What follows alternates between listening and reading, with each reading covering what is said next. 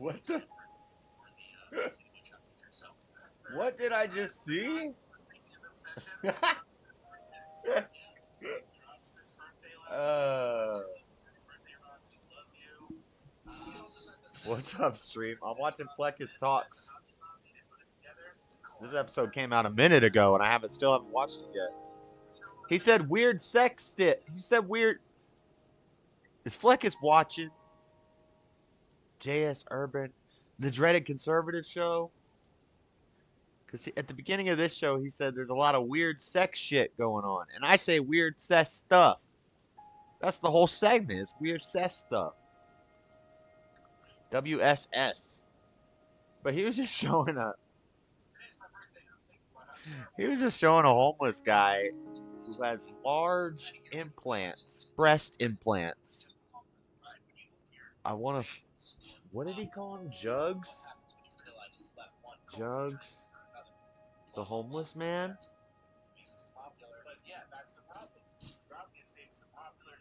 Homeless man throws jug full of food. The angry homeless man swings large knife. No. Where's Jugs, the homeless man with the big breasts?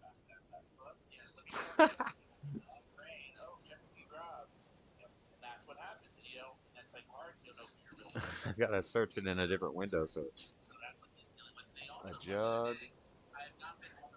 How did Fleckus find this? I can just show you the timestamp. It's 22 in Fleckus.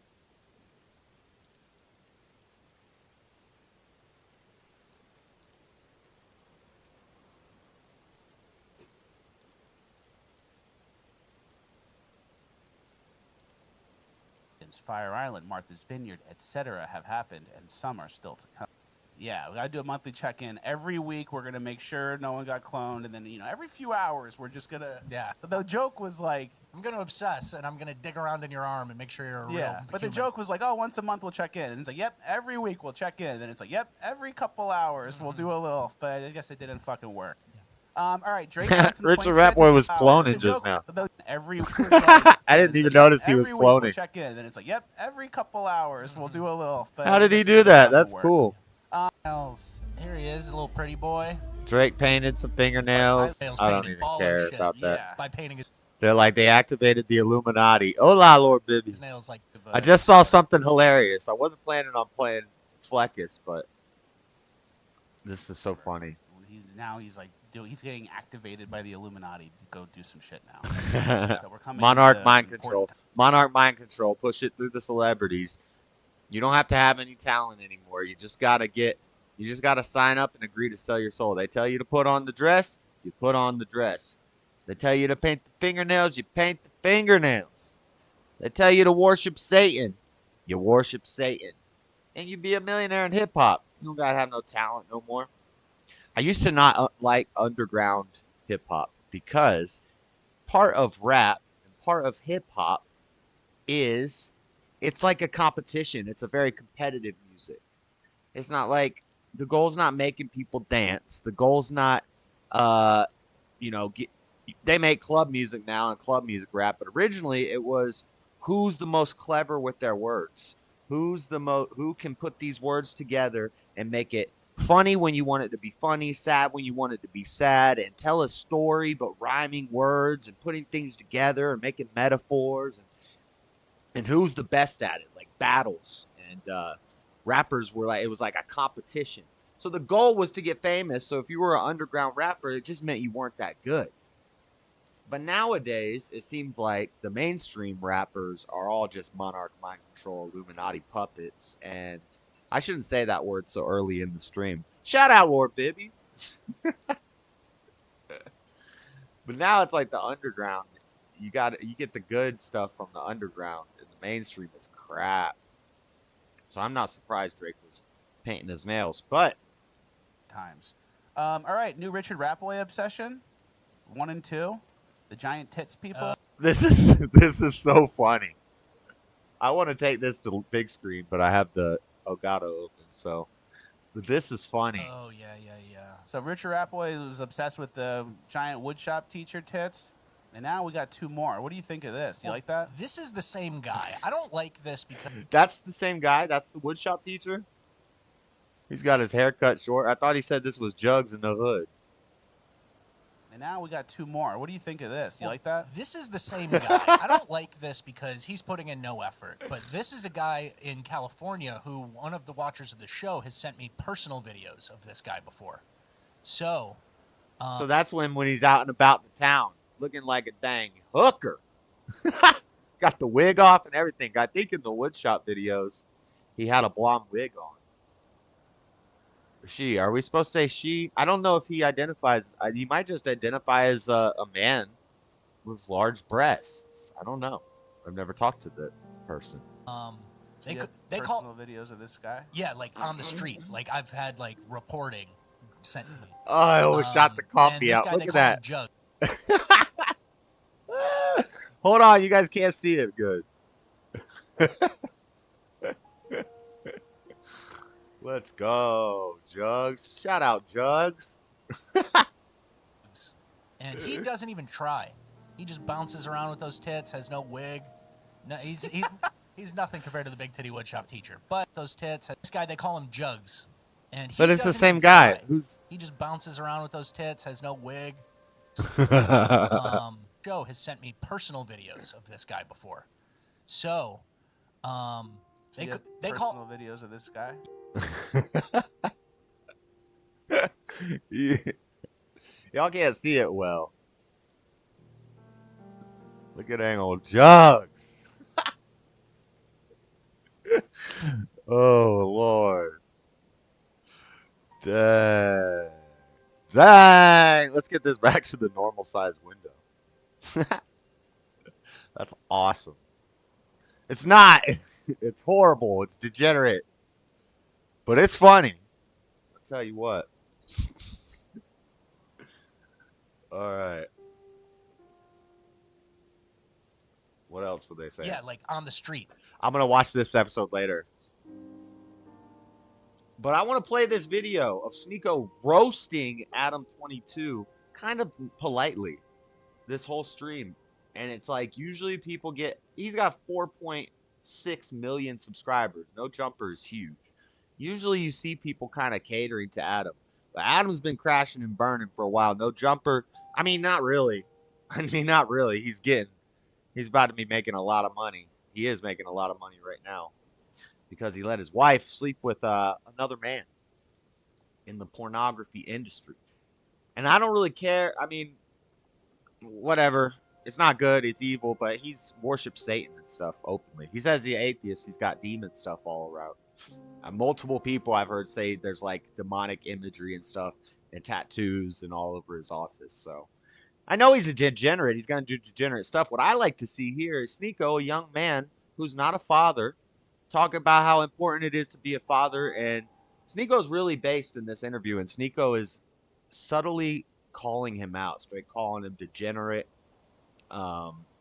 saying, what's your daughter going to think of it? It's a good interview. I like Sneako. I don't like the whole Muslim stuff, but this is. I started playing this the other day when we were doing the treasure hunt, but then Seesaw called and Mr. Mad called, so and me and him worked on that puzzle, which I haven't been able to go out to Eagle Mountain. I'm not confident enough in the area that I have to look in that it's even the right area. Like I'm kind of like with that treasure hunt. I don't know. It's tough. I could go look in the area I got picked, but I have like no idea if, I could be 300 yards off and never find it. I could be 50 feet away and never find it because I'm just walking around guessing. Or I could be 20 miles away. It's crazy. No, it wasn't Seesaw's fault. I didn't mind talking to him. I had started to play this thing. And since then, Adam, I'm going to make some clips of it because it's sad.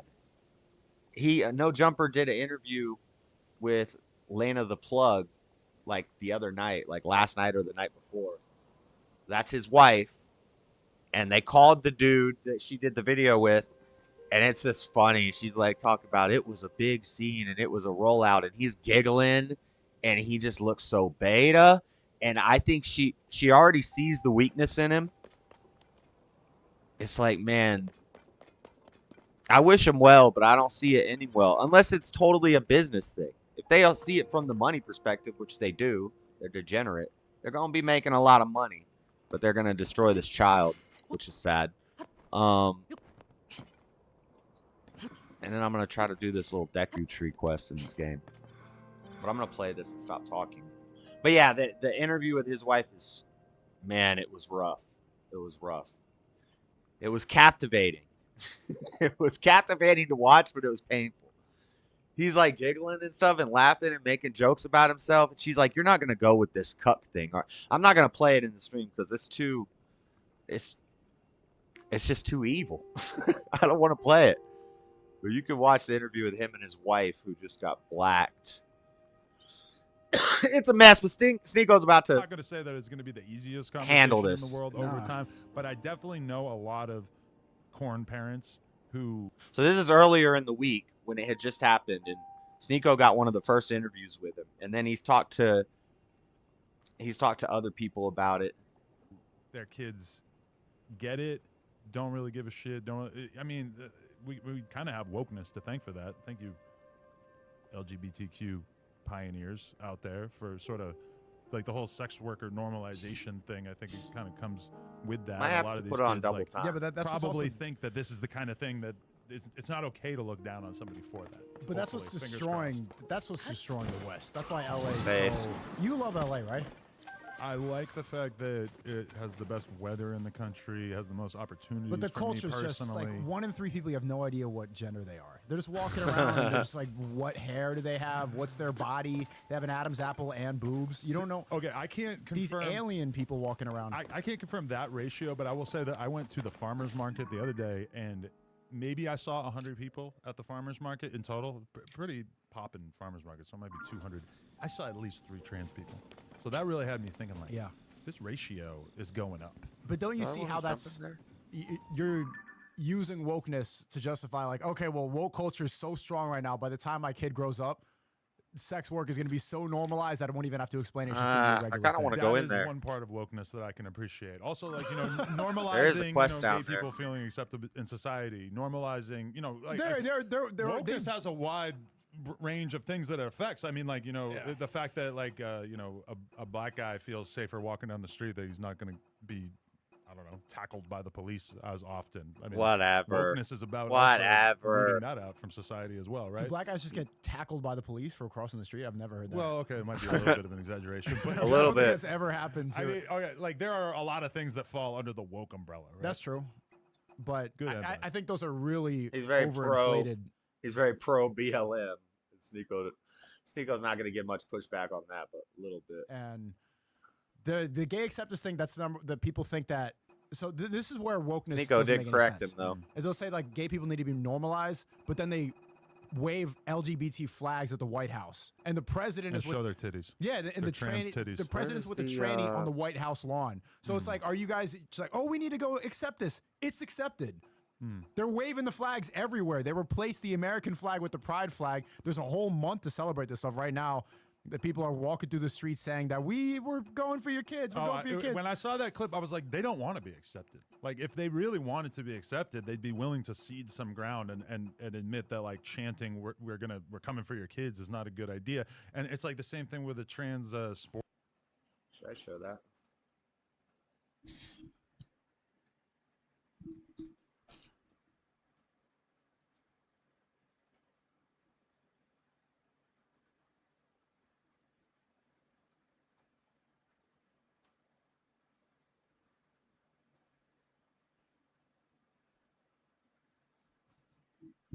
Somebody should make a compilation of these. I should make a compilation of these. I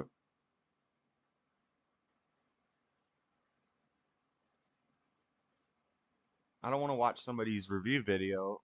It's a 12-minute video. Just play the. Well, do I have to wait? ClassTag helps with my special needs classroom because it allows All needs are special needs.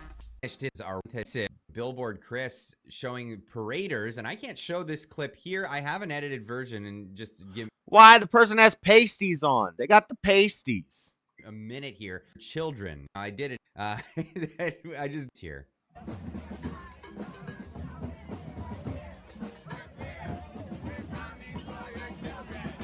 We're here. We're queer.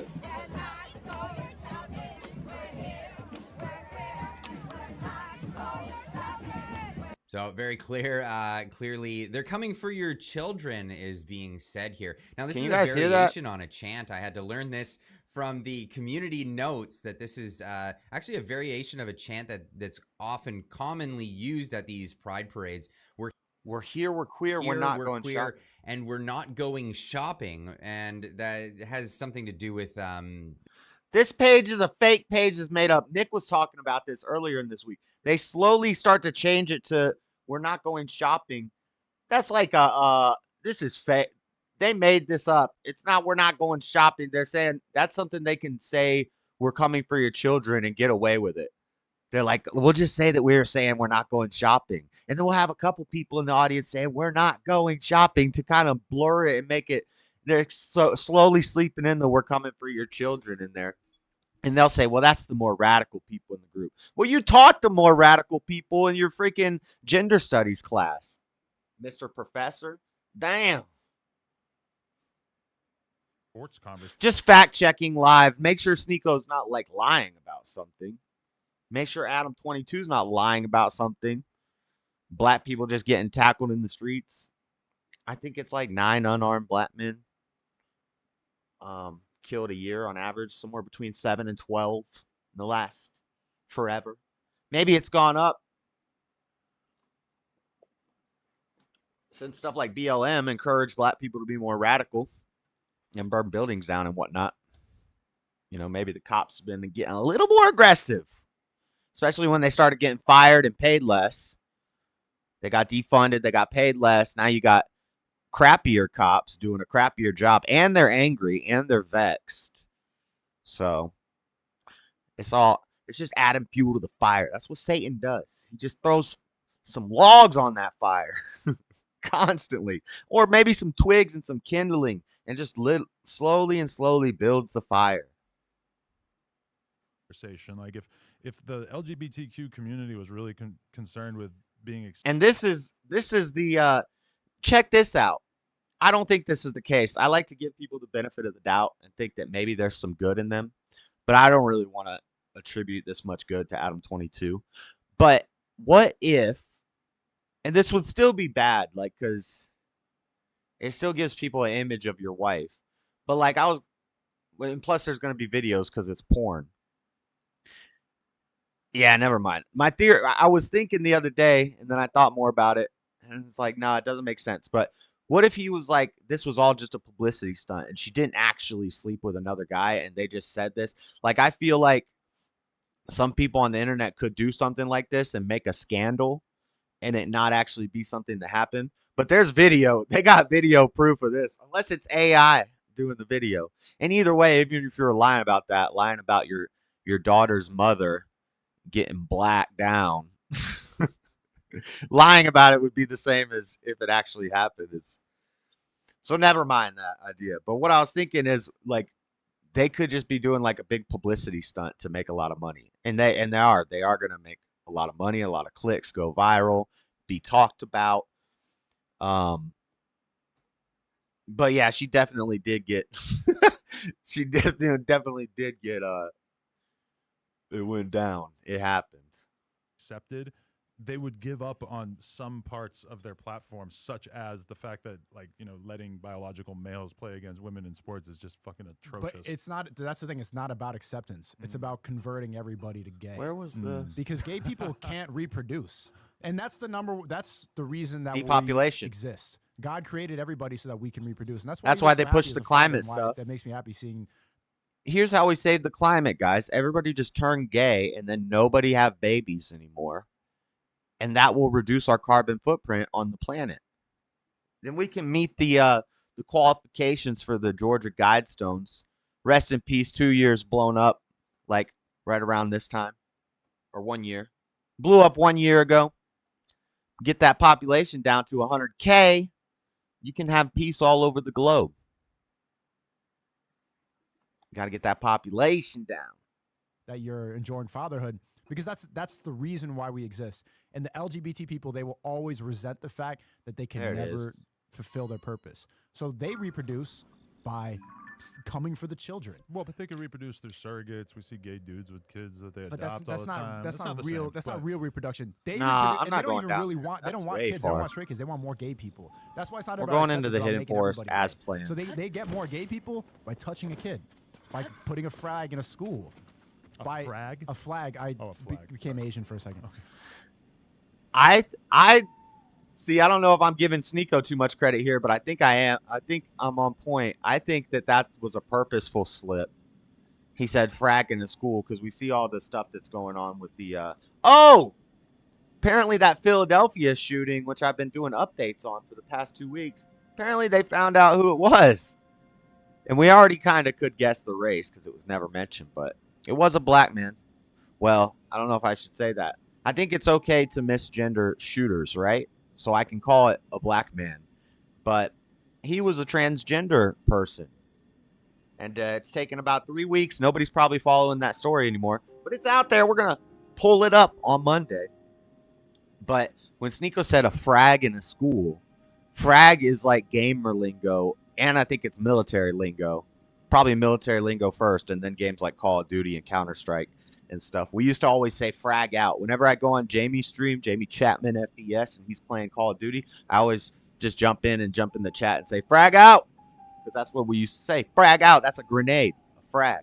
So when he said talks about that community putting a frag in a school, and then Adam calls him frag in a school, I think he was saying what he was saying was they were doing some bad stuff in schools.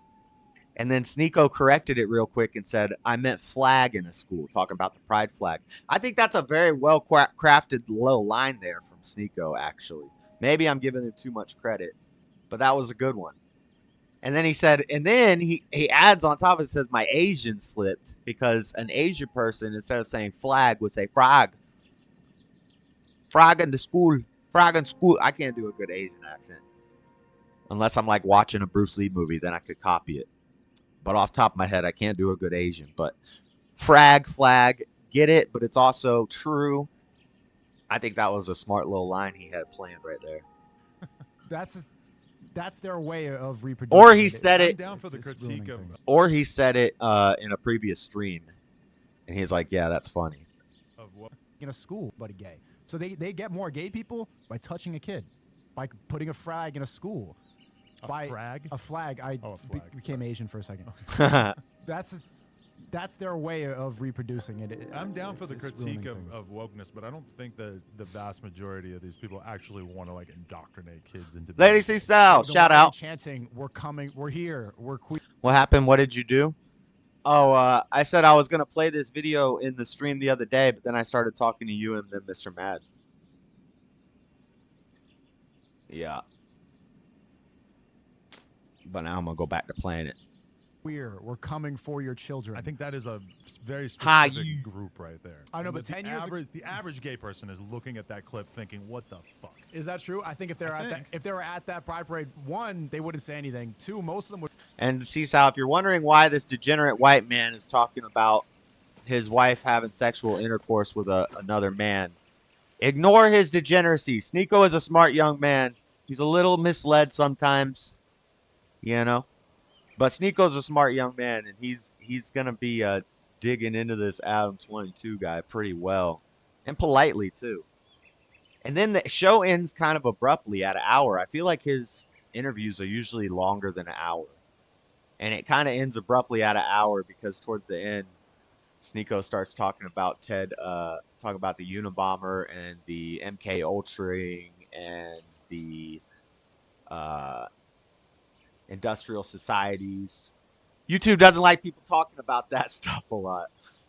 I think I might have been reading out of the industrial societies and its future in the stream that got taken down for abortion misinformation. So that might have just been an excuse they used to get something where I was reading from the dang Unabomber's manifesto on stream. Because he died. That was why I was doing the story. But I guess Sneako just made a video called How I Fell in Love with the Unabomber. He starts talking about that, and then he starts talking about 9/11 and how a lot of people hate Muslims because of a 9/11 propaganda.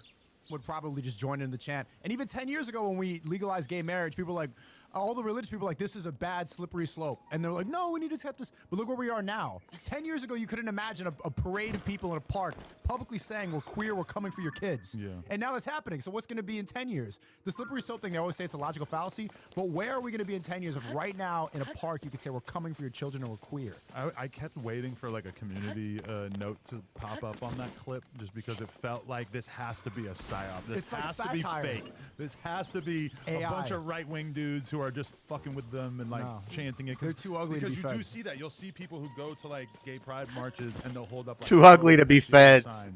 to get a photo just to make people go crazy. On No, that. those I've seen a little bit of situations, this where it's everybody like- would be wearing a mask. Like when they get the patriot groups and they line them up in the lawn, and they got that van that rolls up, and they make sure for the photo shoot, everybody's got their mask on. The first thing remember when that happened? The first thing the cops would do when they pulled up on a group like that, before they load them into van or anything, they'd take the masks off. They'd identify them for the public. They'd let the media see their faces in any situation. But then they get that patriot group wearing the all white masks, and they get them in the thing. They circle them. They pull the cars up. The media comes up. They get down on their knees slowly. They lay down. They put the handcuffs on them. They slowly walk them into the van. No point did they take their masks off. Bullshit. I've been arrested enough times to know they ain't gonna let you keep your mask on. What the? People will show up and take a photo just to piss people off on Twitter. But I That was a joke. I've never been arrested wearing a mask. mean, when you see like 50 people chanting something, it's kind of hard to believe that was all. No, and they look just like the woke people. They have the titties. They dress just like them. See, the Fed psyops is really obvious to see. On the right wing, they'll do this. They'll show up in like full black masks, and they'll do how they'll pretend like they're Nazis, even though it's very clearly that they're Fed psyops. But these people that's just their ideology. That's what the plus is in LGBT. People wonder, what is a plus? Pedophilia. That's the next step. That's the only other thing that they haven't normalized. I think they booted the pedophiles out of the gay rights movement a long time ago. They but just changed the name to MAP. kinda Out of the gay weaving rights back in. movement, but not They this want new to- thing that they're they saying we have. should be able to transition when you're 12 years old. They're saying that we should give, like, you can't vote until you're 18. You can't drink. We gotta until get you're through the 21, lost you can woods. get transgender surgery at any age, according to these people. I know, I mean, that's like another example of something that if they wanted, I'm to not gonna accept pull up it, a they guide, would I'm just take gonna a do look it. at that and be I'm like, just gonna do that. Maybe we should admit that 12 is too young. to Wait, start what the drinking. heck happened? They're never going to compromise because it's not about acceptance. They are accepted. They rule over everything. The president's on their side. The flags everywhere. They're taking over. It's not about acceptance. It's about turning the culture gay. But it's fine. You know the funny thing too is that, shout out to Ryan Dawson, LGBT, they know that there's two genders. Before the neighbors heard the racket, There's only two genders, and they know it too. What does the B stand for in LGBT? Bisexual. What is bisexual? That's a binary. Two. He goes on his way. There's two so even in their own acronym, they're acknowledging that there's two genders, and then the one after, is saying, well, there's all these others. It doesn't make any sense. What's the Yeah. Q? What are the Q? What am I people? supposed to do Does in anyone here? know? Yeah, what does queer mean? That's just a slur. That's just Queer actually just means different or unusual or odd. So you could use queer. And gay used to just mean happy, and queer just used to mean different. And then they started co-opting these words, and now gay means homosexual. And gay is okay, but the F word's offensive. And that F word used to just mean cigarettes or a bundle of sticks. I don't know when we started calling gay people that F word, but whatever. And queer, then they co-opted that. Queer just means different. There's lots of queer little kids running around when I was a kid, but it didn't mean the same thing. It was like saying you're weird. Smear the queer was the odd man out because the guy with the ball is the most different one. Tackle his ass. Get him. They called it smear the queer. It didn't mean smear the gay kid. It meant smear the different guys. Smear the odd man out. it's like the F word with the Sneako's base. He's just on his Muslim arc right now. I think he'll get off it eventually. The appeal is that it's got a lot of the base stuff of Christianity, but you can have multiple wives. And a lot of these alpha male red pill guys in there, they're seeking God, but because they're starting to wake up, but then they try to twist it for more sex and their hunt for women. And then once you overcome that, like maybe the Tates and Sneako are maybe doing, then you start seeking God. Or even if they're not, at least they're talking about it and they're putting it out there. Like when Eminem makes a rap song on a Kanye on a Ye album with a verse about God, and some people are like, some Christians are like, well, I don't care, it's Eminem, he's talked about blah blah blah.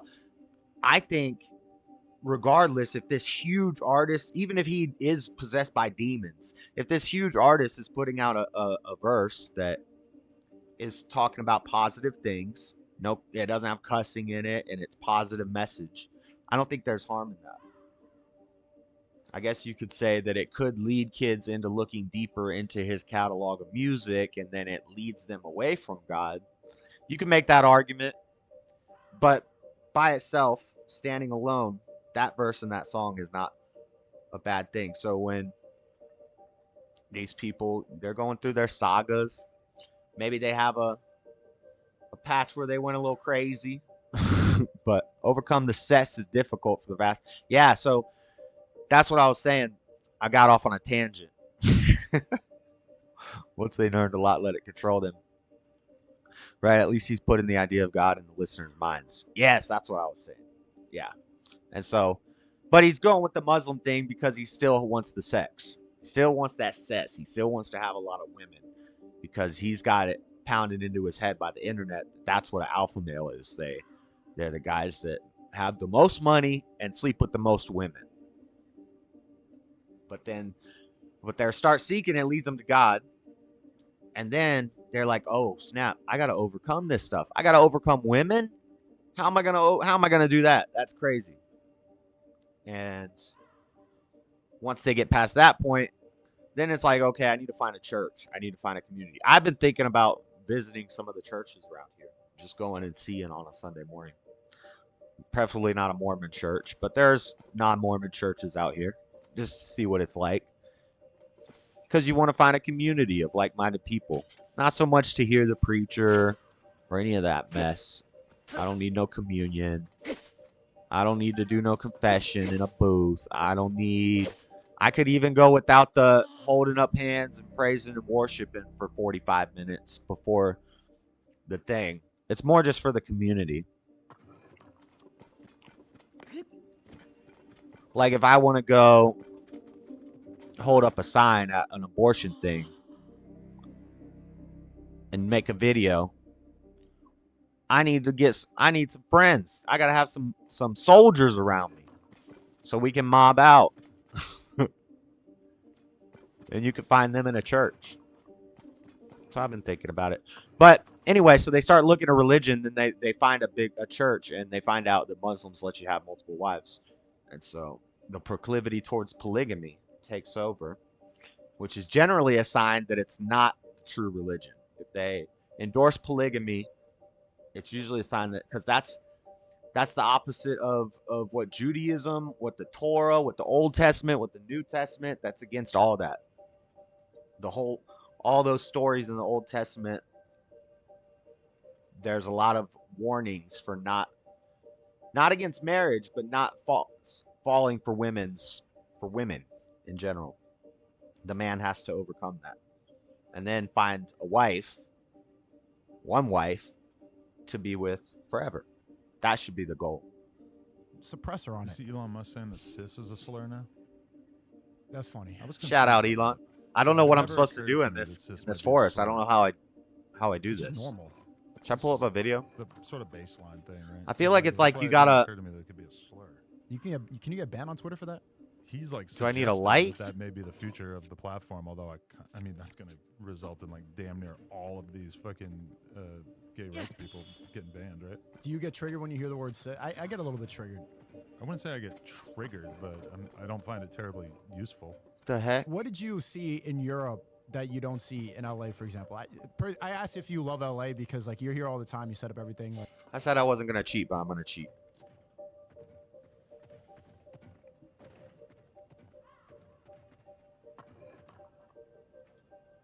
Is it the hidden forest?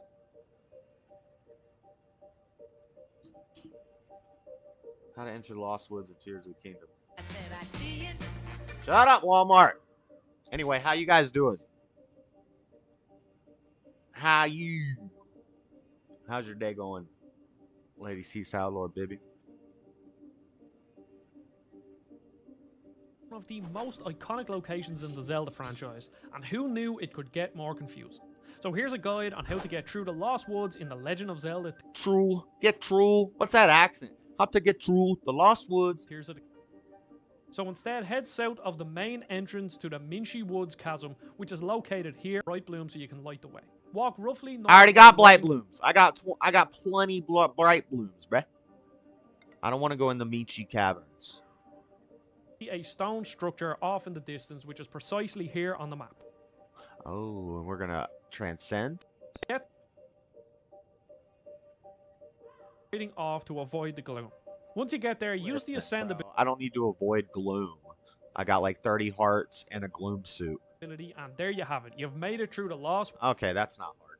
I probably might have figured that out eventually. I was even just at that spot thinking about going down in that hole a little while ago. Hold up. Let me do something real quick. Check this out. Check me out. Look. 26 inches.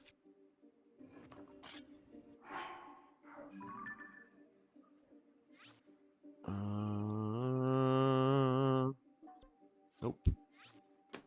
Right there.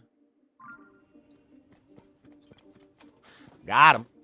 Making spaghetti? Dang! That's nice. Embrace a lot of LA. I don't. I mean, I'm being. How do you say spaghetti in Spanish? What's Mexican spaghetti? Menudo? Is there a Mexican spaghetti? Spaghetti. I'm nice right now. I hate LA. If I was not here, I would just be honest. I'm really not outside like that. I'm here and I'm at home, and I spend very little time doing anything besides maybe going to a restaurant, going to the mall once in a blue. I don't, I wouldn't say I'm like really tapped into like the weird cultural spaces that might. That's why when I go to the farmers market and I saw 3 trans people, I was like, oh, okay. I'm going to like the most bland thing that I could possibly do on a Sunday morning, and they're out here, so it's really happening. Because if I was still in those fucking cocaine den, ketamine warehouse parties that I used to be in, I'm sure my knowledge of the trans community would be a lot more in tune. I'm sure there's a lot more hanging out in those sort of Yeah, all the drag queen people, they do the drag queen parties and then they take meth and do sex parties right after. Yeah, people Narcan so they can save their own lives if they start to overdose. Really? Oh, you know about Narcan? Narcan's the revival thing. I've never seen. But what did you see in Europe? Just for a little fact check of Adam with his hood stories that he likes to tell. I've never seen somebody Narcan themselves. Generally, when you're to the point where you need to be Narcaned, you're damn near dead. And also, you don't use Narcan for meth. So I guess that's if the meth has ketamine in it. I mean, not ketamine, fentanyl in it nowadays. Then they feel like they're gonna die. So they Narcan themselves. Maybe that could be a thing, but generally with opiates, I don't know. I've never heard, and I've been through that life. I've never seen anybody with the capability to Narcan themselves because they're always passed out in blue when you realize that you need to Narcan them. So, but that, I mean, it could be different if you're in an upper community and you get a tainted batch because you're expecting everybody to be on their toes. I don't know. But he said Narcan themselves. Maybe he means their friends Narcan them, but I've never seen somebody Narcan themselves. I don't know if that's a thing. That's why I've been traveling so much, is to see, like, when then you come back to LA, you come back to a woke place and you see just how terrible it is.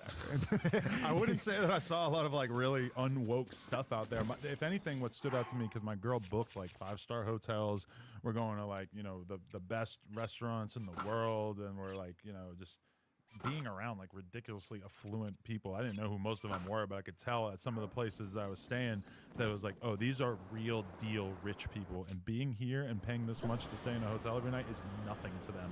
And that was kind of mind-blowing because I've never been around that sort of like wealth before. But those are all tourists that were just there vacationing. Yes, definitely.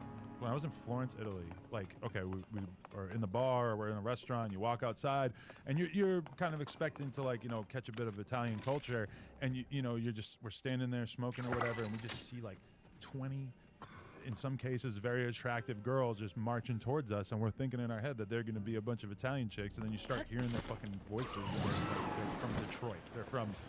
They are from America. It's just like the most touristy place in the world that all these kids come out here to do. Dang, this is the abroad. super hot. So they're all like I'm on chicks, fire. so I can't wear my blue suit. they're from where I'm from. I have to wear fire So clothes. you didn't really see any culture. You just saw a bunch of. We're rich in the chicks. fire. And stuff. We get to eat a lot of good food, but I was around way more. Ooh, it's way hot out here. Salt of the earth. I don't know why You I'm get to collecting hear pose. the I already maid for have 2 minutes. all it. the viable. Yeah, that's the criticism against. Did I go the wrong tourism way and because I traveling went is out that in you the only get fire? to talk to like the hotel employees and some waiters, and then you don't really get a sense of the culture at all. Yeah, totally. But you know that feeling you help get when at you're all? overseas and you feel very isolated because nobody speaks the same language as you? Mhm. Yeah, I didn't have like any of that because there was so many tourists. That's the arrogance of Americans too. We just walk everywhere and all over the world. And we're like, can I get a water? And like, let me get a taxi. I was shocked at times when I would realize, like, oh, this cleaning lady doesn't speak good English. Like, they would be like, oh, fuck, I found somebody who doesn't speak the same language as me. That we're so arrogant and so privileged to speak English. It's just like you understand when you travel how overpowered it is in order to make money and things like that. The level of communication, even starting a podcast, like little things that speaking English can open doors to that we don't really acknowledge until you go travel and see a lot of places. I've been traveling a lot. I've been all over. Went to Morocco, went to Spain. I was traveling like around the same time as you. I saw that. Yeah. No, yeah, I have like a memory of meeting this girl in Russia when I went out there for a BMX trip back in like 2014, and getting along like really good with her, and then like slowly realizing we're never gonna turn into anything because her English wasn't good enough, and like we're just so limited in the conversations that we were able to have as a result of that. You know, You don't think it's better when she speaks little English? You have the from your perspective, I could see how that would be a good thing. So much Where does better. the blowing thing go? Subjugate women. Subjugate. For me, I'm really looking for like some good conversation. Like I don't know what the fuck we're From gonna a do. woman? Otherwise. Subjugate? Yeah. What are you gonna talk to? From a woman? I don't know. Life, art, What are you gonna talk to a woman Art about? in life? anal. I don't know. Just Anal? everything, bro. Like Think about anal in broken English. for me, like Peen and butt poop. the Like- conversation is like the whole thing. I think that actually podcasting sort of ruined dating for me. Yeah, because you're used to such a high level of conversation where people are like trying hard and drinking energy drinks and like looking for the next topic while they're still speaking. Yeah. And then you go on a date and then she's like, well, I mean, it's just nothing. Yeah, I go on a date and That's then it's what like you're saying. I'm reviewing the date in my head as if it's a podcast, and if there's like an awkward 30 seconds of us not talking to each other, it's just kind of like From a woman? Why am I this here? sucks. This is never gonna What work. the- This is never gonna get any views. That the same thing too. That podcasting red pilled me on dates and how much of a waste of time it is. But that's why I don't date one-on-one the way I used to back when I was like in my late teens or when I was like 20, 21. I would go on dates and like do the job interview type thing. Like, oh, what do you do? Are you interesting? Impress me. And I don't ever think that a woman is capable of impressing me with their conversation skills anymore. I don't go. Never feel that way. There's no point in going into it with that mindset because like how many failed dates have you had like that? I've never been like, whoa, she's really funny. Never. So what I think is better to bring a couple of your boys and then they bring some dates too. You're on a double date situation. I was in Morocco and I went on a date and I was with like two of my friends that I hadn't seen in a long time. They had some girls and then I'm like, hey, come over for dinner. And then I surprise her like an ambush. I can't see what I'm looking for. Talk to her. I can keep what. It's down there. Sure, yes. Group date. I don't need to speak to you. But then that's it's better because the conversation's fun. When she gets boring, you turn it over. Dying. You keep your hand on her so that like she feels involved. And there's not that one-on-one. Like it's such a. We're high going all the pressure way thing to back? looking into No, her that's eyes. not- Okay, but what about going out of your way to go on dates with There's women one right who there. actually stimulate something That's within where I'm you, trying to get to. Intellectually. This is not possible. You think it's not possible? No. I mean, all right, I'll just say that anytime that we do porn and I end up like kind of clicking with the girl, obviously I'm not looking for a romantic encounter or whatever. But I love women. I love being around the energy that they bring to the table. And, you know, if What anything, the- that is the one thing that I kind of miss about dating is like rolling the dice and like What potentially, the? like, getting Dude, along that's so really, really sad. well with Women need to get somebody, their you know, S like, together. just Men do Yeah, too. what if? getting to meet them and, you know, See what obviously you're the whole sexual thing. Look is at great and Adam everything, 22 but, like, here. just- This I guy's don't know, I like famous. This feeling is like a somebody's role model. personality And like when you really meet a woman who is just a great time. I mean, He's never found a woman being that's little too engaging in close-minded about that. conversation. You can meet a woman that you really want to like. In small bits. I agree with what Sneako's saying, and I agree with Not really with what Adam's saying. Like a girl that can keep up with you and talk to you, that's cool. But I don't want to have a bunch of women friends and be hanging out with women all the time and just always talk. Oh, I just love the conversations I have with women. It's like, no, no. But at the same time, Sneako's taking it a little far because I have met women that you can talk to and have a good conversation with. So, but I'm definitely leaning more towards Sneako's side of it than Adam's, that he just wants to hang out and talk with women all the time. You're just trying to have sex, bro. I get it. I get it. That spurs something inside you intellectually. That you connect with and everything. Yeah. Now that spurs something with me. Yeah. I can't tell if you're doing a little act here, but It more spurs like anger usually. If the woman is being intellectual and wanting to argue with me and stuff, I want a girl I can talk to and she can keep up with it. And if she agrees, she says so. If she disagrees, she just says what she thinks and it's not a big deal, but doesn't try to like harp into me and drill with how they disagree with what I said and like prove me wrong like it's a debate. I don't want to be in a debate with a woman. You know. Debate is something I do as a sport, like full force. You're gonna get tackled. I'm kidding. No, I'm really not. I'm not doing it. I'm trying to think. But I haven't met a girl yet that is engaging or and fun. I've been on countless dates, and it's just such a waste of time. I'm not gonna lie. Even when I went on Fresh and Fit, there was like a couple of chicks there. I was like, come I would on. like to kick it with them. Like they're cool. Like, On Fresh and Fit? and I'm saying this is Yo, like you're the bottom lying. of the barrel in terms of like women, but there was still like a couple of them where I was like, oh, she would be like fun to hang out with. Like, I mean, I would say that on average, I'd rather spend time with a woman than a man. I would. Yeah, I disagree with that. Like, what's the conversation? What does it go to? It's because everything in his mind goes to sex. But if you take the sex out of it, there's no sex involved. No sex in the champagne room. You take the sex off the table. I'd rather hang out with a dude than a woman. What are you talking about, Adam? That's because he doesn't do man stuff. He's not trying to go like fishing or hunting or something like that. He probably wants to, I don't know, sit around and do some ketamine and watch porn or something. I don't.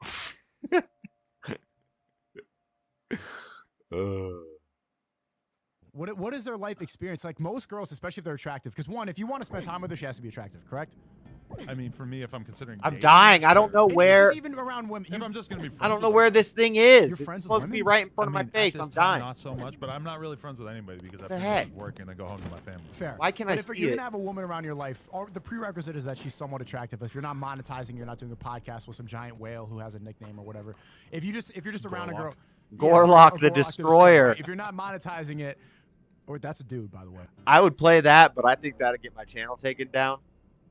But him and Aiden Ross and this other like Asian kid were roasting Gorlock the Destroyer. Gorlock the Destroyer has been on whatever podcast. It's this giant transgender individual who's making bank off of OnlyFans.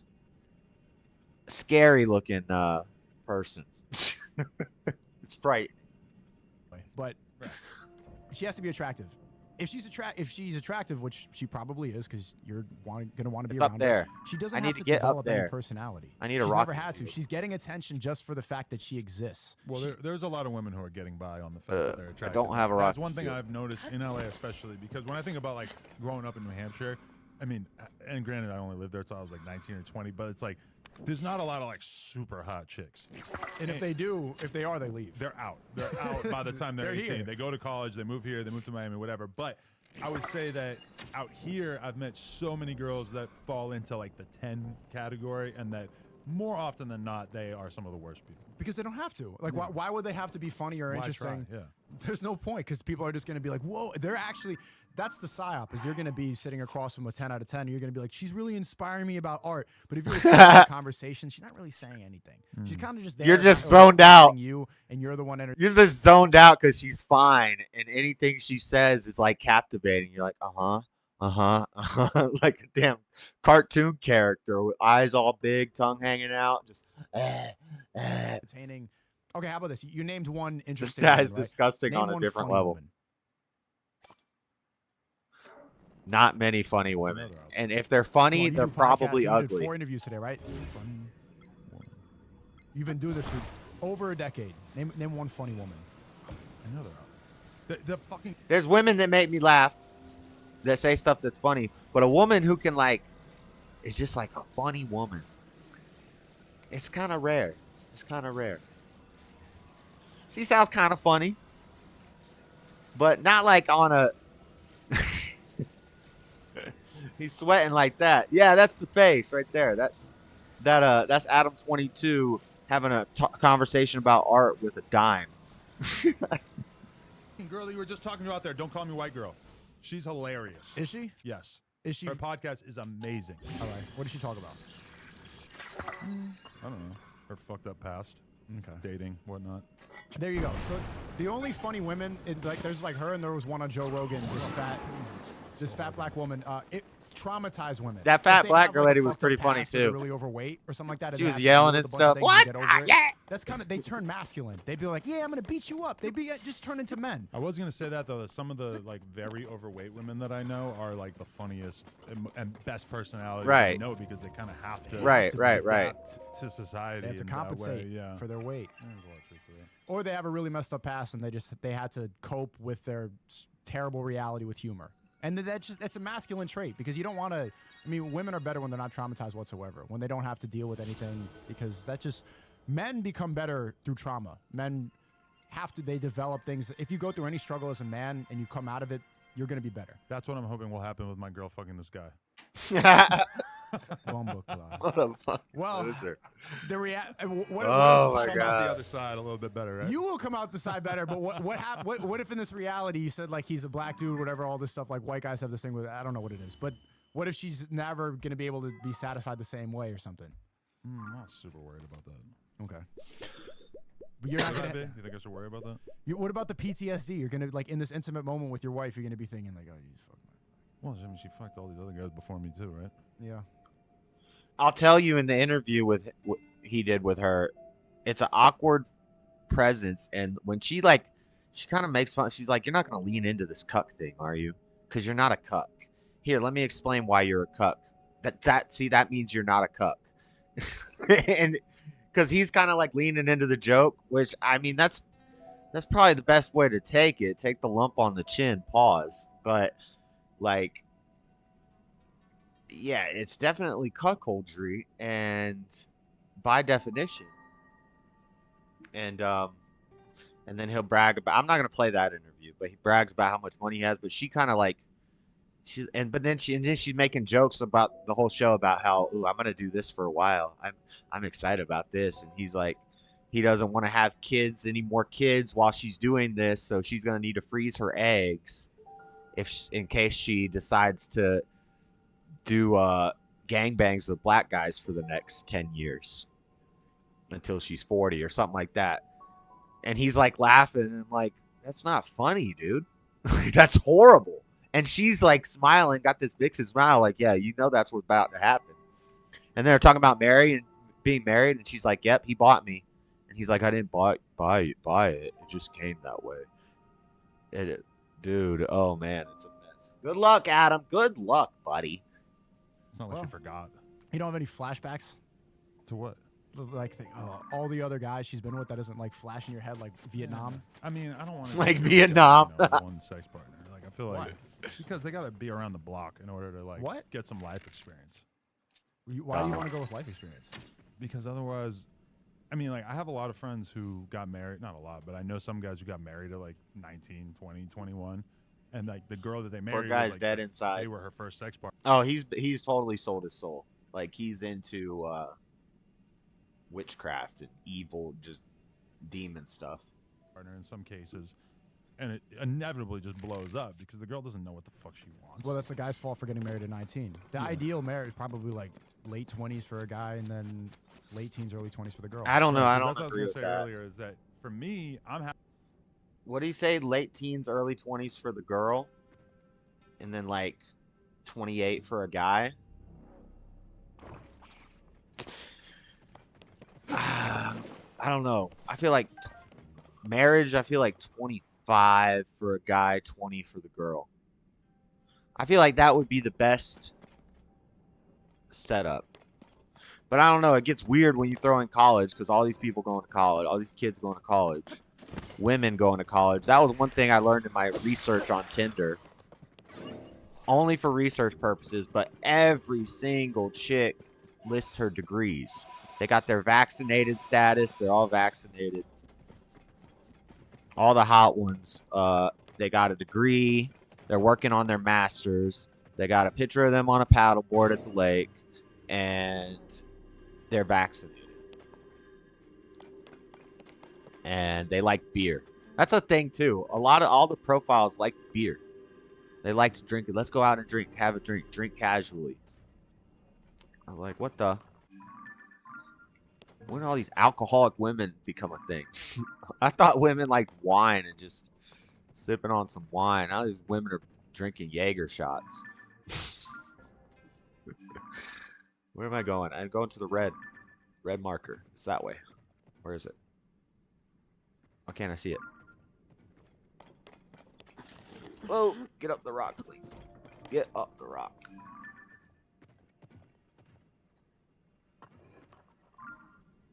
I can see it. It's right behind that rock. It's a long flight.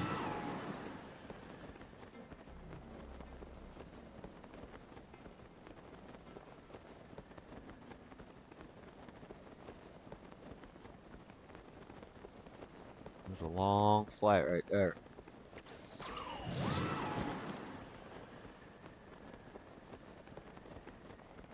We're gonna make it? I think I'm gonna make it. There's another one over there, but I think that one's been lit already. Ooh, we're gonna make it. We're gonna make it. Oh, we got a Thallus. We got a fire Thallus.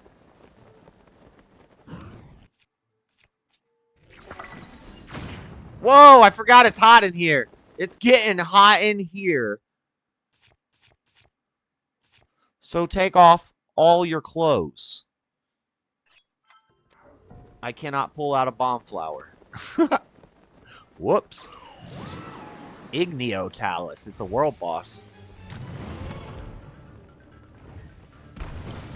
Hold up, my boy. Hold up. Let me get to this shrine first. Let me get to this shrine. Oh. Light root. Okay, now we gotta fight a boss. I think I butchered that word. Is Jaeger like a whiskey? You didn't. It's just a J instead of a Y, and then you got it. It's not a whiskey. It's like a liqueur. It's like a stronger liqueur. It's like it tastes like black licorice. It's real dark. It's stronger than like a schnapps or like a Kahlua liqueur type thing, but it's not as strong as like a whiskey or a vodka or something.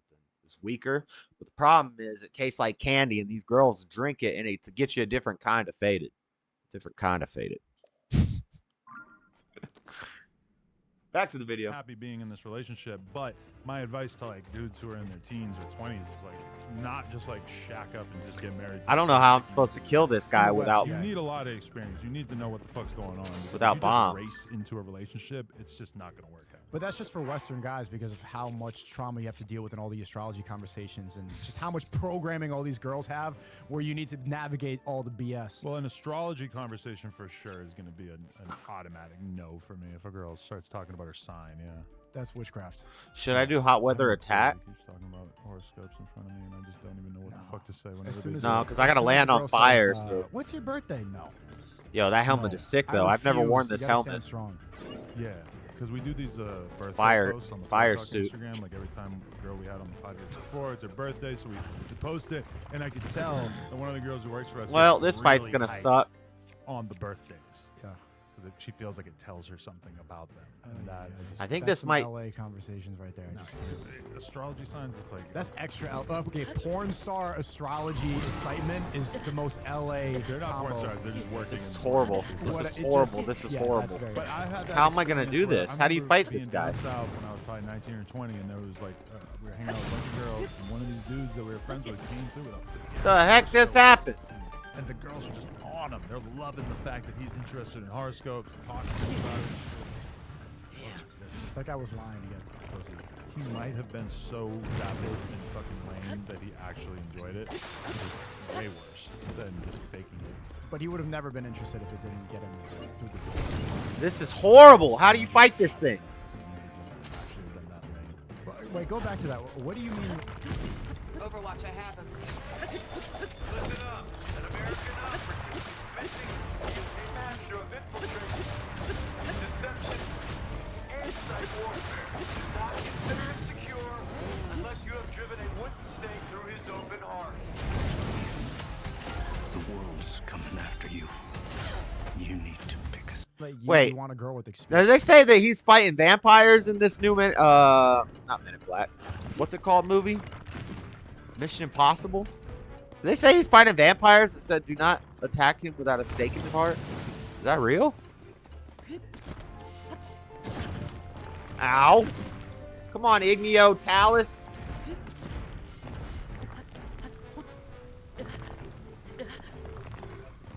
Ah. He's tearing me up. Do I have any gloom? Do I have any gloom stuff? I don't. Stealth up. I don't have anything for gloom. That's no bueno. That's no bueno. Jaeger is kind of awesome, but not after shot number 4. Yeah, it's so easy to drink. That's the problem. You just drink down a whole bottle. The Jägermeister. Come on! What the?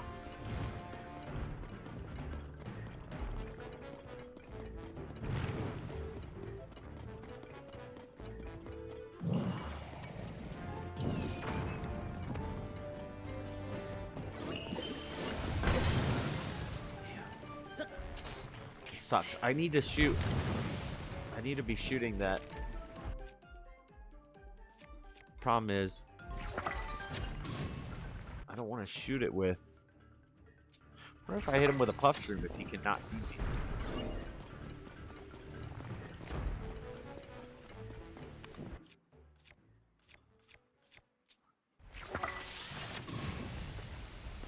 Water.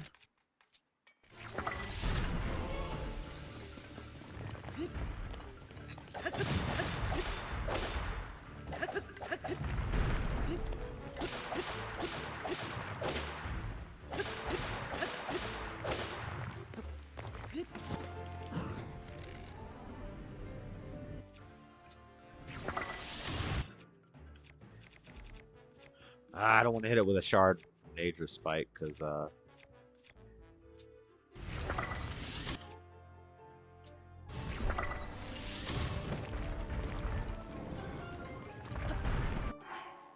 gonna die. I'm gonna die from the gloom.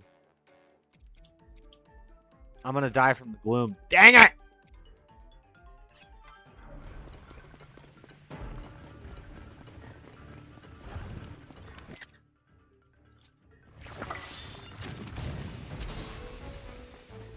Is he dropping? He's dropping. He's dropping.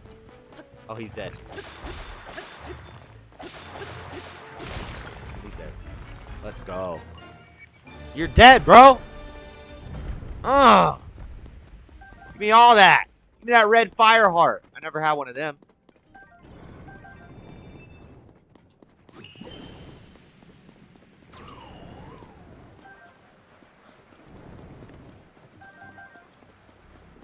Lots of opals. Let's attach this to... Bro, all my weapons are burning. Why do I even have this crap? Should I attach this to this Knight's Claymore? Yeah. Yeah.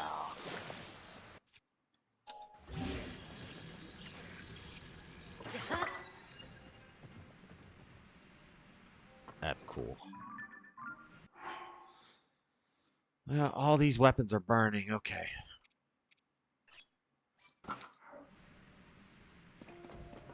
We killed the Talus. Thing.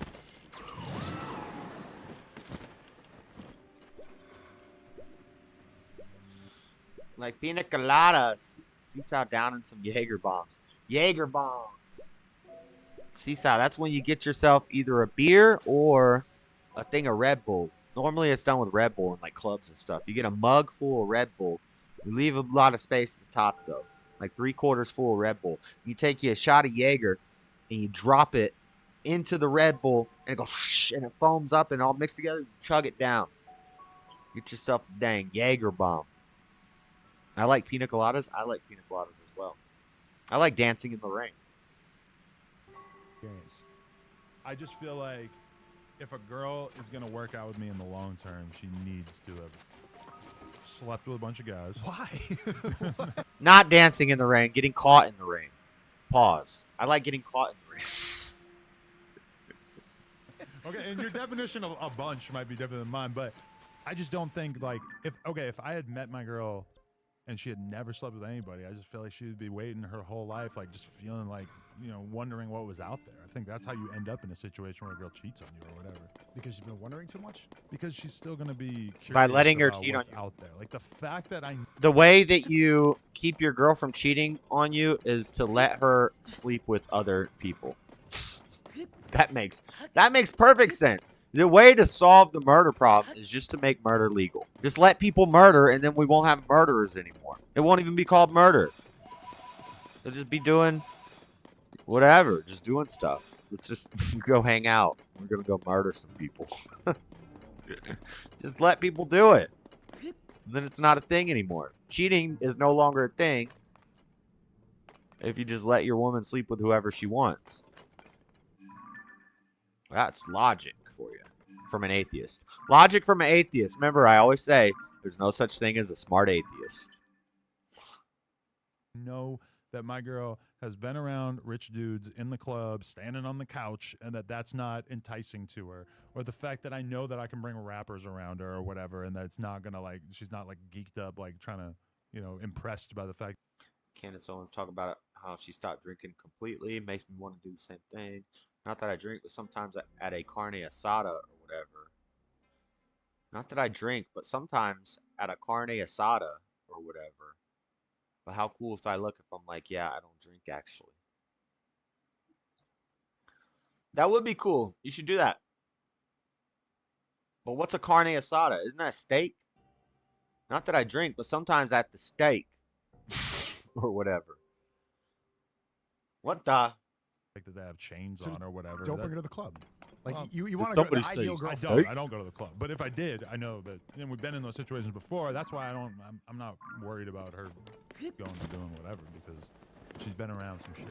She knows what's out there. She has experience. That's not a good reason to let Why her not just prefer a go girl be that on the doesn't- streets. That's not interested in the club. That doesn't go out there and do those She things. for the Doesn't really street. talk to the guys, and just willing to do stuff like that. Because you have no life experience, and you don't know what the fuck you are. There's a difference between life experience and dick. Yeah, but why is dick so important? Dick is just such an irrelevant. But you're metric, I equating think. that to life experience. There's other ways a girl. And why is it even that important for a girl to have life experience? Because why would you want to date a fucking yokel that has never been around shit or done shit? Because then you can teach them those things Because and have those are experiences you really with dating a girl them. to be impressed and to laugh? That's not.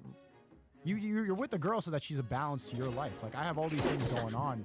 A man is out there trying to chase his wealth. But I've lived a very full life, and if anything, the stuff that I bring up in conversation that my girl doesn't know about, to me, that is to her detriment. When my girl the seasons, she doesn't know what the fuck I'm talking about, or the fact that I had to sit her down and make her watch fucking 10 seasons of Seinfeld. So you could talk about Seinfeld. You did that? More or less. I mean, I haven't seen every episode, but That's like, good. these I'd kind of rather- things. I want her to have had. Why do you want to talk similar- about Seinfeld with her? It's just so important. It's just the foundational blocks of comedy, I think. Obviously, you can go way back. in Was time. she gonna be Well, a yeah, you can comedian? get a girl without experience, and then isn't that more fun? It's like she hasn't seen Seinfeld. Great, let me show you, and then you get to see her reactions, or learning all the jokes for the first time, seeing the George dude fumble around and be Jewish and stuff. George, whatever. Isn't that way more fun? You're like, well, she gets to see it. Showing a movie to somebody when they haven't seen it is so much more fun than if you've both already seen the movie, because then you get to see the reactions. And Listen, if I'm showing you a movie and I'm like, this is a great movie, you got to watch this movie. If you turn your head and try to have a conversation with me, I kind of need to not be in the room, because I'm going to spoil it by making sure that you're never distracted at the best parts. So I'm be like, hey, Stop talking to me and watch the movie. You're gonna miss it. Watch the movie. So then you're gonna be less excited when the event happens because you knew the event was coming because I wasn't letting you do anything. Why are you getting up to get a drink? I'll get you a drink. So watch the movie. I gotta be in a different room. This is a guy. This guy is a goner. Don't even try. Yeah, Adam's a goner. We call get together and grill, hang out, carne asadas. Oh, that's cool. So it'd be like, well, it's kind of like how we call barbecue because barbecue is a food. And we also call it a barbecue. So you making barbecue at the barbecue. So you do the same thing. But it'd be like if we just said steak. You guys want to go to the steak? And they'd be like, yeah, let's go to the steak. And then you make steak. I get it. That makes sense. Stuff you get. But you never been in a conversation with somebody and you realize that you have the same, box of references that you can both refer back to. That's a huge like bonding moment between two people. Like if I quoted a movie right now and you were just like, oh yeah, Bob, blah blah blah, and you knew exactly what I was talking about, that would make me feel like we were a little bit closer. Pause. Between two guys, pause. I don't see women as that different. You don't see women as different to men? Well, besides the dick and vagina part, not really as much. That's crazy. I want to have something. You're acting like I'm crazy for wanting to have something in common with the woman that I'm married to or seeing. No, we're totally different. What do you want to have in Men are common? from Mars, women are from Venus, we bro. have similarities and stuff. Yes. What? Like, okay, the fact that my girl doesn't have the same reference base that I have. Sneako's so funny. He's like, what? Will always be something that is a little bit of a gulf between us. But you talk about music on podcasts and stuff. They just leave that for the studio and then go home and then she's there and you just goof around. Hey, stupid. I come into the house listening to Taylor Swift. No! And that to me, that's fine. That's Because great. She's a woman. Sure. This is what they listen to. I get it.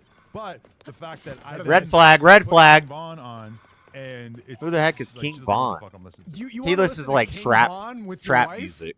Sometimes. What? When you put it like that. Your wife is throwing up fucking GD and shit and like He's a BD. Come on. It's like a Rest in peace. 63rd. Like what? You and your wife are gangbanging in the crib cooking omelets? Yeah. And if we had that in common, we'd be a little bit closer, right? If I knew every single Taylor Swift song, I guarantee she'd feel a little closer to me. But you know what makes you closer? You listen to King Vaughn and she's like, turn this off, and you're like, yeah, 63rd, yeah. And then she's playing Taylor Swift and you're like, this shit is goofy. Well, look at you, stupid. And she's like twirling. She probably never wanted to listen to King Vaughn, but now she actually has a reason to like tell me to turn it off because of the kid. I have a confession to make. These are my confessions. Just when I thought all I could say, my chick on the side says she's got one on the way. What's your confession? I listened to Taylor Swift song. Dun, dun, dun. Red flags in the chat. Red flags. Seaside. Yeah, she's so white. Whiter than a grain of rice and a glass of milk and a paper plate in a snowstorm. And that's white. That's super white. Where am I trying to go? I think I'm trying to go over there. Maybe. Not quite sure. Trying to get to this thing.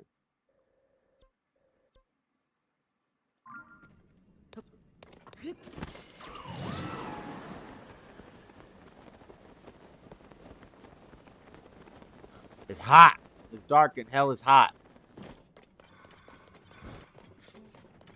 That song Willow, so romantic. Whoa, whoa, whoa. Excommunicado. Excommunicado. Serial killer, and nobody's trying to cancel him, but like everybody's coming after Andrew Tate for allegations that are not even proven by anything, but an actual serial killer is being celebrated and all these Twitter accounts have. I've never heard that song. You know why? No, I can't deny that.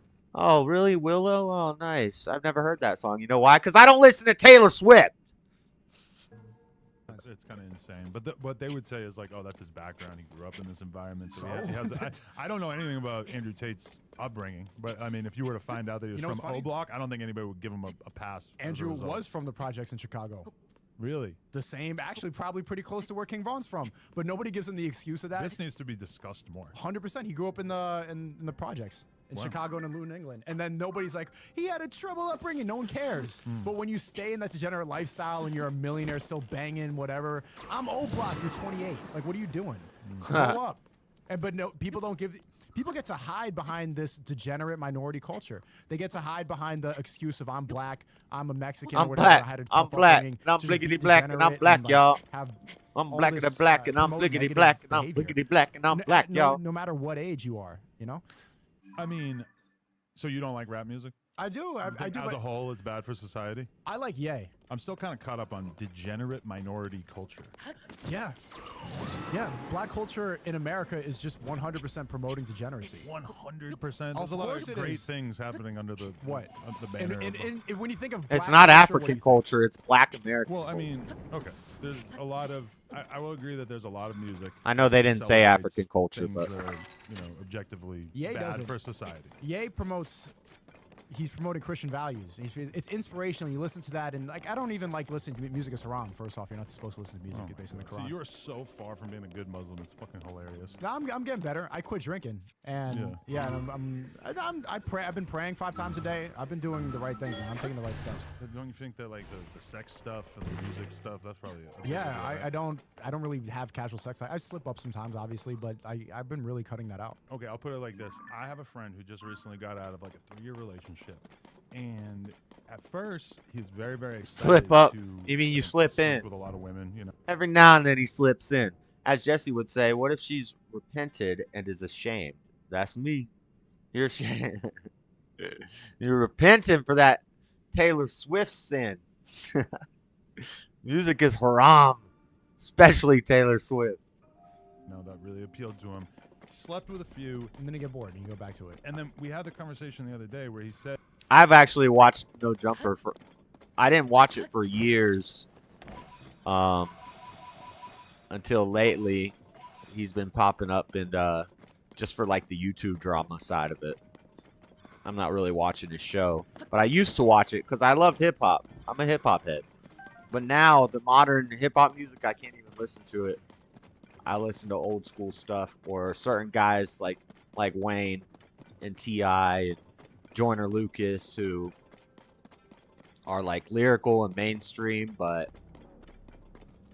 they haven't. I don't know. Joyner does songs with like the mumble rapper guys and stuff, but he's still. I like his music. Not really a great message in it or anything, and they're right. Hip hop is usually degenerate, but I don't think it's much different than, screamo rock that makes people angry. Rock makes me angry. Country music makes me sad. Hip hop usually just makes me chill and I vibe, and if it's got good, intelligent lyrics, I look at more as like a puzzle, solving out the words, listening to the words and the lyrics. So if the lyrics are garbage, I'm not listening to it for the beat. That's a feminine thing, to listen to the beat. All you need is a catchy hook and a hot beat, a hot beat, a hot beat, a hot beat. All you need is a catchy hook, a hard drum line with a bass hit, and a hot beat, and a hot beat. And you got a hit song. that he's basically created like a rule for himself, which is that he's not going to sleep with any women that he couldn't see himself potentially being in a relationship. Because It's so catchy, though. Yeah, and it's a dirty feeling when you're just hanging out with a girl just to fuck, and then you fuck, and you It's finish, and so you're just like, Jesus catchy. Christ, what am I doing in You this guys are just fucking using room? each other's bodies, yeah. Yeah, like this is just pointless. I should have listened when I was talking to you the other day, C-Sal. Do you add in front of your S words? Or is it S words? What is it that you Hispanic people, you always add I am but it's like with any word that starts with a S. So let me think of something. School. I'm taking the kids to school. Do you put in front of your S words? Sometimes, Lady C-Sal. This is the Brown test.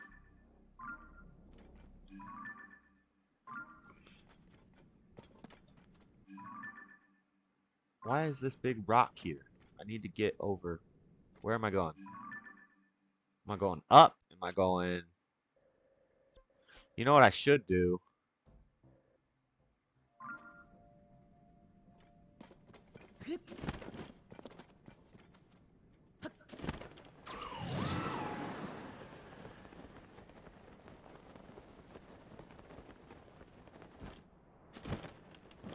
We're just gonna follow the pose. Follow the pose.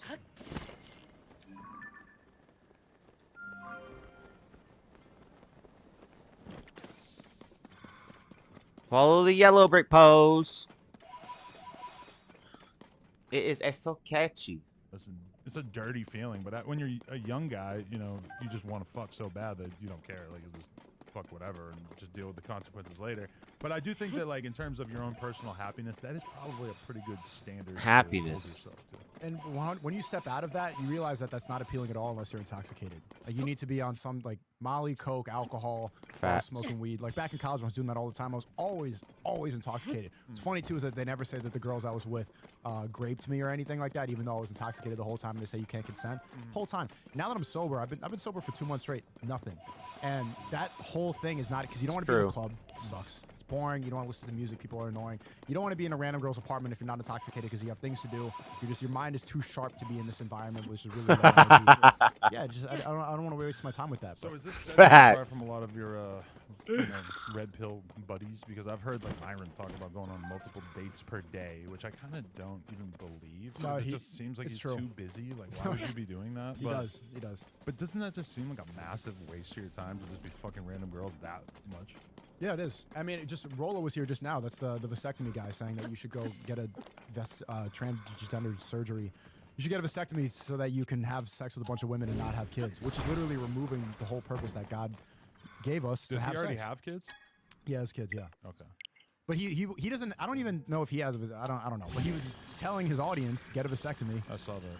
Like that's the steps to become a high value man is get a vasectomy, make money. It's like, then what's the point of having sex? Am I just seeking pleasure or am I seeking fulfillment? If you actually wanted to, you know, not ever have kids, then I guess I could understand having a vasectomy, but I wouldn't trust anybody in their 20s to make that decision. Like, if you had asked me at like 31 or 32 if I wanted to get a vasectomy, I might have been like, shit, all right, why not? Because I never even thought about having kids until I was with my girl for like Aren't you 4 glad years. you didn't? Yeah.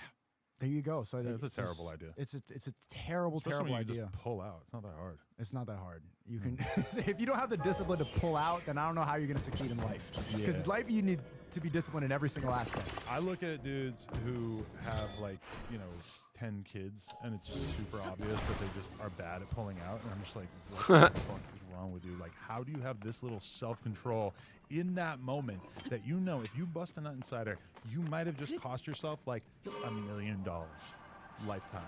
Not even a lifetime. Ah! $1 million a year to raise a kid? On a kid, well, it depends on like if you have to buy a house. And I don't even think it's $1 million over a lifetime. I think that have the kid. Okay, yeah. I mean, yeah, but I was watching something on the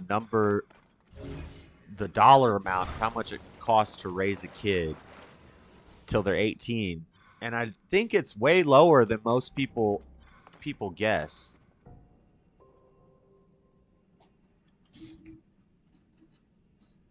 But 1 million maybe over the course of the life, maybe 50,000 a year.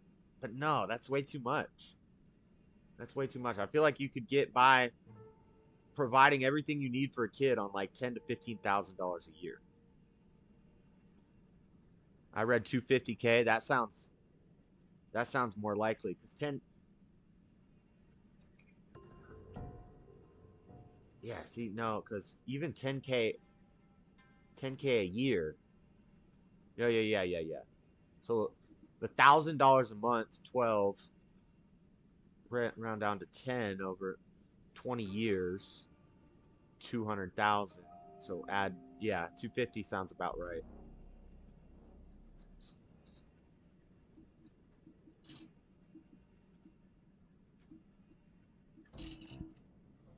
$100K can vary due to geography and the cost of childcare. $310,000 is the average amount spent on raising a child born in 2015 to age 17. This does not include the cost of paying for higher education. Well, yeah, that's after 18. So 310. Yeah, I'm sure you could get by with as little as, like, if you're broke, probably 200K to 310. That sounds about right. Kids barely eat anything, and they'll wear Walmart clothes the same as Gucci. Facts. That's what I'm saying. People overestimate it. It's like diapers, and if you freaking take it old school, you can get yourself a towel and just wash it. Use that as a couple towels as a diaper with a clothespin. Food. They don't eat a lot. They're babies. They're little. Just feed them Lunchables when they hit their teens.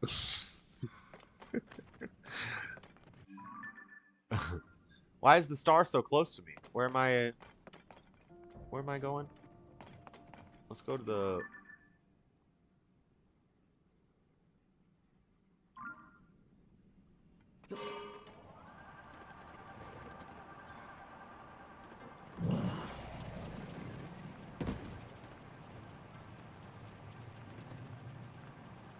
Alright, I think I've already hit that one. No, I haven't. This is Korok Groves. I think this light shrine.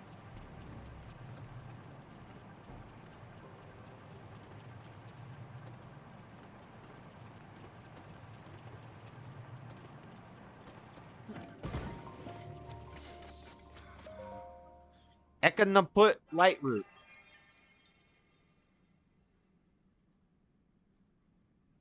Walk roughly north while lighting your way and you'll see a pretty clear path.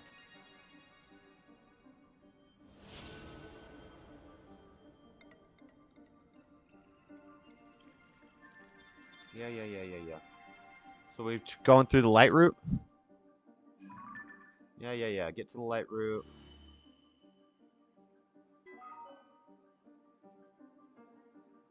Did I go to the correct light route, though? Why are you running through gloom, bro? Why do you only have 4 hearts? A stone structure off in the distance, which is precisely here on the map. To get there, I advise sticking to the trees, climbing and gliding off to avoid the gloom. Once you get there, use the ascend ability, and there you have it. You've made it through the Lost Woods and into the Korok Forest. If this guide helped you at all, don't forget to subscribe. Check out our other Tears of the Kingdom guides. If this guide helped you at all. Alright, thanks, bud. I got this. Let's... Damn, Link! Can you fly your contraption properly? Let's fly up out of here. Oh, there's another light route. We might as well get it while we're over here. I'm going way away from where I'm supposed to be.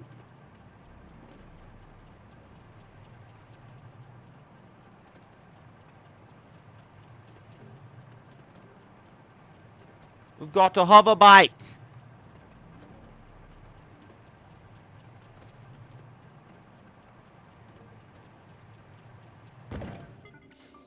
No! Come back.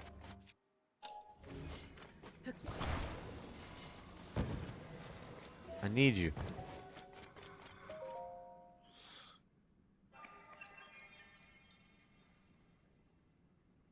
Especially if you really beans don't and rice, want it, homie. but like throughout, say you're taking care of the kid basically for like 20 years, and you got to spend like 50 grand a year. Yeah, you just spend $1 million every time you nut in a girl. I want to have they 10 have the kids. kid. I want to have 10. But 10 is a lot. I want. Maybe he'll spend $1 million on his kid, but his kid's gonna be damaged anyway. So no amount of money. The money's just gonna make it worse. The other day, I had to take That care kid, of what my that kid kid needs is a good little bit of struggle.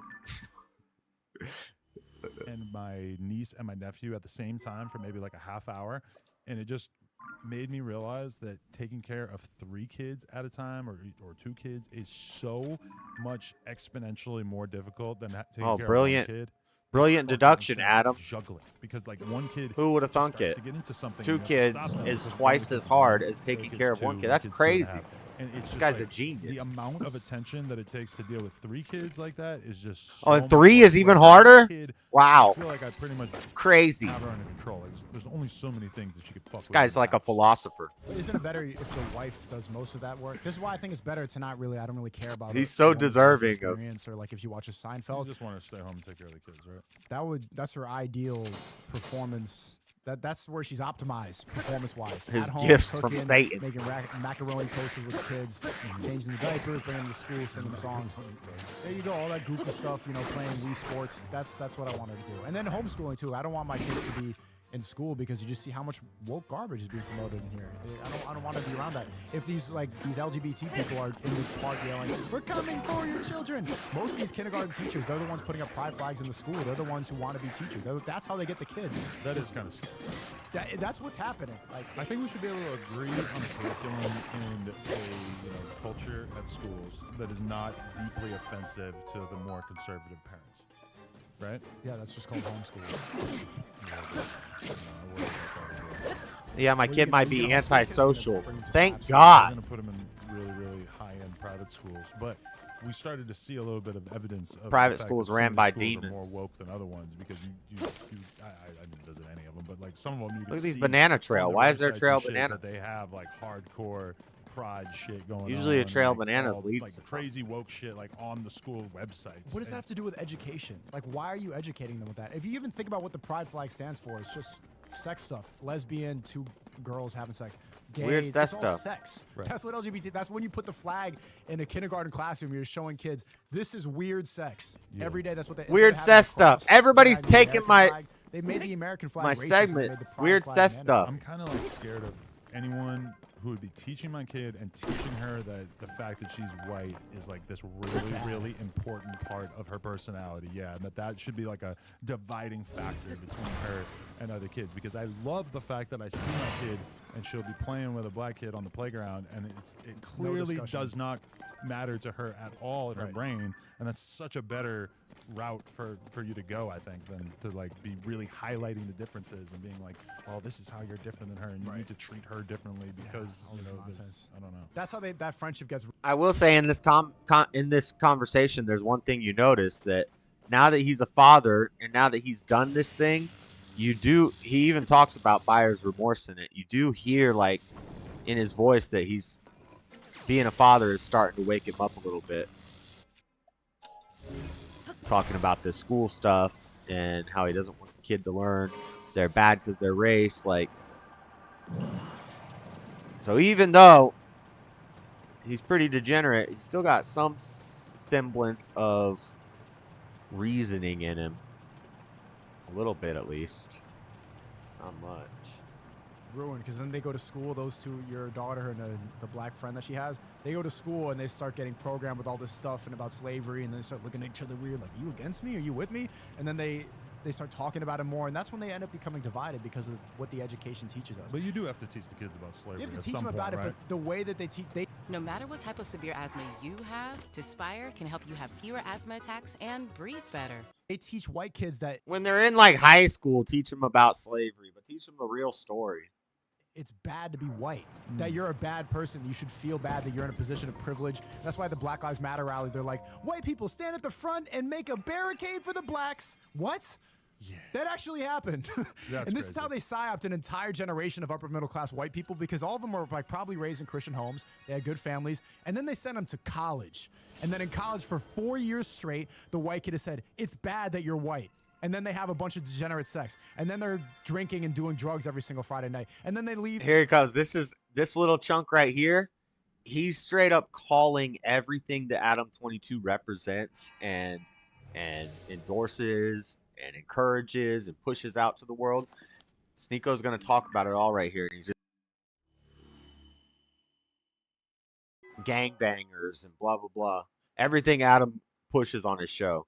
And then Adam's going to start talking about how, well, some people handle it properly and blah, blah, blah. And he won't say his own name, but I think he's trying to get Sneako to say, yeah, you do a pretty good job with it. But no, it's not good.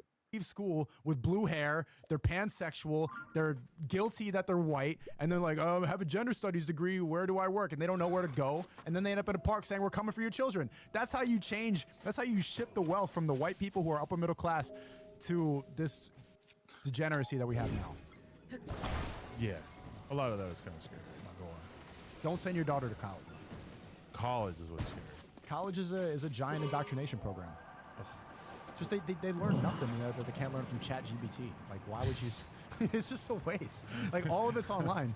My kid could have gone to Harvard, but I decided to just set her up with an AI chatbot instead. That's a better teacher, and she won't dye her hair blue and become pansexual. I mean, I think part of the problem is like we've talked about moving to Calabasas, and it's like that's the kind of scary part. Is like, are they going to become indoctrinated into this like super concerned with wealth culture that exists when like the Kardashians are right down the street? Yeah. Because when you see like the way that a lot of like that Kris Jenner is like raising her daughters, it's like clearly them being attractive is paramount to their existence. Like this is like the number one thing that I mean, I don't think he has space to talk about how anybody's raising their kids. You just let your wife get plugged by a black guy 2 months after you got married, and you have a 2-year-old daughter. she's teaching her kids. And for me, Or whatever it's like, I would age much rather or raise date. my kid to like not think that how attractive she is the most important thing about her. It's not. I would like for her to think that it's irrelevant for the most part until she maybe gets. But then it's weird because it's like you're not going to be able to keep them from thinking that. All right, let's their go into entire this hidden Let's forest. just keep social media away from her as much as possible. Yeah, I definitely agree with that. And then just protect her spirit and her energy. That's the most important thing, because how she looks is like there's not that much you can do about that. Of course, you can keep her. And we safe made with it into food, the but dark, the the Kardashian hidden family, for forest. example, they are keeping each other attractive. It's so paramount that they're pretty, not so that they can have good husbands, but so that they can fuck NBA black guys and just get more money and monetize their relationships and be in the news all the time. Be attractive so that NBA players and rappers want to be with you. It's nothing healthy. It's just promoting more of this empty cycle. It's promoting that casual sex culture. Yeah.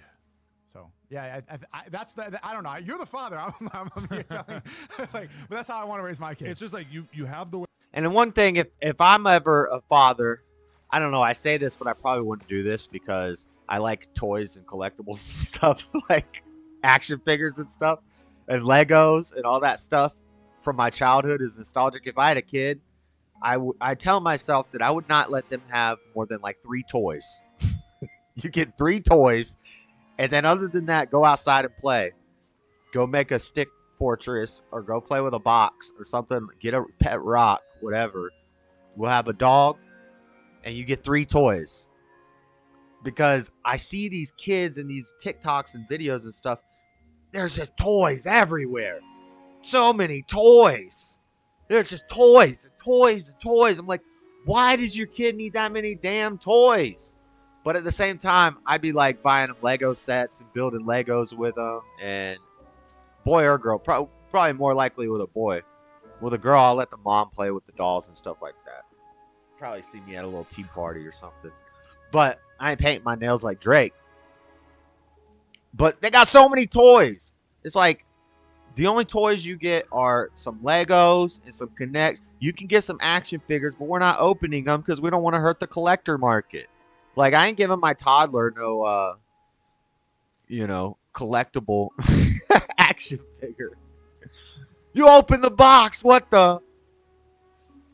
I'd be giving him Legos at like 2 years old. Choking hazard. My kid's not going to choke.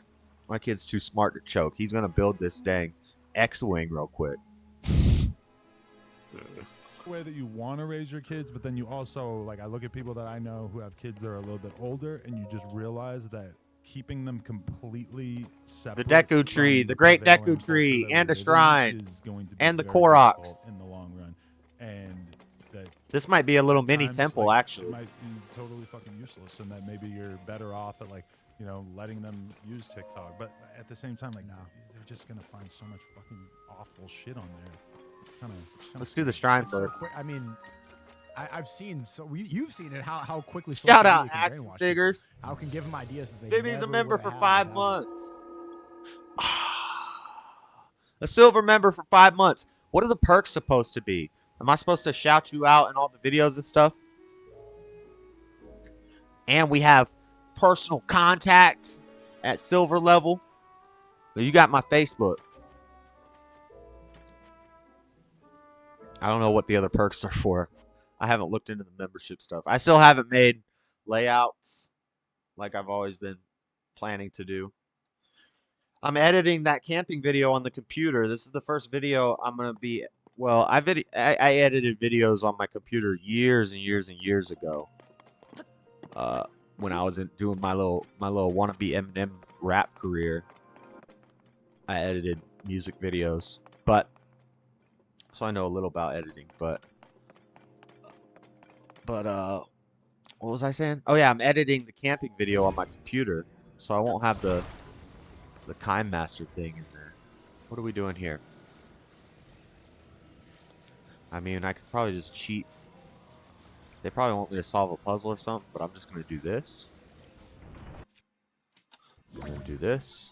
And rewind. Simple. Simple. You don't got to overcomplicate it. Is there a chest down here?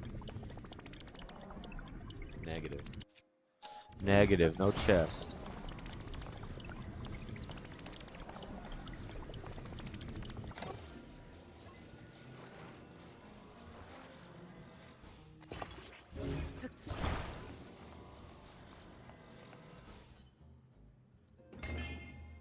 Easy. Come on, give me a challenge, game. There's the chest. I can almost just ultra hand it. Let's see, how do we want to do this? How do we want to do this?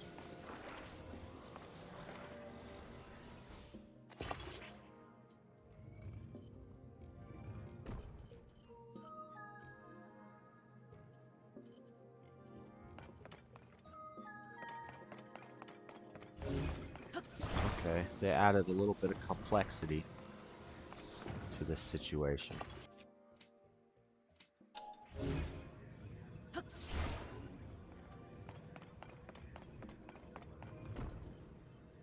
They added a little complexity to the situation.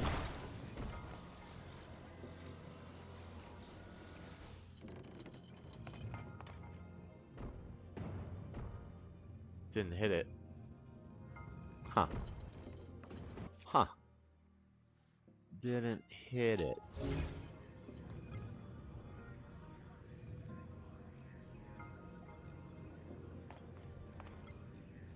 I'm gonna need you to come back here.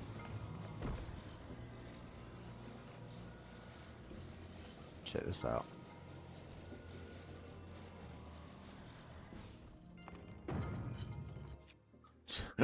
This is gonna be a horrible idea. Horrible idea. But it worked! Shout out! Let's go! Hey, I'll take a large zone eye charge. And then we'll jump back on this. Swing over to here. And let go. Okay. Now, I think we need to put the log on top. I'm going to lose the block. It's okay. The log's going to be like our button masher.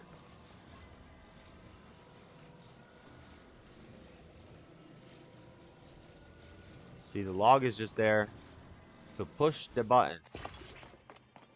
Then we use this.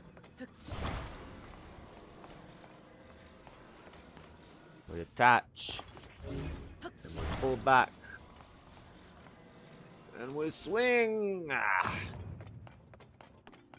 Come on. Got him. It worked. I'm a genius. Camping video gonna be tight. Yeah, it's gonna take a little while. That's what I was saying. I'm editing it on the computer. So it's gonna take a little while longer. Because I'm learning. It's so crazy. It's all the same stuff pretty much, but a different program. But I'm used to doing it on my phone and zooming in on stuff with my fingers and just tapping and sliding the thing with my thumb. So now I gotta click on everything. And it's not as like user interface intuitive.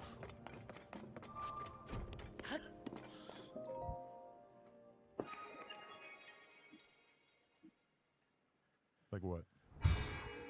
Chris and Mr. Beast. You think that he was brainwashed by TikTok into becoming trans? 100%. Why can't you just respect I somebody knew him. choosing to live their life that way? I knew him. I'm telling you, like, I You remember. spent time around him. Yeah. Before, I talk about this all the time. I used to work for Mr. Beast, like, when I was 17, 18, when I was in college, and he was just a regular white dude chewing dip, driving his truck.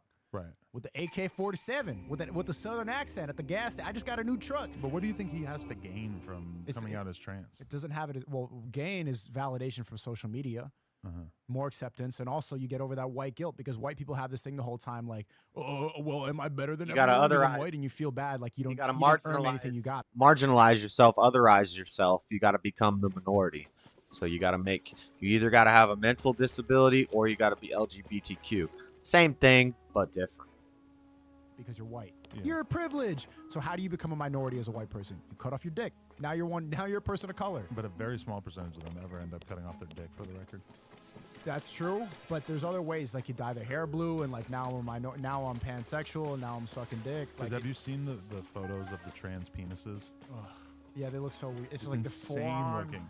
But I think it's kind of like no. I think a very small percentage of people do that. Even if they don't do it, they're still dressing up like that and leaving their family.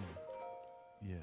So it's just, I mean, that's obviously the big one, but that is the actual transition. I think or they're staying with their family. Even when I was seeing you, or they're staying with the family and just destroying the child. You talking to Gorlock the Destroyer. It's like, and did she choose that name or somebody came up with that for her? Have you guys seen Gorlock the Destroyer? You know who that is?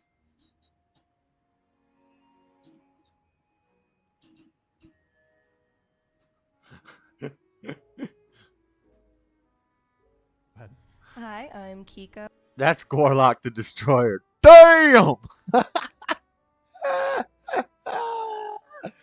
Lord have mercy. Oh, I'm 23. I go to UCSB and I also bartend. Gorlock, calm down.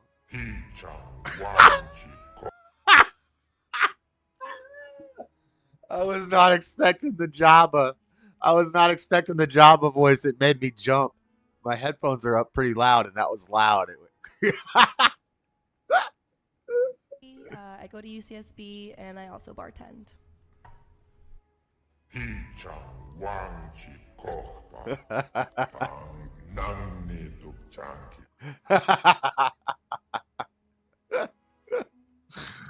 Hold on, one more time. Kiko, I'm 23. I go to UCSB and I also bartend.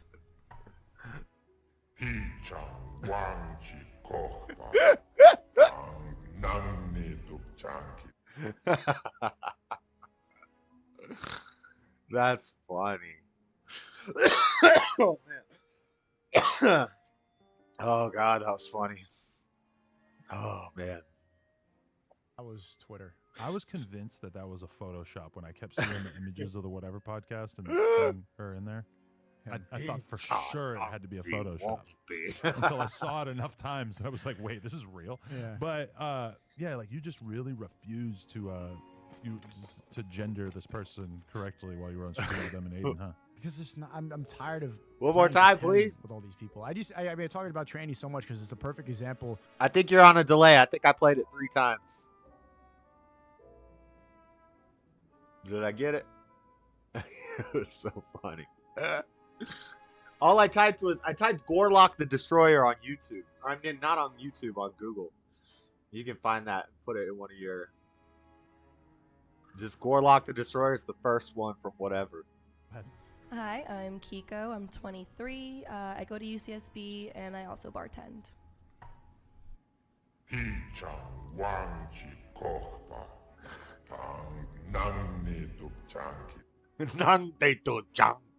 That's Jabba, right? That's Jabba the Hutt. No, that's not Photoshop.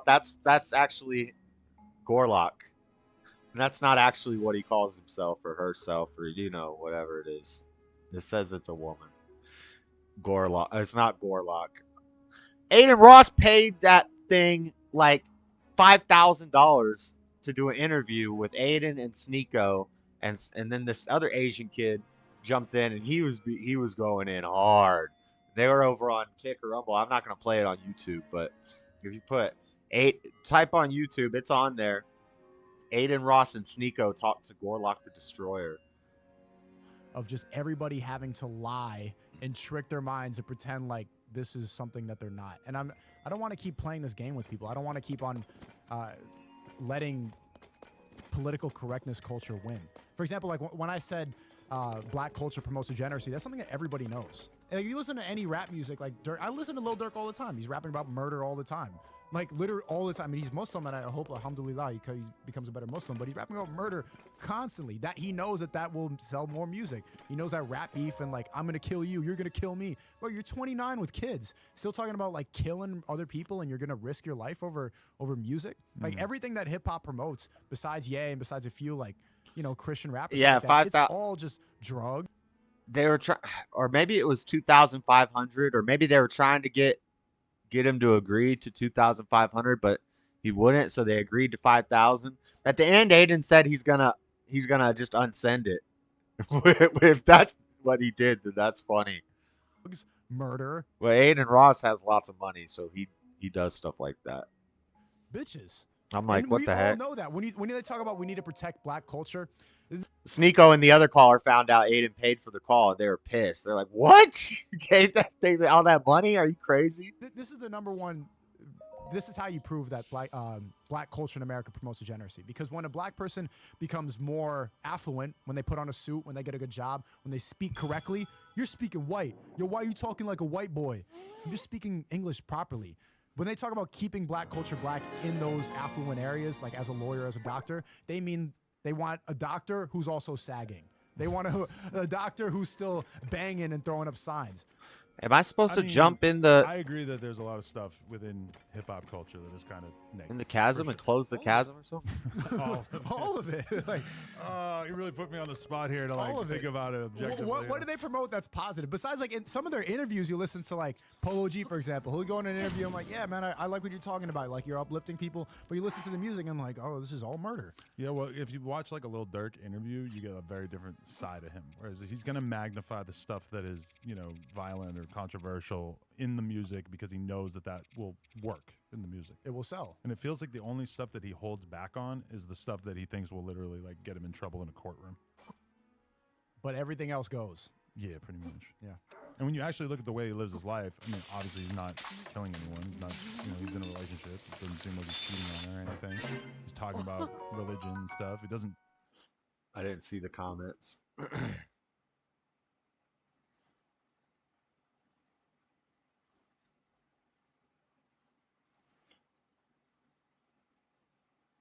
How do I get to the comments?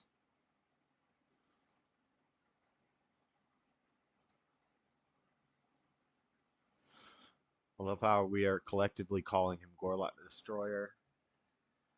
Martian, let the brown Martian lady speak first. She's a 10 already, a level 10 Snorlax. This gets even funnier when you remember that Hutts are hermaphrodites in Star Wars. Oh, Lord.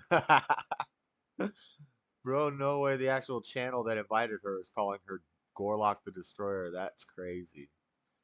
The fact this became an official meme is both hilarious and jaw-dropping.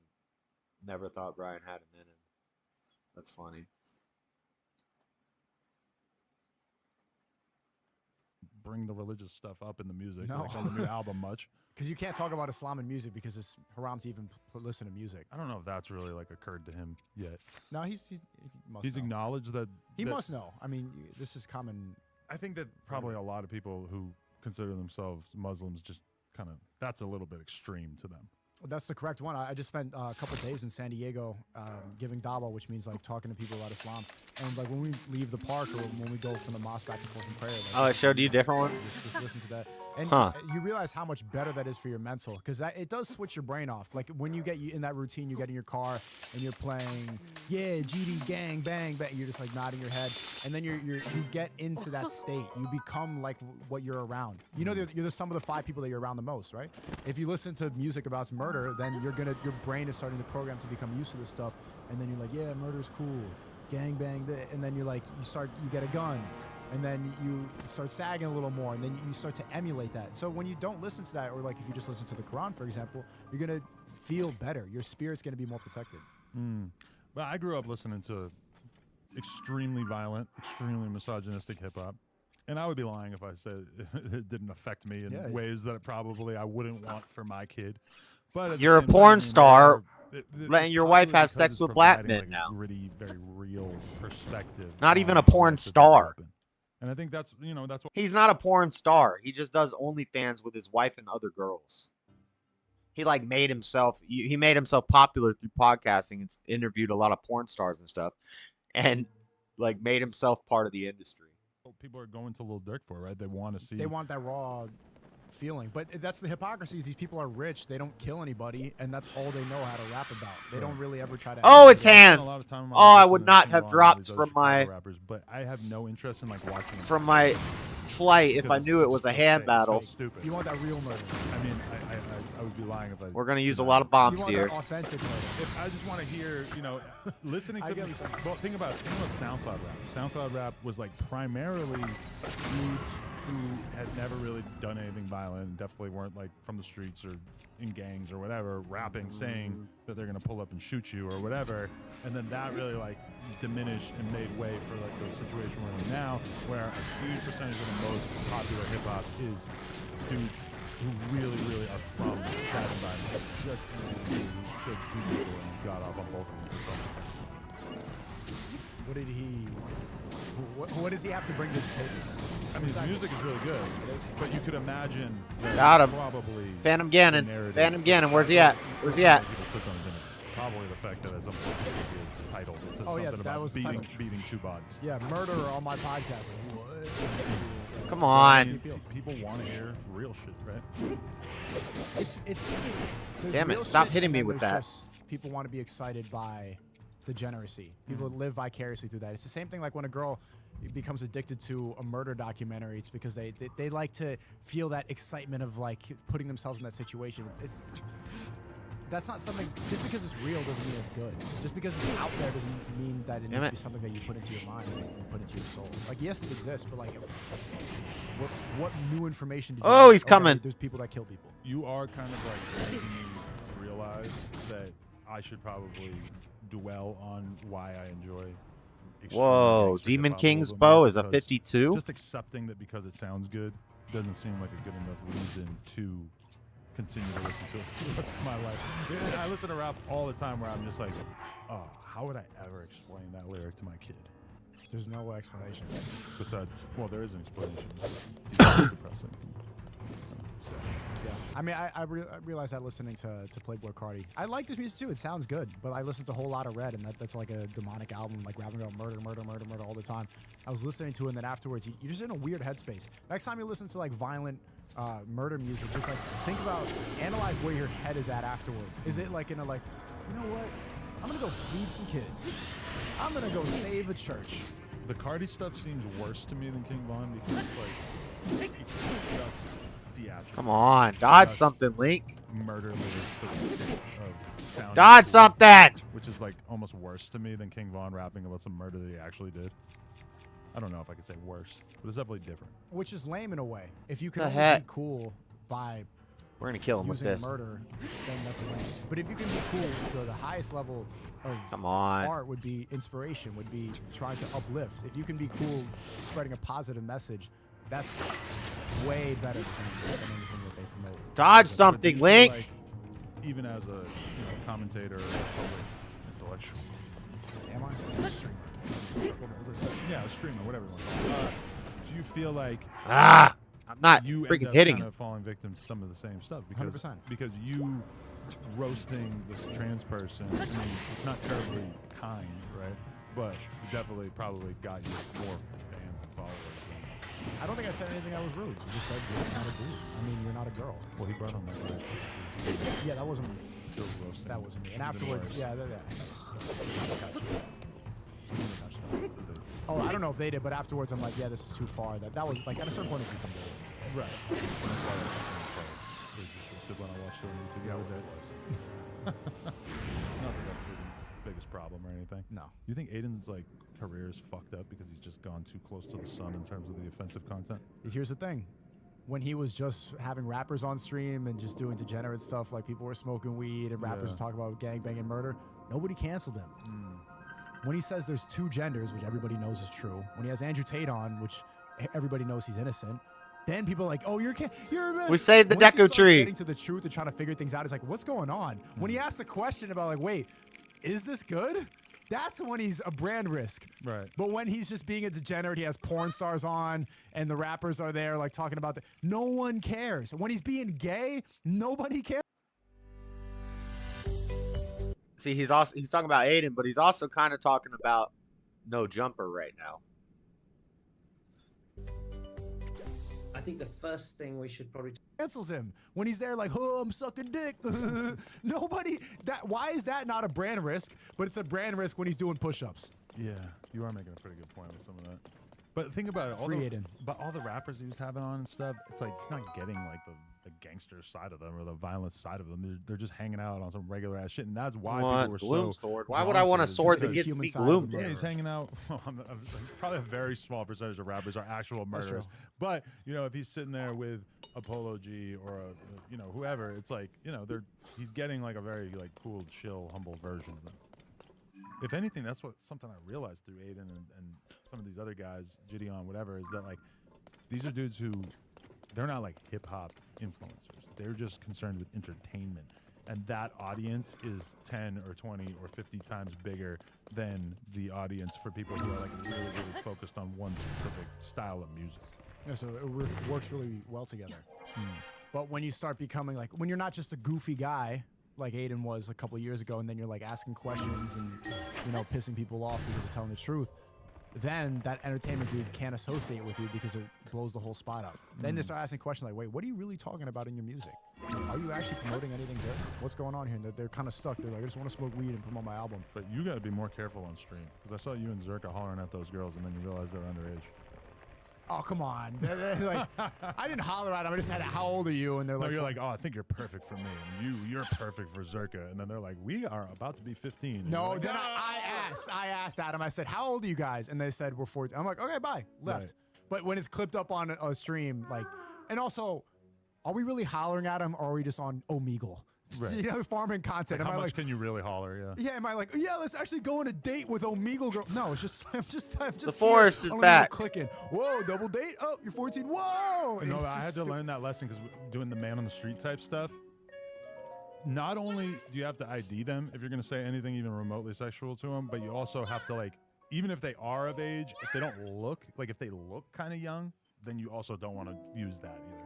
What were you talking about on Man on the Street interviews where you had to ID them? We were doing some plug talk, Man on the Street type stuff. Which okay, so we did it at the porn convention, and obviously everything's on the up and up because you're not going to be able to get in there if you're underage. But then we did it in public one time, and like we uploaded one of them, and we ID'd the people before we asked them like what kind of porn they watched or whatever, and they were of age, but then like they kind of looked young.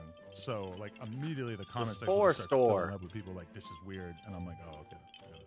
Deleted it. Luckily, it didn't turn into a thing. Yeah, luckily. Well, they try to get me for anything right now because there's very little dirt on me, and all the dirt that was just stuff I said on podcasts. There's nothing that people can really get me for. So like when I'm on Omegle, and then people are like, whoa, gotcha. Or like when I'm on here with you, and I'm like, yeah, I don't like eating pussy. Whoa, he's gay. Like people really reach to try to get something to cancel me for. But luckily, there's not really. There's nothing. Where do you see your place at in the game these days? Like, are you solely about spreading Islam to the people? No, I mean that's that's going to become so boring. Like nobody would want to. I think that's the highest form of your voice is like spreading the truth of God. But obviously, if I do that all the time and I become like the God guy, people are going to become, oh, shut up. It's boring. So you need to diversify your content. So I've been doing a lot of like some of my old school videos that I was doing on YouTube on my main channel even before the streaming. I've been doing those on Twitter now. And Rumble. But I did these two videos called Rat Race and How I Learned to Love the Unabomber. And those videos are really detailed and like in my old style, I edited them. They're well shot. Those. They're like short films, right? Those two videos, Rat Race and How I Learned to Love the Unabomber. I really recommend you watch them. About the Unabomber? The Unabomber was psyoped by the CIA. They put him under MK Ultra when he was in Harvard. He was 16 and then he went to Harvard, and they had these professors like come lure him in like, oh, you're so smart. Tell me all your ideas and everything. And then he would open up. And then they strap you to a chair. They're like, we're just going to like do a test on your brain. And then he would say all of his ideas and they'd humiliate him. It's only 10 minutes. They would try to ruin his mind because he had had a 168 IQ. They tried to destroy his mind because they were developing MK Ultra after World War II to try to see how to use it in warfare against the Russians or against spies that were in the country. The CIA was using people like Ted Kaczynski, the Unabomber, as a guinea pig, as a test subject. And he ended up hating society. And he wrote this manifesto about the future of technology. And he pretty much predicted how social media would destroy a whole generation back in the 70s and 80s. And so, yeah, he did some bad things. He killed some people. But compared to the rappers are just killing people on their block. He killed professors and scientists that were spreading, that were changing the world to be worse in his point of view. So, of course, is murder good? No. But this is just like one of your little tricks, huh? Because you're always trying to like talk about why Hitler has some redeeming qualities too, right? He had good drip. He had good drip. Let's go. He had a great uniform. No, I don't think. I mean, Hitler was a bad person. But my problem with that and why I challenge that is that you have to say Hitler was a terrible person. But when it comes to Mao, when it comes to Stalin, when it comes to Pol Pot, people don't have the same visceral reaction. Call him evil. Like, okay, well, I mean, what about the other world leaders who kill people now? What about Hillary? What about Joe Biden? What about Obama? Biden kill. Huh? Who'd Biden kill? Biden promoted all these. Biden supported the Iraq War. Right. And Obama destroyed Libya when it was almost becoming liberated after Gaddafi was doing a good job of trying to promote, trying to make Libya free. And then they completely nuked them. And see, but nobody has this, like, you need to call Obama evil because he killed people. But Nobody there are says a lot that. of people out there pushing the Obama is evil thing. That they're really anti-drones and blowing up the Middle East. Not the same way that Hitler is, that he's the example of the worst person of all time. Well, he killed a lot more people for much more specific reasons. At least Obama was doing it under the guise of protecting our country, right? Did I never get I mean, Hitler used it under the guise of protecting his country too. Against the Jews. But it was under the guise of protecting his country. I mean, Obama did it against the Libyans. Right, but I mean, like, radical Islam really is and was a danger to our country, especially post 9/11, right? Was it? I mean, yeah, right? What were they doing? Well, they flew some planes into the World Trade Center. I don't know if you caught that. That's not true. No? It wasn't them. Oh, my God. It wasn't them. I got to send you some interviews. Shout out to Ryan Dawson. You should check this out. Oh, Lord. I can only go so far because we're on YouTube and this will get you strike. But think about, like, why. And now the stream's going to end.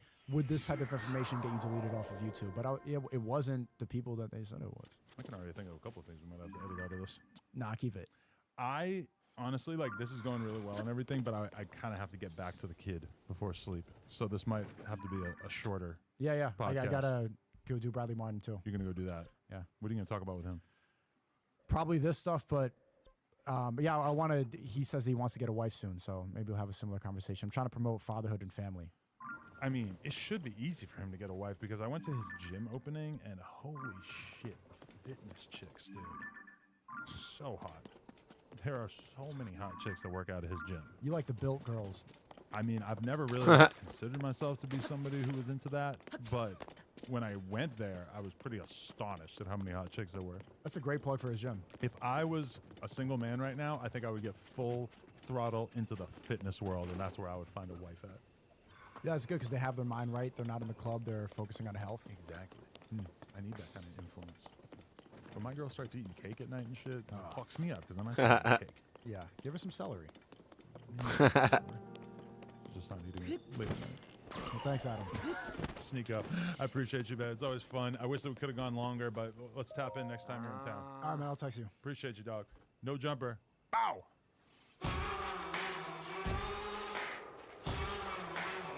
The best views. Yeah, Sneako handled that interview well. Kick best moments. Sneako, how I learned to love the Unabomber, new video.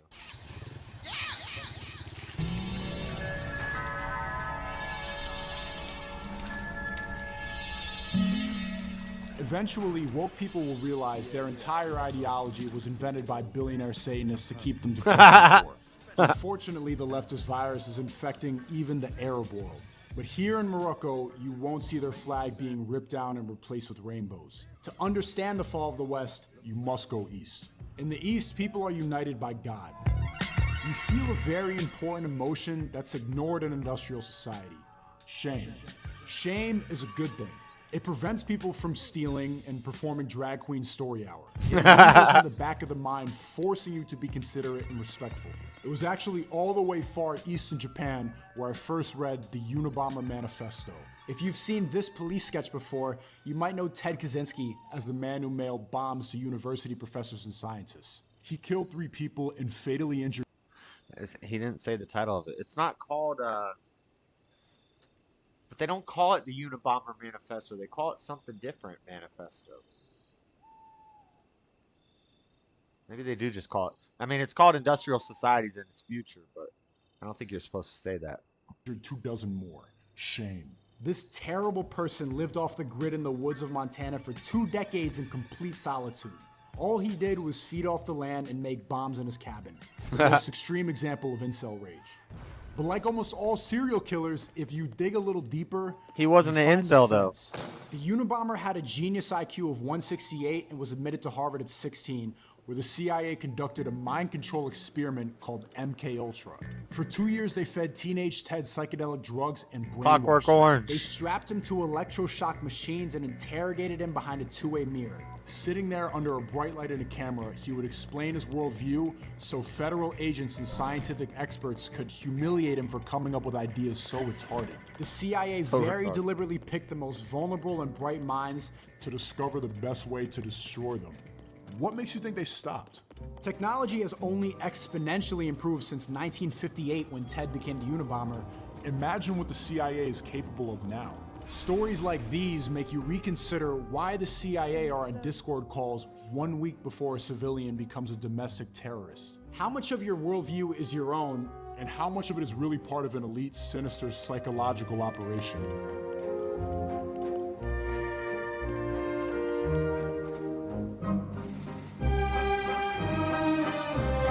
I've been live streaming for 1 year now, and in this time, Western culture has shifted to reflect the worldview of the biggest streamers. Where the heck did Hess Ownership go? of the zeitgeist was handed from legacy media and late-night talk shows to gamers and gamblers. In this time, amongst the talking head degenerates that are now signing $100 million contracts, I began to understand the Unabomber.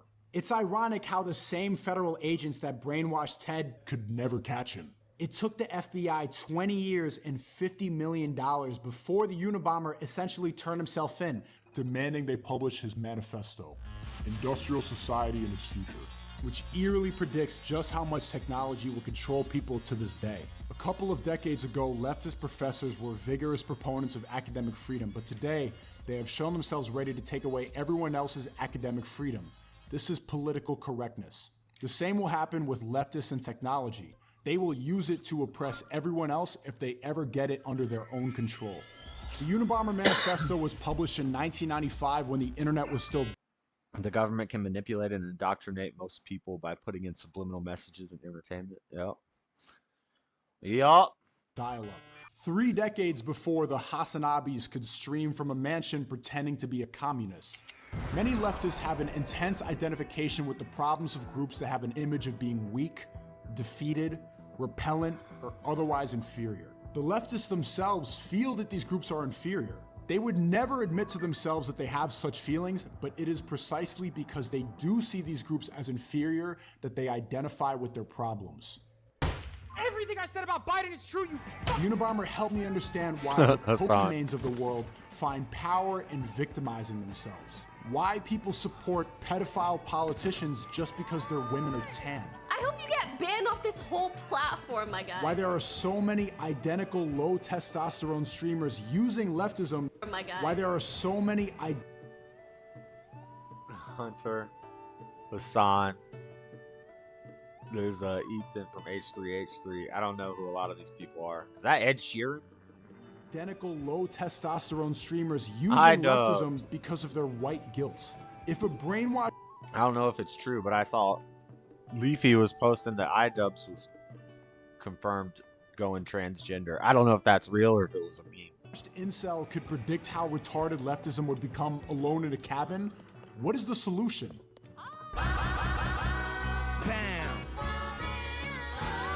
Islam makes sense to me because in the mosque, race is not a part of the conversation like in Christianity, and especially not with the ethno-religion of Judaism.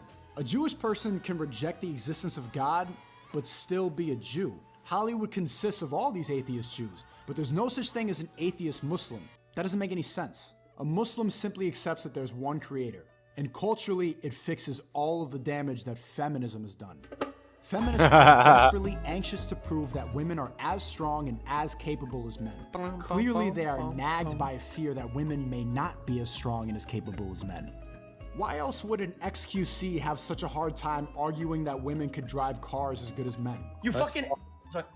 Sorry, no insults. That was just... I got unhinged. Sorry. Because deep down, everyone knows men are stronger mentally and physically, but we ignore basic reality for feminist feelings. When an Aiden Ross says there are two genders, it's a culturally bold statement only when everybody else is playing pretend. What the fuck? Not for the cause of social justice, but for feelings of inferiority. It's clear society's faults are not the leftist' real motive for hating America in the West. He hates America in the West because they are strong and successful. Today, every man that embodies strength and success faces scrutiny culturally, politically, and legally that we've never before seen. In the East, masculinity is celebrated and encouraged, but in the West, even when just a streamer like Kai Cenat or iShowSpeed become accomplished, immediately the woke virus brings them back down. Kai Cenat starts dancing and they say he's defending a rapist. Speed is in high school and they call him a rapist. Right in time for them to level up. His feelings of inferiority are so ingrained that he cannot conceive himself as individually strong and valuable. Hence the collectivism of the leftist. He can feel strong only as a member of a large organization or a mass movement with which he identifies himself. The reality is people will always need to attach their identity to something bigger than themselves. The new religion is climate change and being gay. That's why I believe genius IQ individuals like the Unabomber never find God. They see religion as a coping mechanism for normies who can't find morality themselves. Streamers like Destiny will look down at religion for being collectivists, but end up battling their own minds by worshiping the self instead of God. There's nothing, I mean, like, it makes sense. Like, you're Islamic, like, you believe in conspiracy. Notice the masochistic tendency of leftist tactics. Leftists protest by lying down in front of vehicles. They intentionally provoke police or racists to abuse them. These tactics may often be effective, but many leftists use them not as a means to an end, but because they prefer masochistic tactics. Self-hatred is a leftist trait. Remember, this was published 30 years before Black Lives Matter blew up police stations and climate change dorks ruin artistic masterpieces. Back when Greta Thunberg's ideology was still being written by New World Order agents on Epstein's Island. Was a serial killer really able to debunk an entire ideology? If our society had no social problems at all, the leftists would have to invent problems in order to provide themselves with an excuse for making a fuss. If a deranged incel could predict the future of technology this easily, what else is in store? Formal regulations will tend increasingly to be replaced by psychological tools that make us want to do what the system requires of us. Propaganda, educational techniques, mental health programs. Ted Kaczynski was living evidence of sickness in Western society. If social media is a drug, then the Unabomber Manifesto is its warning label. His solution was finding refuge in the outdoors. He wanted us to ditch technology and find happiness in small communities. Yes, he also threatened to bomb a commercial flight and kill some teachers, but is that so bad for a guy who survived CIA mind control? After MKUltra, the Unabomber was so messed up mentally, he nearly became a woman before becoming disgusted in the hospital waiting room and running out. Even in the 60s, the mentally deranged were coping with transgenderism. It is true that primitive man is powerless against some of the things that threaten him. Disease, for example. But he can accept the risk of disease stoically. It is part of the nature of things. But threats to the modern individual tend to be man-made. They are not the results of chance, but are imposed on him by other persons whose decisions he, as an individual, is unable to influence. Consequently, he feels frustrated, humiliated, and angry. If the Unabomber can find happiness with just a bike in a cabin after being brainwashed by the CIA, we have no excuse. Just accept that 500 to 1,000 people we will never know the names or faces of make decisions for the rest of the world, and there's nothing we could do about it. Where are these ruins?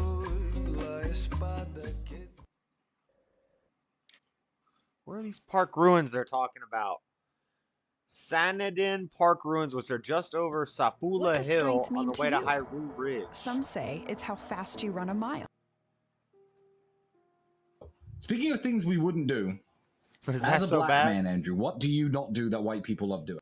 Oh, is it over? Was it over? Must have been over. Modern individual tend to be man-made. They are not the results of chance, but are imposed on him by...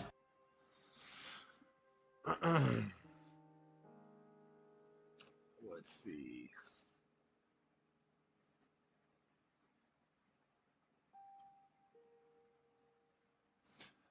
Tucker says, James Klug is on Timcast. That's what's up. Where the heck? This is Hyrule Ridge. What is a Safula Hill? Mount Daphne's giant form of needle. Safula Hill. So it's right here. Okay.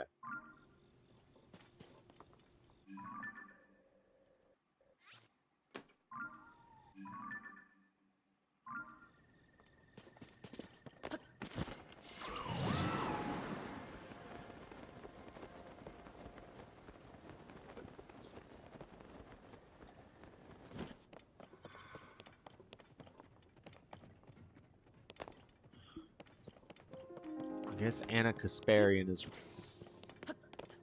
kind of starting to wake up and say some somewhat base things. And so is Destiny. They're getting a lot of hate for it.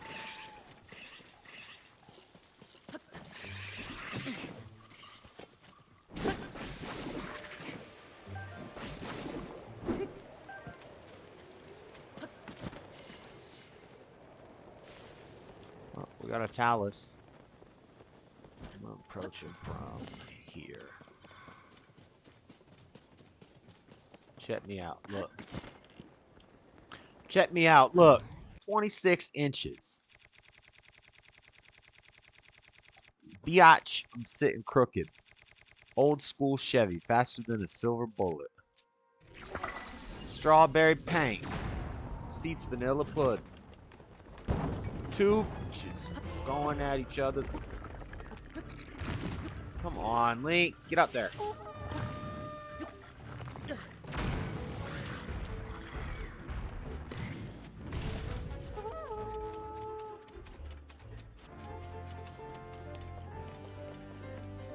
A little battle Talus. I ain't scared of no battle Talus.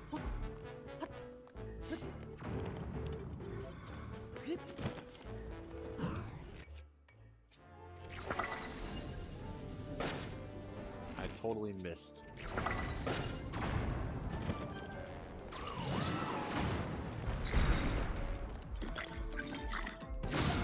Ow! Don't fall off, Link! Ah!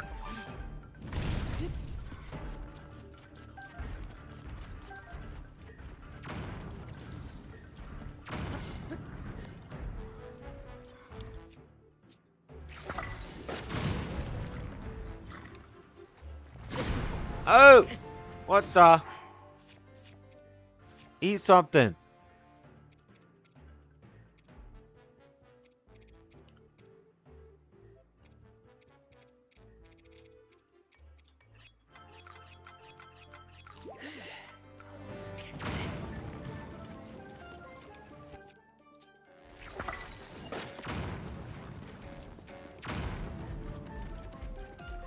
Why are they shooting bombs at me?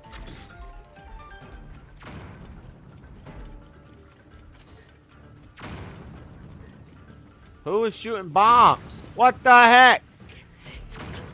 Who is shooting bombs?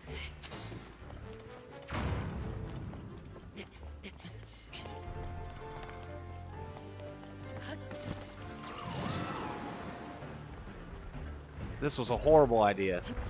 Nope. Bad idea. Oh.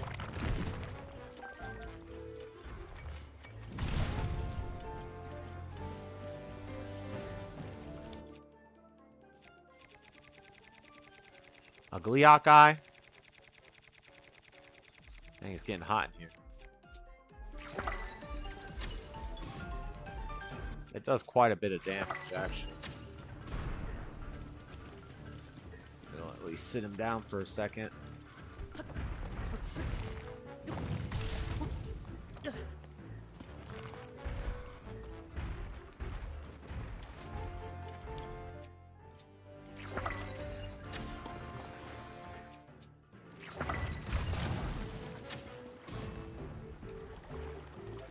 He's almost dead.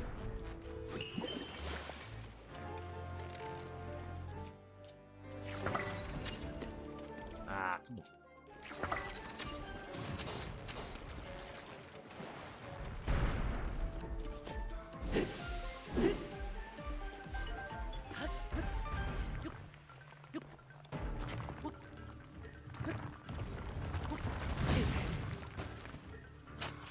I wish I could climb this thing properly.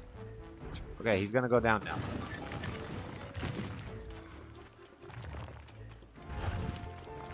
No, come on, bro. It's so fast. Don't I have a rocket shield?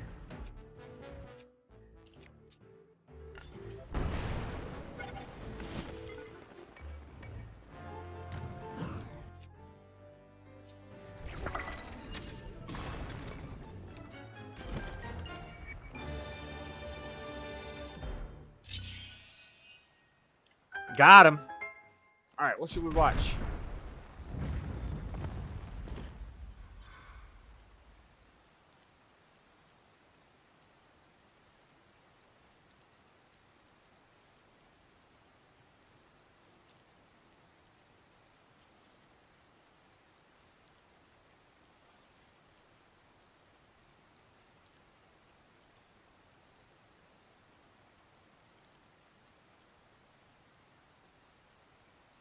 What should we watch? Destiny's Guide to Win a Difficult Debate.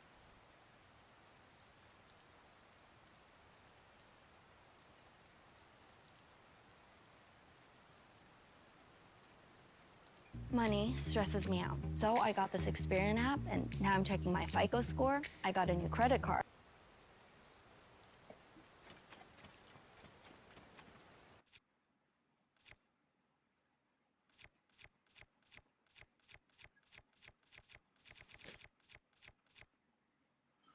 Should I put the...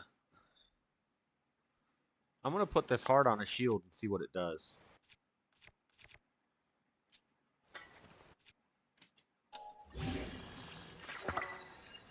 It adds 13 attack to my shield.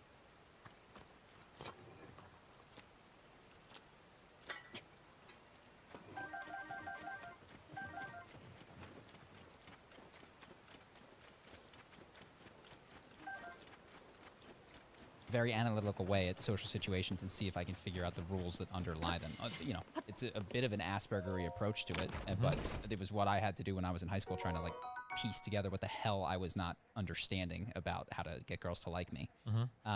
And I started to do that watching you. I'm curious if you're aware Is this a of dating the approaches that you take into Destiny on Jordan Peterson, modern dating, and his controversial Milo debate.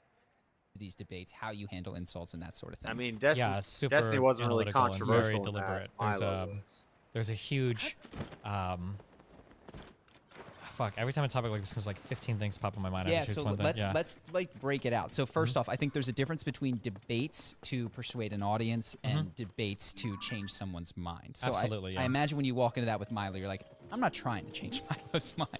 Typically, usually, like something I've been really big on lately is matching energy. So I'll try. I try to be very reactive to the person that I'm dealing with. Yeah, I try to be very reactive, and that's probably true in social situations too.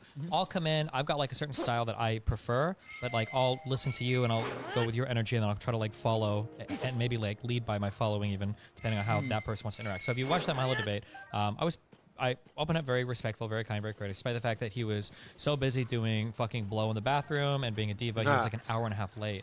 Sounds about right. For a bunch of like college kids. So he like charged like thousands of dollars to come out and do this fucking debate for. And I'm like, bro, like I'm bigger than you now. I didn't charge these kids anything. I'm here on time. Like how fucking rude to like do this to these guys. Facts. But yeah, I waited. I was respectful. But then as soon as he started opening up with the personal attacks, I don't want to. I don't want to explore this it well. affords me a bit of room to be a little bit nasty as well. And if somebody wants to get really dirty, I'll roll in the mud if you want to, depending. So yeah. So once somebody, it's kind of like, have you ever seen the YouTube channel Every Frame of Painting? Yeah. Have you seen the episode on Jackie Chan? I mean, I've watched almost all their videos. Okay, I have too. Yeah. There's a part in the Jackie Chan one that he points out that's very good, and it's very satisfying Every frame I'm from painting? a heroic perspective. That when you're watching heroes fight villains, the hero almost always starts off from behind and has to catch up, and that makes the victory, one, it gives them the moral authority to fight, because the other person is like more powerful. Usually they're up to no good. And two, it gives you a very satisfying end. And I've noticed that when I engage with certain people, if I come out of the gate really hard, I can be very overwhelming, very overbearing. I can destroy somebody. If you want to see that person get destroyed, it's cool. Yeah. But it just kind of looks a little like, ugh.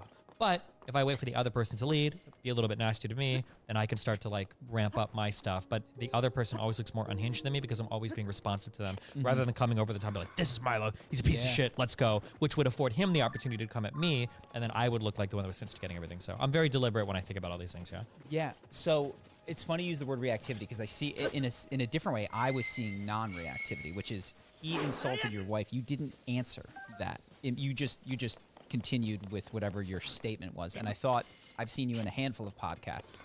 You've got a number of ways that you handle insults, but one of them is I see you saying, yes, I will match their energy and maybe return an insult, but I'm not going to fight or deny or struggle against the shitty bucket that you've put me you're in. losing. I think at that point, If now you're defending whether or not or explaining, you're losing in the conversation. I usually bring something to an equal level. Like I think with Milo, what did I start digging on? The You went with the cancellation and the something like that. You eventually hit him with the cocaine in the bathroom. Oh, maybe, yeah. I started to, yeah. There was something that I said, and the pedophile stuff, and then he was like, what did you say? And I was like, yeah, I said this. What do you want to say about it? And then he just like stared at me for 20 seconds and then continued on, yeah. Another comment that I saw, you just had the Whatever podcast with about abortion, and in that, it echoed something I saw in the Milo, which was this how dare you statement came up in both of them. How dare you? I know, I couldn't believe they said how dare you. It seemed in both of them. And Milo said, how dare you? Super What are we turning into Greta Thunberg I'm just now? Curious if you sensed that in the moment, and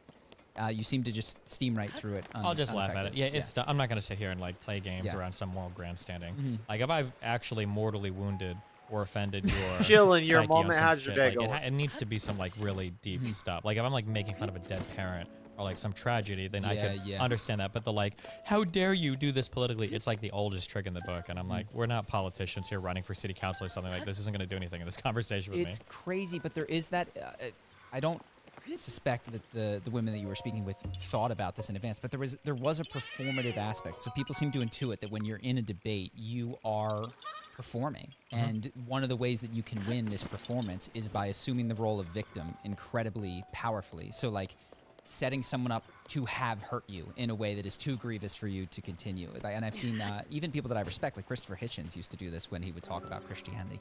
How dare you say the deed of blah, blah, and talk about all the evils at the feet of Christianity. And it is when the audience is Stephen stunned. Fry did that same thing when somebody asked him, like, what would you say to God when you get to heaven? He's like, how dare you? Yeah. Child cancer? Yeah, I remember. It's powerful, you know, and the demonstration of moral indignancy is an incredibly powerful thing, even though it shouldn't be a strong logical thing. So I'm curious how you think about debates, because clearly, well, maybe you don't think this, what wins a debate is not necessarily the best argument or the most sound logical approach to it. There is a bit of performance art that's going on. Is that something that you think about? I wouldn't say that it's so much a performance art. I would say that there are multiple layers to a debate, and you don't only have to manage the logical. We're trying to find a skeleton horse. You also have to manage. Day is good. I play a video game too, so not judging. But don't we want more out of life? I get plenty out of life. I'm streaming. I'm watching videos. I do other stuff too. I just went camping, making a video coming soon. I go to the gym. What do you want? What more do you want? What more do you want? What are you talking about? I love a chance to sit down and relax and play a video game while I'm streaming. Why not? What should I do? Should I focus more intently on the video? Like, I wouldn't be streaming right now. You wouldn't have anything to watch if I was out, going on a walk right now? I don't know. I don't tend to want more out of life. Want not. I want for nothing. Why would I want? There's a skeletal horse. Check that out. Bam! That was easy. Oh, we gotta calm this boy down.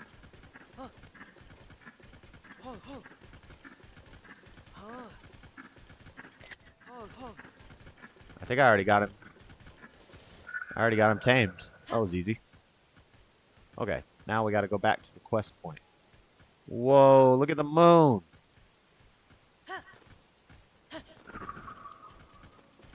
manage the meta expectations of what's going on in the conversation as well. So I realized like about 20 or 30 minutes into that debate that this logically, I felt like I had the upper hand because typically when people start engaging in like a lot of crazy argumentation, it's because they know they can't combat you logically. So I knew logically I had the upper hand. So then the rest of the time I'm like writing this paper, I'm trying to figure out like how do I manage this on a meta level because this is going to be like a shit show otherwise. So I'm trying to think like, do I need to go really hard on the insults? Should I start screaming at them and cut them off? Should I just be quiet and let them continue to interrupt me so I look good for the camera? Should I appeal to the moderator? Like I'm trying to think of like all these things as they're like shouting at me to figure out like what did you come to? What was the sort of conclusion that you had? At some point, there were a few points that I wanted to finish, so I'm like, I need to, if they're going to keep cutting me off, I'll let them cut me off for a while, but at some point I need to say, like, I'm going to finish this, let me finish this, I'm going to keep going, I'm going to finish this. I did that a few times. When the one lady was like, I'm going to treat you like a child, I'm like, okay, I'll be a child then. My seat, like, kind of like be a little bit memey, fun with it or whatever. Well, you yes-ended several of the insults, which I thought was... Yeah, anytime somebody pulls out like, you're misogynistic, I'm like, yeah, I am. And it's getting worse by the moment. You added to it, and it diffused it so quickly in that. Yeah, I just super, before the cameras were rolling, I admit I'm a little edgy, I was being a little edgy too. But like, one of the women across the table from me, I didn't know she was trying to set up something for the debate. She was Come like, back, horse. I heard you defend Come the back. N-word in private. And I was like, oh, no, I defend it in public too. She was like, why would you ever say that? Because it's like, a well, word. It doesn't mean really anything. piss me off. And then she didn't have anything else to say. And it was like we just rolled into it. And like I could tell both of them were like a little bit irked by the answers. Like, oh, I don't know. What do you want? Like, what the fuck? Yeah. Like, I'm not gonna. We're not doing this right now. But behind that is the sense that this is not a good faith engagement. So I'm not going to give you my actual justifications, reasons for some of these things. I'm going to play into the worst stereotype that you are implying that I fall into, to kind of prove to you that you don't even care. You're just looking for some sort of moral victory. Or A little bit. It's also like choosing like it's like choosing your battle arena. You like if somebody is trying to pull you into a certain area, this is a huge problem I used to have. I don't know if this is ADHD or if it was just my like hubris, but generally when I'm having a debate with somebody, I'm usually pretty informed of the topic, and I'm willing to follow them around anywhere they want to go. Like we can start a debate about Donald Trump and end up at the World Economic Forum, whatever. I'll go wherever you want to go because we can do that. And in my mind, I'm like, well, I'm confident, I know the material, and that's fine. But when I realize this on a meta conversational level, what's actually happening is I'm not actually solidifying any wins in the eyes of any audience, because anytime I'm getting close in one area, they'll pivot to another topic until invariably they will find something that I don't know much about, and I'll get stumped on an issue. And then the first real L, because I'm not going to just pivot to something else if I don't know. I'll be like, okay, I'm not sure. I look like I've taken an L after an hour of them running from topic to topic to topic. So if somebody wants to drag me to a certain area, like, oh, you're a misogynist, I'm like, okay, and like I'll just like move past it because I don't want to have that fight right there, right now, because that's just not what I'm looking to have a battle over. Yeah, and I've sensed, and I don't know if this is because you don't want to fight, but you have a way of not taking L's by employing the same thing, which somebody will say something and you'll just go, okay. You know, and there's this sense that you're communicating is, this is almost, I'm too tired of this. This is frustrating or beneath my intellectual engagement at this point. A little bit, but you have to be careful with that too, because like something that I used to do that I've tried not to do as much is sometimes I'll be going down such a dumb line of argumentation and it's like so frustrating. At the end, I'll just be like, okay, sure. Okay. And then move on to the next thing.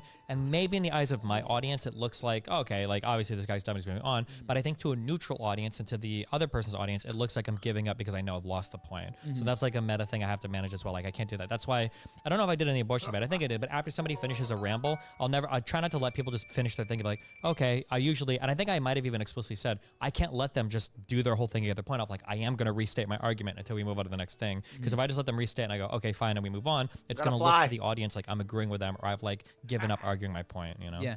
And within all of this is the idea that you're I'll be right back. I gotta get another cup of coffee and close this window.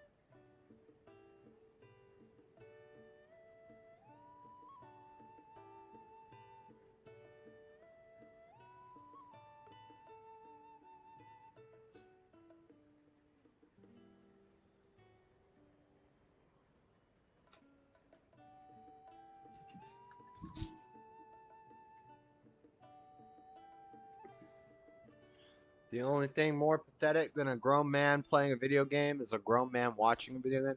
Didn't you just say you play a video game too? And aren't you watching somebody play a video game? If you want to talk about something, you can jump in the Discord. You can get it off your chest.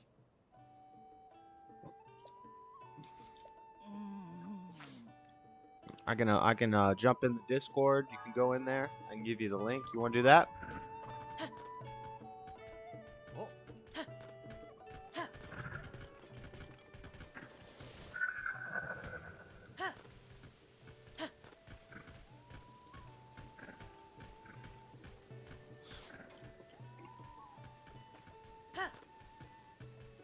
What did I finish the quest? Do I get to keep the horse? Can I stable the horse?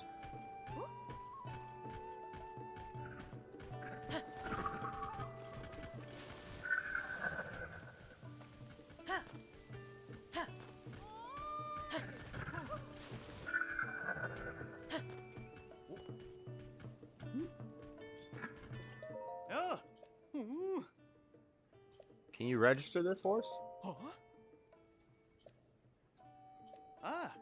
I'm not even allowed to register it, so what am I?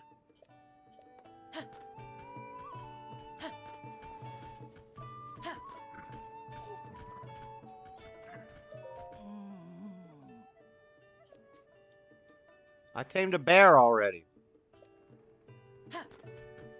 Does that mean I completed the quest? Puff was young and went in the forest, tried to tame bears. Now he wants to see a tame creature that isn't a horse. Okay, so I brought him.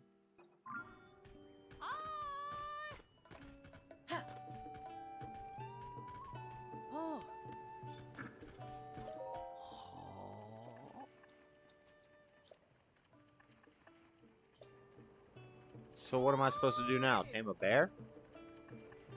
What happens? The horse guard's request. Once you have located once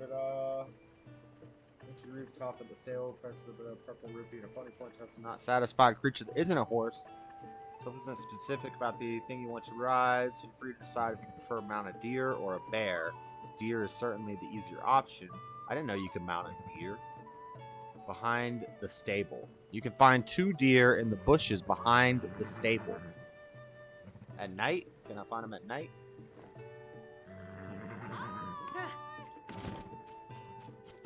I don't think they'll be out at night.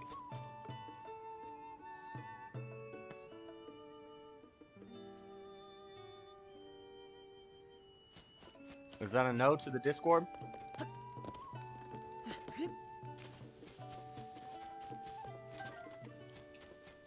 I already do this well? Bushes outside the stable.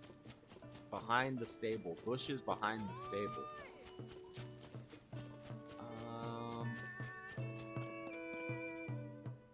Oh, there's a tree behind the stables. I don't see a bush.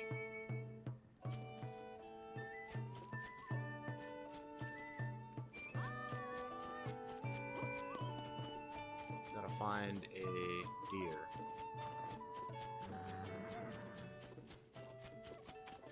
I've got to find a deer.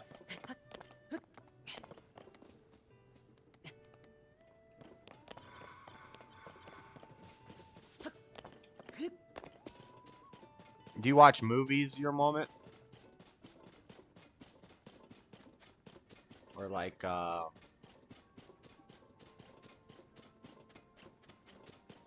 what do you do in your downtime?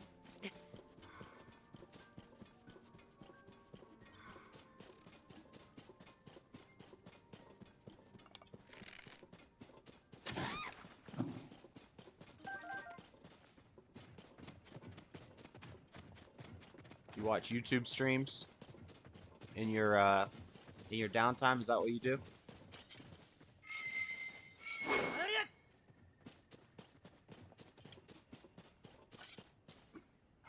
By the way, I don't think there's anything wrong with watching YouTube videos in your free time or while you work or anything like that. But using your logic, you know, a grown man watching streams in their free time, Using your logic, there's something wrong with that.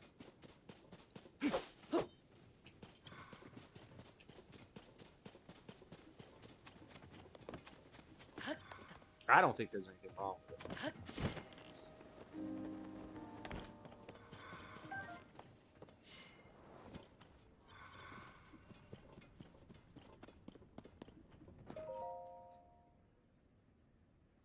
You're not taking steps to open your interlocutor up as much as possible. You understand that the goal is not like they're probably, because we're on camera and representing an organization, have an entrenched position that is not going to move. We're not going to cover new ground in their mind. They're gonna fight that. Yeah. So I'm speaking to an audience who is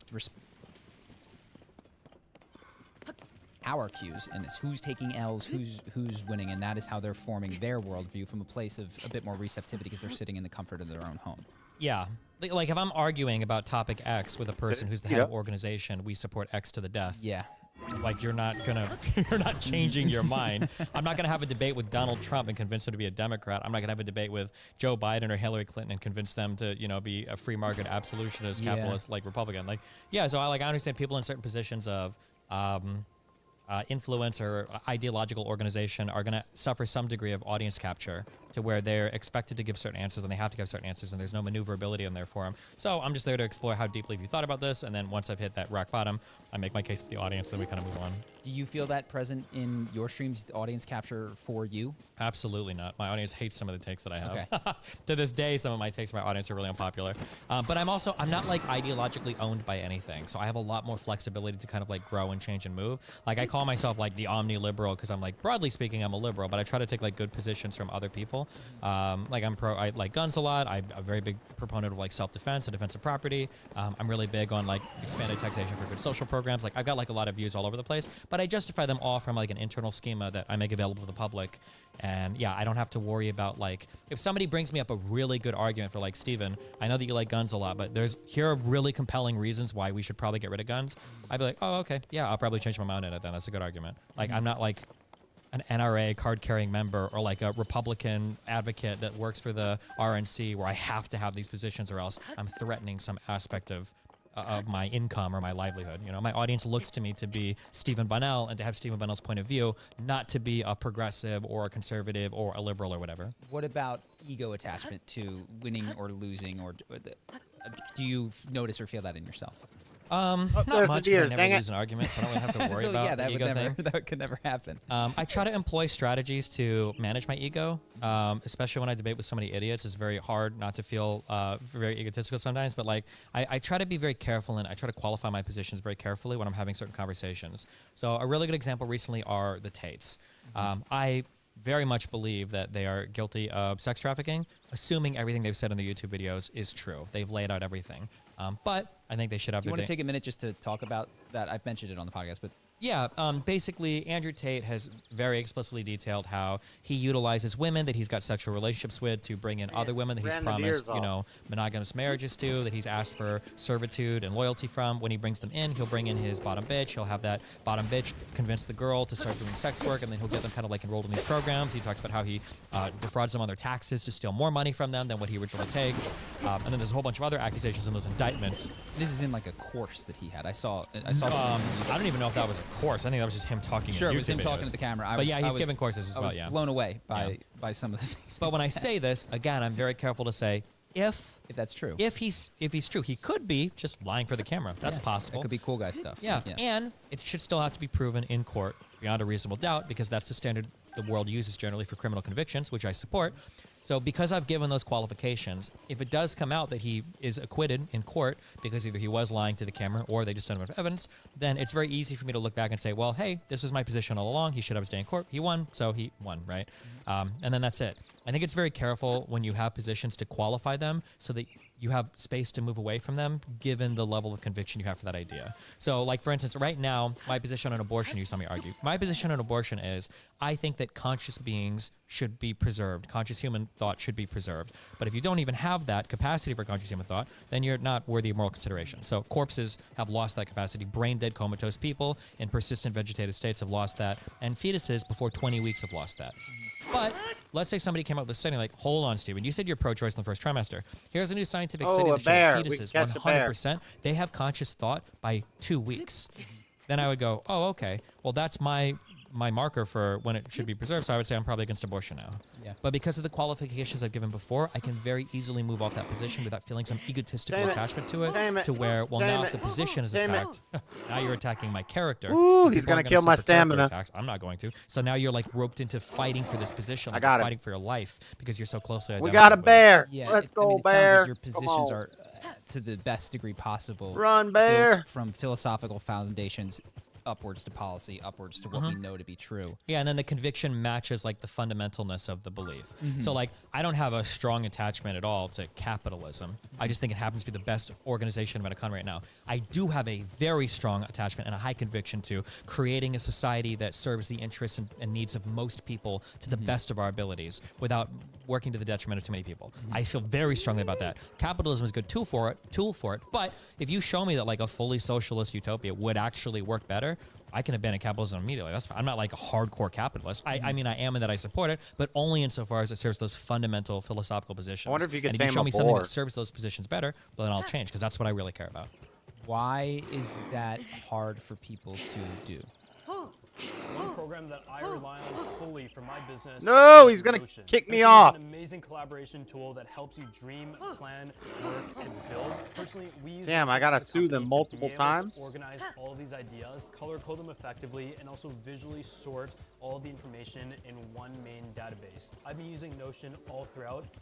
Generally, because most people don't super ground out their positions philosophically, they tend to inherit what I would call like trees or systems of belief from other people.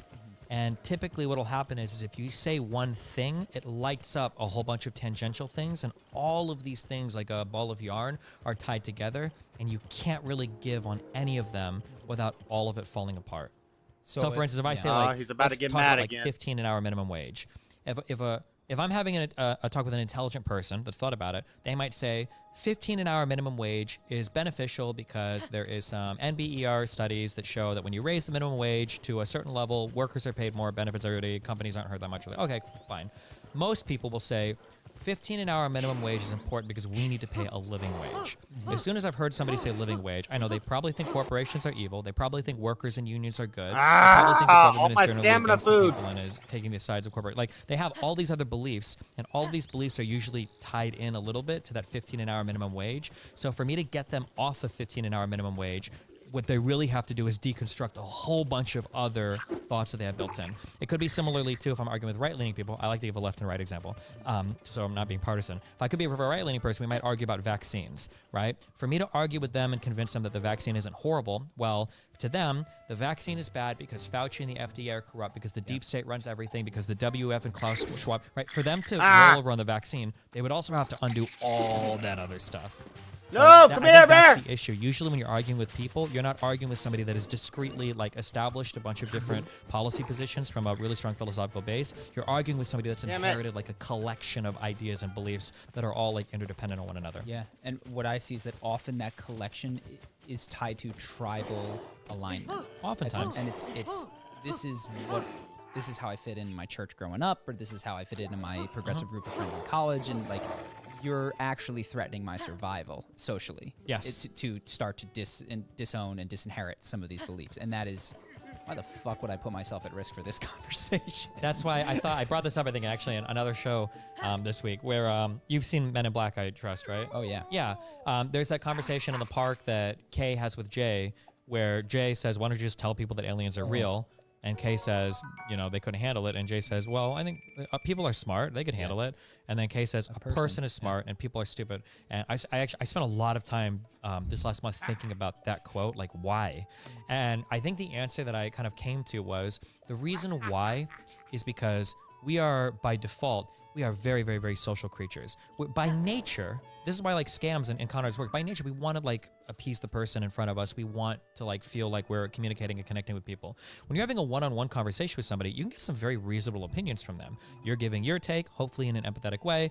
They're understanding you and hearing you because like it's a one-on-one human interaction. There's a lot of reward there for coming to an agreement and understanding each other. But once they're gone and they go back to a social group, there is almost zero reward. In fact, there's a lot of punishment there for being empathetic to an outside party, but there's so much social reward for buying into the group.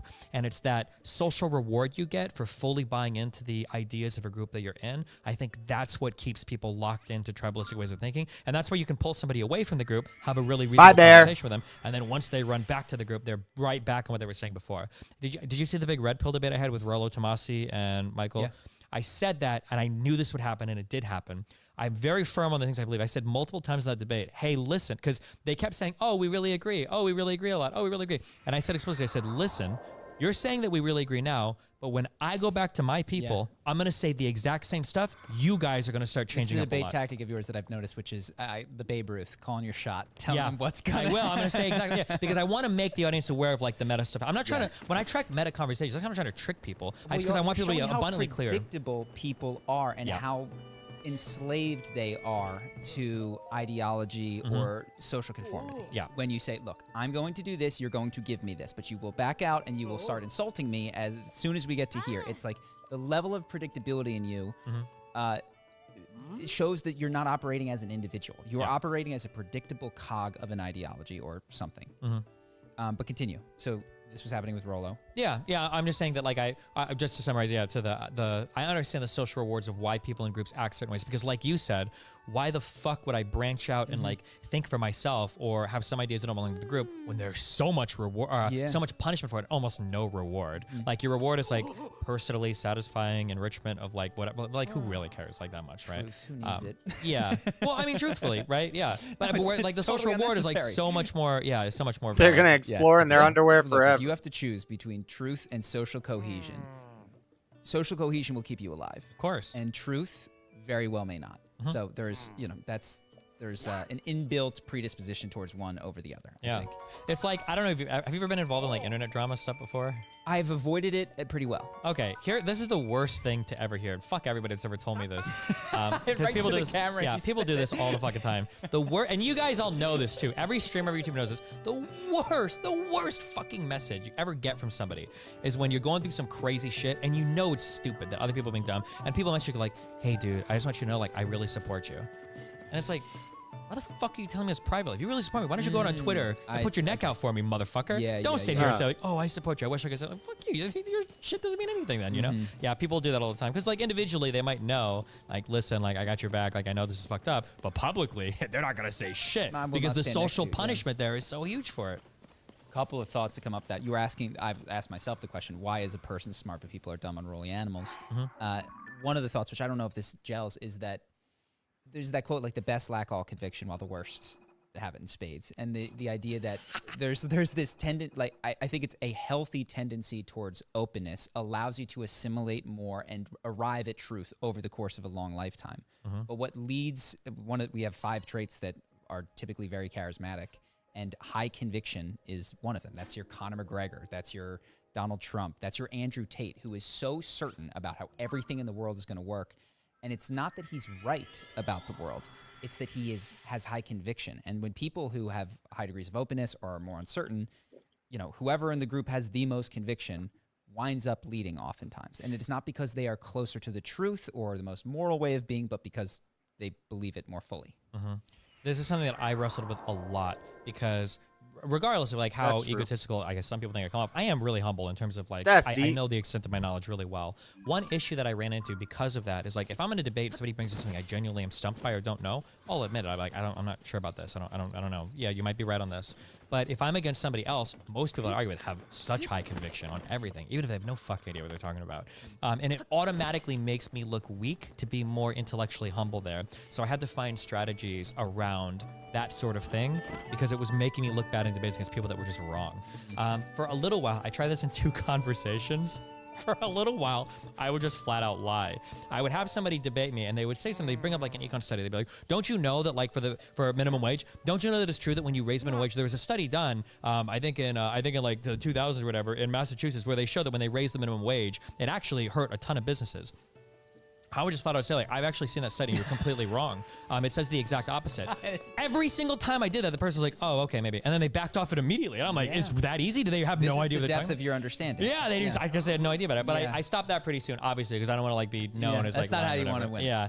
But you know what? You could probably make a career of that. The level that you would get to before you even got called out. And by the way, by that time, you'd have 43% of the population just totally at your back. Yeah. Basically, what I started doing is now when somebody says that, now I'll qualify heavily like my opinion. So it's like, "Oh, what do you know this?" Usually I'll say, "I don't think you're right. I'm pretty sure you're lying about this study. I'm pretty sure I'm going to look this up afterwards, and it's going to be the exact opposite of what you're telling me," which usually encourages the audience to start looking immediately. And I'll see people like pop up with answers sometimes. They're like, "Oh yeah, it was completely opposite." And then I'll say like, "If that's true, given what you're saying is true, then I probably would think a little bit differently about this. But this is something that I need to research on my own, because every time I'm provided data on a subject like this, it's always the exact opposite of what you're telling me." So that's usually how I'll qualify that if it's truly something outside of my area of expertise. Because you can always find a study to support Going whatever. back just a bit, I was thinking about audience or an capture and how academic you've paper. handled it. I was reminded of Jordan Peterson. No, I actually like a lot of what he says. Short term is obviously not beneficial to fall out of line with whatever group you are, and you have to, he's got, I think, some issues with audience capture as well. Yeah. So I acknowledge. But he also is a strong advocate for, I think when he did stand up and disagree with his professors, that was what carved out a new career for him. And when I think of the difference between you and a Fox News anchor, you get to be you professionally forever, because you have resisted I will not be a Democrat or Republican or this or that or a mouthpiece for this. And so I get to be me, and you're here. If you're still here, you're here for me. Versus if it's a Fox News anchor and you have a different opinion, you're just gone and nobody cares because they never were there for you. They were there for a mouthpiece of the ideology. And so I think that pattern of, yes, there's tremendous short-term benefit for blending in with the group, saying what it is, and there's a short-term cost over a long enough timeline in a safe enough world, which I think we generally live in. You are far better suited to be an individual and say what you think. Do you disagree? I don't know for everybody. I'm not sure. Okay. I wrestle with that a lot. One of the big things I've been struggling with recently is trying to figure out, like, it's one thing that Red Pill does really well is it gives people like a whole way to view the world. One of the big benefits about religion is it gives you a metaphysical, a way of like understanding like what things are. It gives you an epistemic, a way to like evaluate what is true and false, how to understand knowledge, and an ethical view of the world. You get all three of these things completely solved for you. The world is what the Bible says it is. Truth is what God tells you. Ethics are the Ten Commandments. You get everything solved for you, and you don't have to worry about any of that dumb shit. And then you can just go and live your life. That is such an anxiety reducer. I don't even think people acknowledge the tremendous. I mean, some people who might have left religion have had these crises. The amount of anxiety that enters into your system when you go, "Holy cow, these big questions are unanswered," is insane. So solving them in one fell swoop is pretty psychologically tempting. Yeah. So I think that's why those movements are so successful. So like I think Red Pill movement does a lot of similar things. It's very difficult for me to combat those movements because I'm very discreet with all of my thoughts. Like they don't all come from one ideological movement. So I can, in some ways it'll seem like I'm all over the map on things. But in other ways, like, I mean, like if you understand my philosophical foundations, like it's pretty easy to guess what my opinions about a given topic will be. But it's hard because sometimes people will ask me like, "Oh, like what should I think about a given thing?" And usually I'll say, "Well, like give me your core values and I'll give you probably the direction that you should head."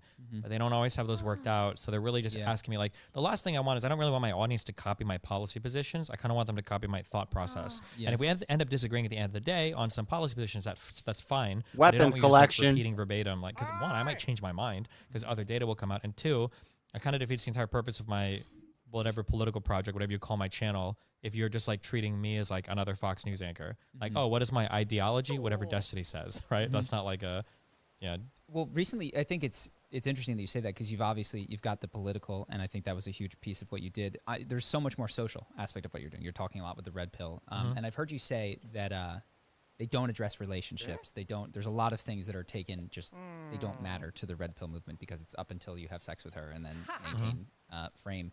I'm curious. This is perhaps broad, but we can narrow in on it.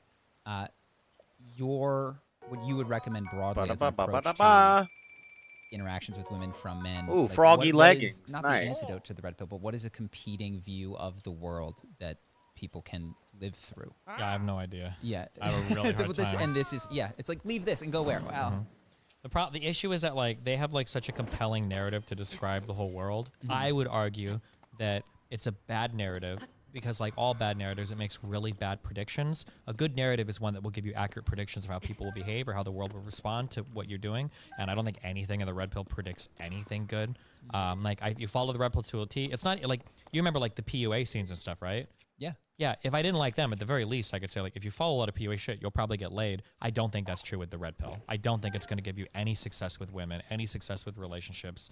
What is the difference between PUA and red pill? I don't know enough of the... I thought that they were, like, closely related to I think it kind of... Red pill kind of can PUA, but PUA seemed to, like, acknowledge, like, these are the ways that you can kind of get women. These are the things to say, things to wear, the like, little psychological tricks to do, yeah. Red pill has gotten to this whole weird, crazy world of, like, sexual market value and like high value men can juggle multiple women and women like to be cheated on because it makes them more competitive and you need to fuck 50 women by the time you're 35 so that you can settle down with a virgin to get married and have a family, but also you should never get married because all women are looking to fuck your life over in divorce, so you shouldn't even live with your significant other to avoid common law marriage. It's just like it's a wacky world of like, one, it makes bad predictions of human behavior because most people are not like this. And then two, it's not going to help you get any girls because like none of this shit, never in the life of has any woman been like, I wish my boyfriend was more into red pill stuff. That's just never been a conversation to be having. There is, I think that if I had to give them the truth in it is that, and I think this is unfortunate, is like there are women who respond well and with a more commitment to being cheated on. That doesn't mean these are that's got to be like the damaged people, a crazy exception. Yes, and you know I've spoken. They have the way that red pill describes relationships, in my opinion, is like two traumatized people just. That's what it sounds like. When I listen to a lot of people, it sounds a lot like and they're going to take all your money and they're going to do all this. It's like that happens, and you can point out examples like.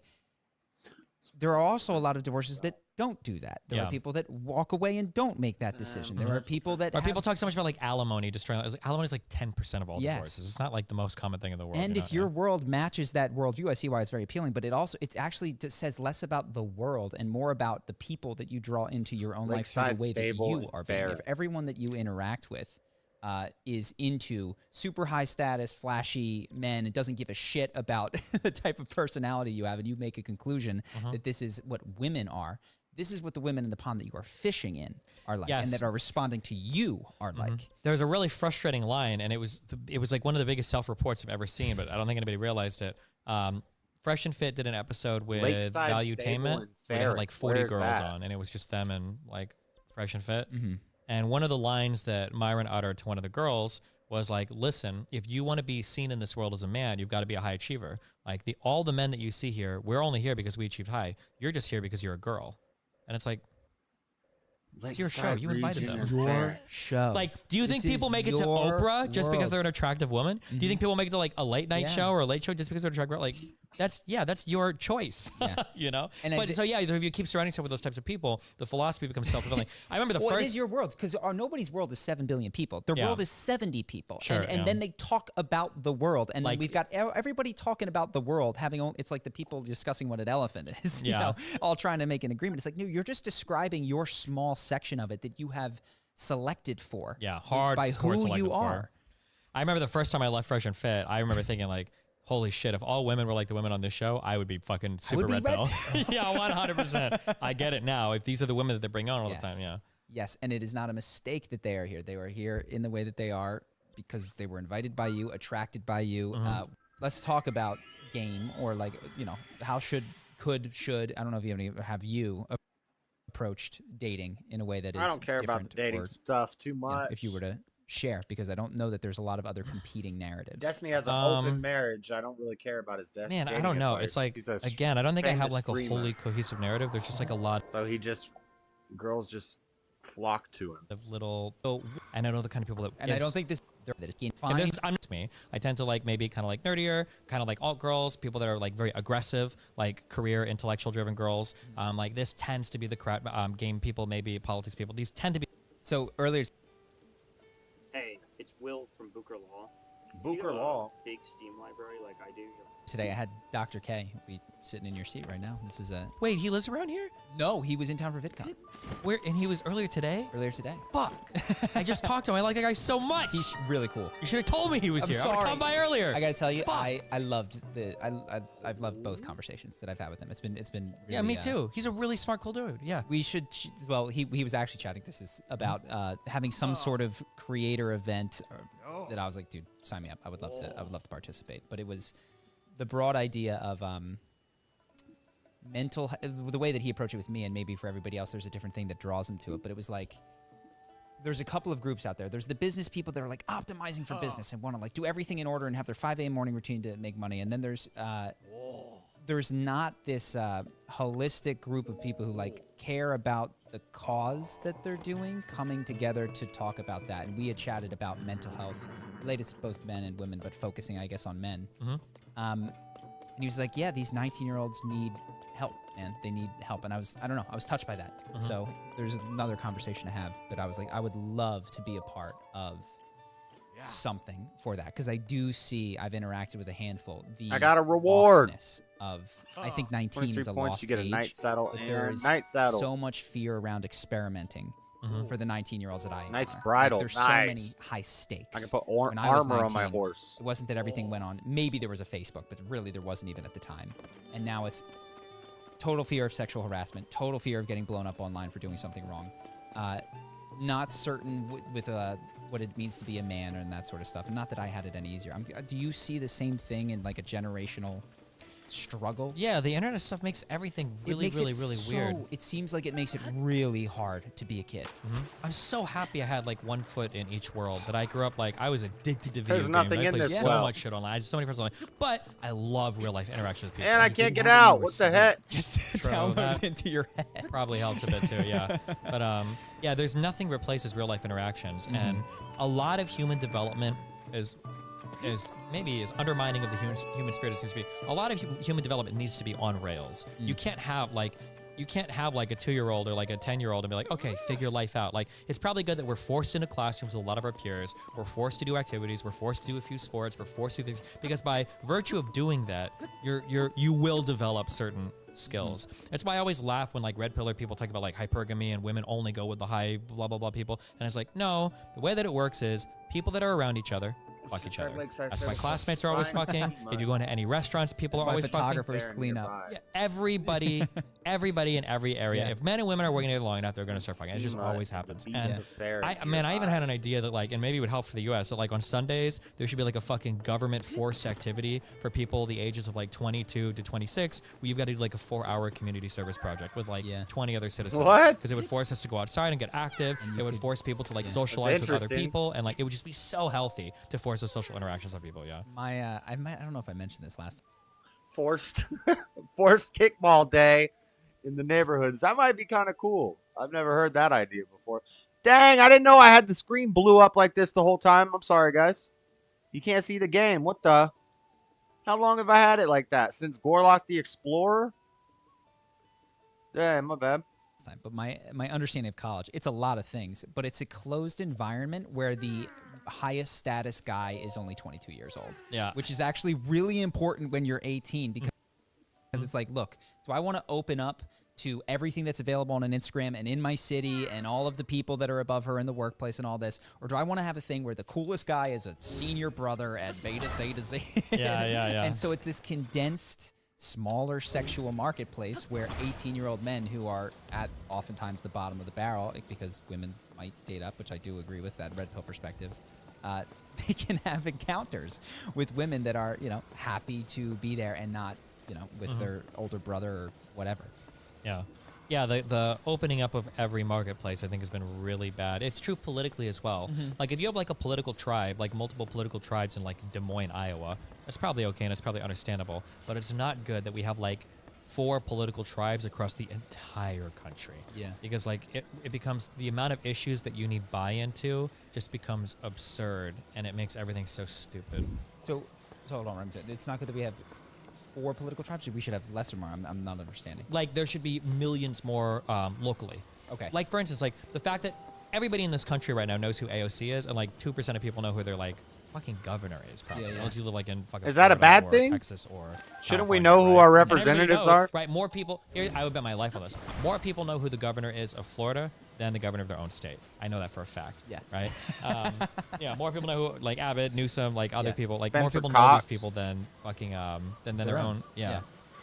And I think that's a problem because like when you ask people like the issues they care about, you know, it's like I care about like Ukraine and immigration, Spencer Cox and the social governor? health care, and it's like okay, but like, what about where you live? The stuff that you actually have a big impact on, and like, who cares about that, right? The federal, the national, international is so much cooler and so much more sexy, and I think that's probably bad. Yeah, That's so interesting. Yeah, you're right. I see what you're saying. Is because the marketplace has opened, there's these broad conversations that occur. So I was going to ask you the question of, you have a ton of, you're talking about abortion yesterday, you're talking about maybe student loans the next day. What are the issues that matter? And it occurred to me in that response that maybe the issues that matter are very local to you and are actually smaller than the ones that we can all share and get a ton of views on any podcast or stream or whatever. And that there's a misalignment of incentives when it comes to social media consumption and where your efforts are best spent to make a big impact in your life. Yep. Imagine trying to make like, did you ever do like sports in college or high school or anything? I did intramural. I was not good enough to be honest. Sure. Okay. I mean, like imagine you have to design like a strength and conditioning program and then like a practice routine, but that one routine has to work with everybody that plays football, soccer, fencing, and like tennis. Yeah. And trap shooting. Like that's like what that's what our national level conversation is, right? And that's why we talk about trans. For people that have never met a trans person, don't need to discuss. Constantly. Like there are people. You don't need to care at all. Yeah, if you're in Arkansas, I don't know if Leah Thomas is having that big of an impact. I live in Salt Lake City. Have an opinion it's on it, a right? mess out here. Deeply important to you because this is something that, for whatever reason, touches on a commonality of the human psyche, even though it might not be important in individual lives. Yeah. So then you end up in this weird place where like girls in California are crying because Dawn of, like, Roe v. dams, Wade. Dawn fans. And it's like you're not. I shit you not. That happened at the coffee shop. They had face paint on. And it's like, bro, you're in California. Yeah. Okay? You're not gonna lose your right to an abortion. Well, the other thing that I looked at. Don I was like, wait a Dons. second, Mexico, just south of the border, way closer than the next republic. Yo, I was just guessing because in Pokemon there's a thing that looks just like that called a Don fan. It is a Don. Are they stealing from Pokemon in this game? What the? It is Nintendo. State from here doesn't have the same access to abortion we've had, and that's been the case. And you haven't been crying about it every day. Yeah. Why is today different? Now you can be upset about the shift, but it does seem like social media. This is not even an interesting take. Has just totally corrupted people's ability to prioritize and understand their own environment because you are merely reacting to the stories of your friends that week. So and the stories are always last on week. these. Yeah. Can you remember? This is the thing that I can't remember what they were 3 weeks ago or a month ago or 6 weeks ago, and there's almost no accountability to the serious importance except in memes. Memes seem to be the only thing that capture. Last weekend, I was a pandemic expert. This week, I am a submersible expert or something like that. Silver amount of rupee. people talking about like the tensile strength of carbon fiber weaves, and I was like, Purple rupee. It was definitely implosion.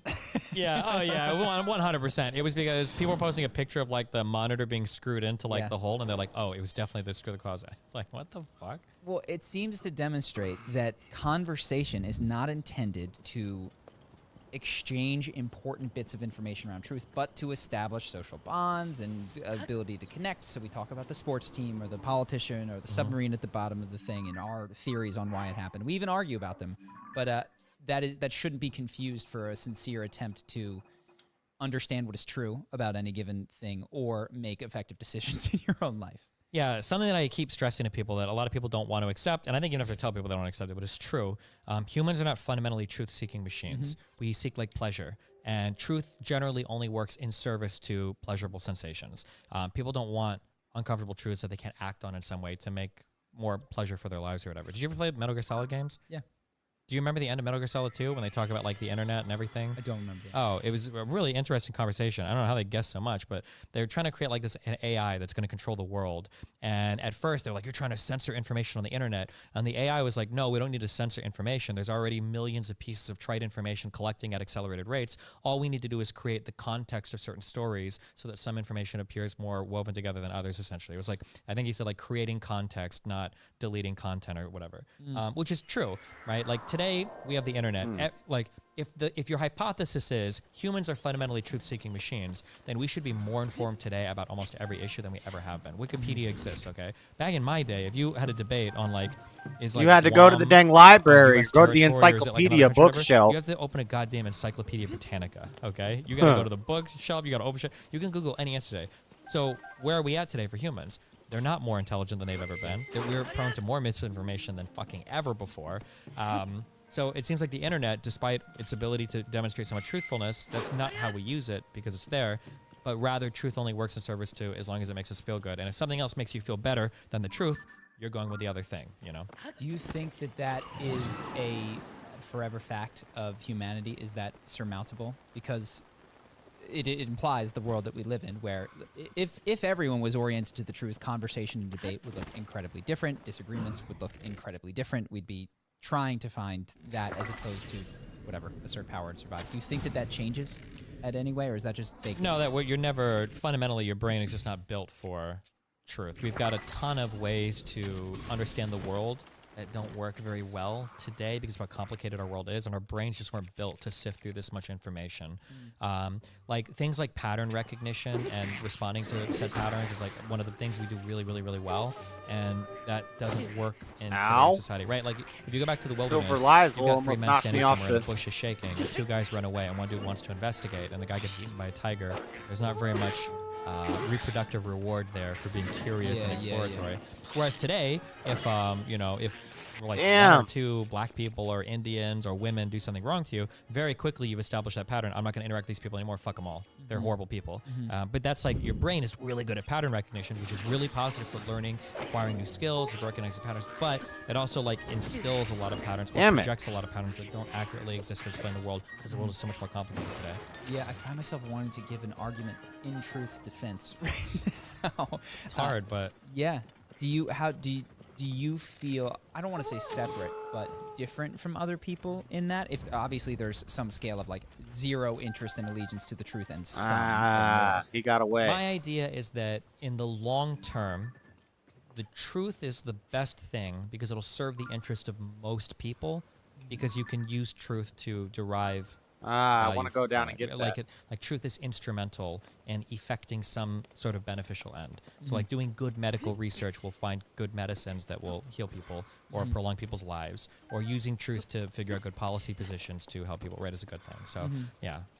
Yeah, and I guess there's also, there's no other game in town if it is true. Like you can fight against it and form a cabal of people who resist, and you can have safety within that limited world. But yeah, I don't know.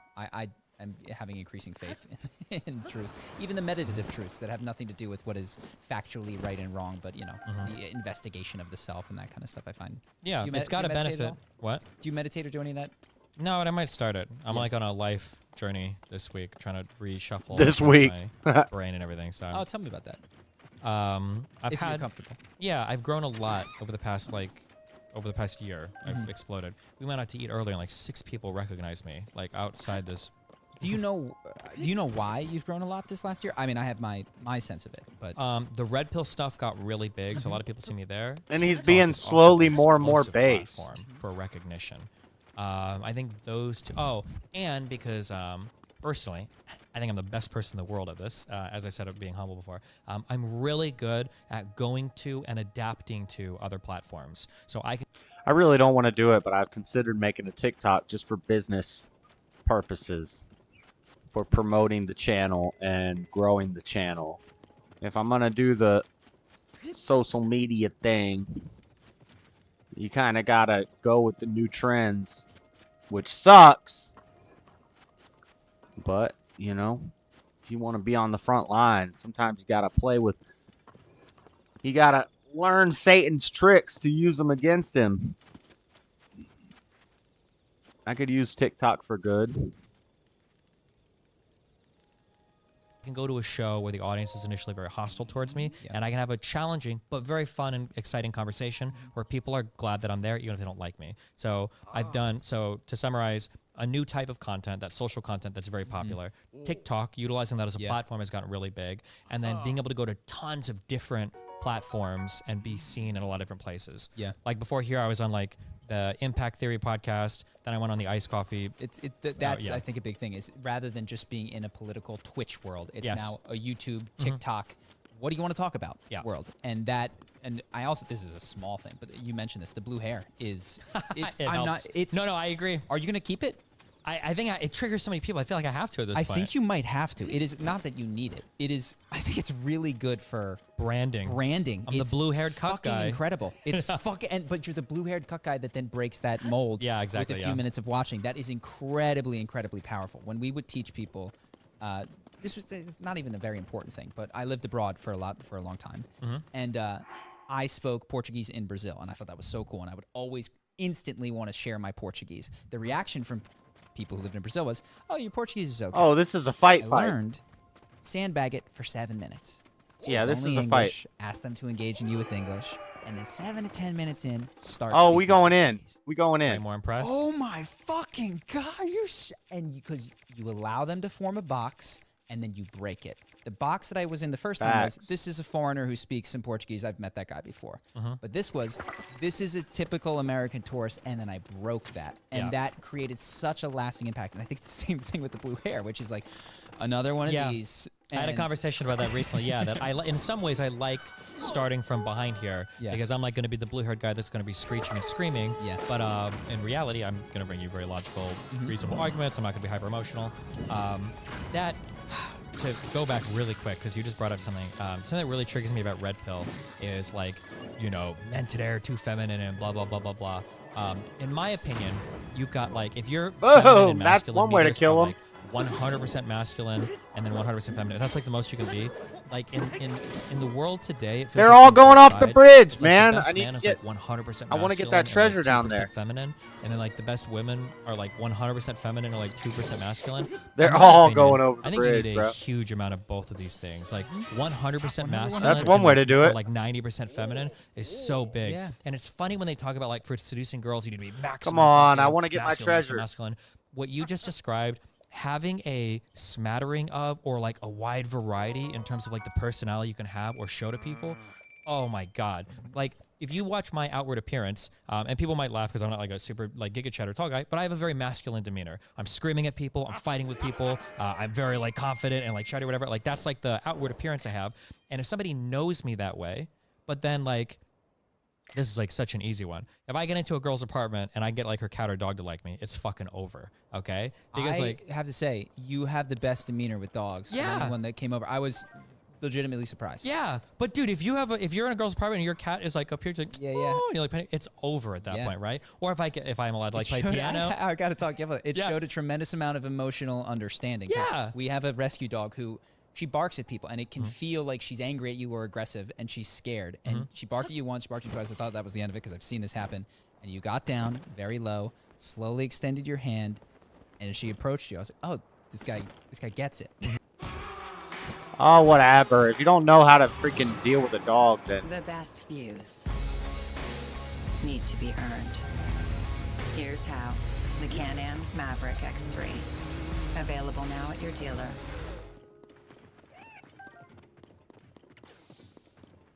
I don't want a Can-Am.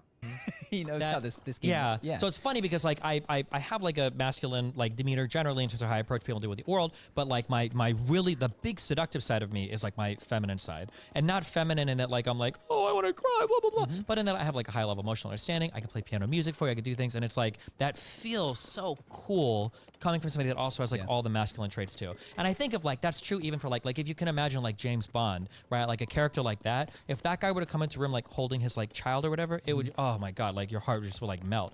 But yeah, I was just that thing you brought up for the Portuguese thing. If you wait a second to reveal it, the surprise is like, oh my god, there's like a lot more to you than I initially thought. That's a very effective way of getting people to be very interested in you because you seem to break so many molds when you do that. Yeah, I would do that with everything. So if there was a guitar around, don't pick up the guitar.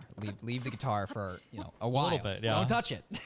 Whatever you do, because you're the guy with the guitar and you play okay compared to the other guy with the guitar that I saw. But if you're the guy whose company I enjoyed, and then you can play the guitar all right.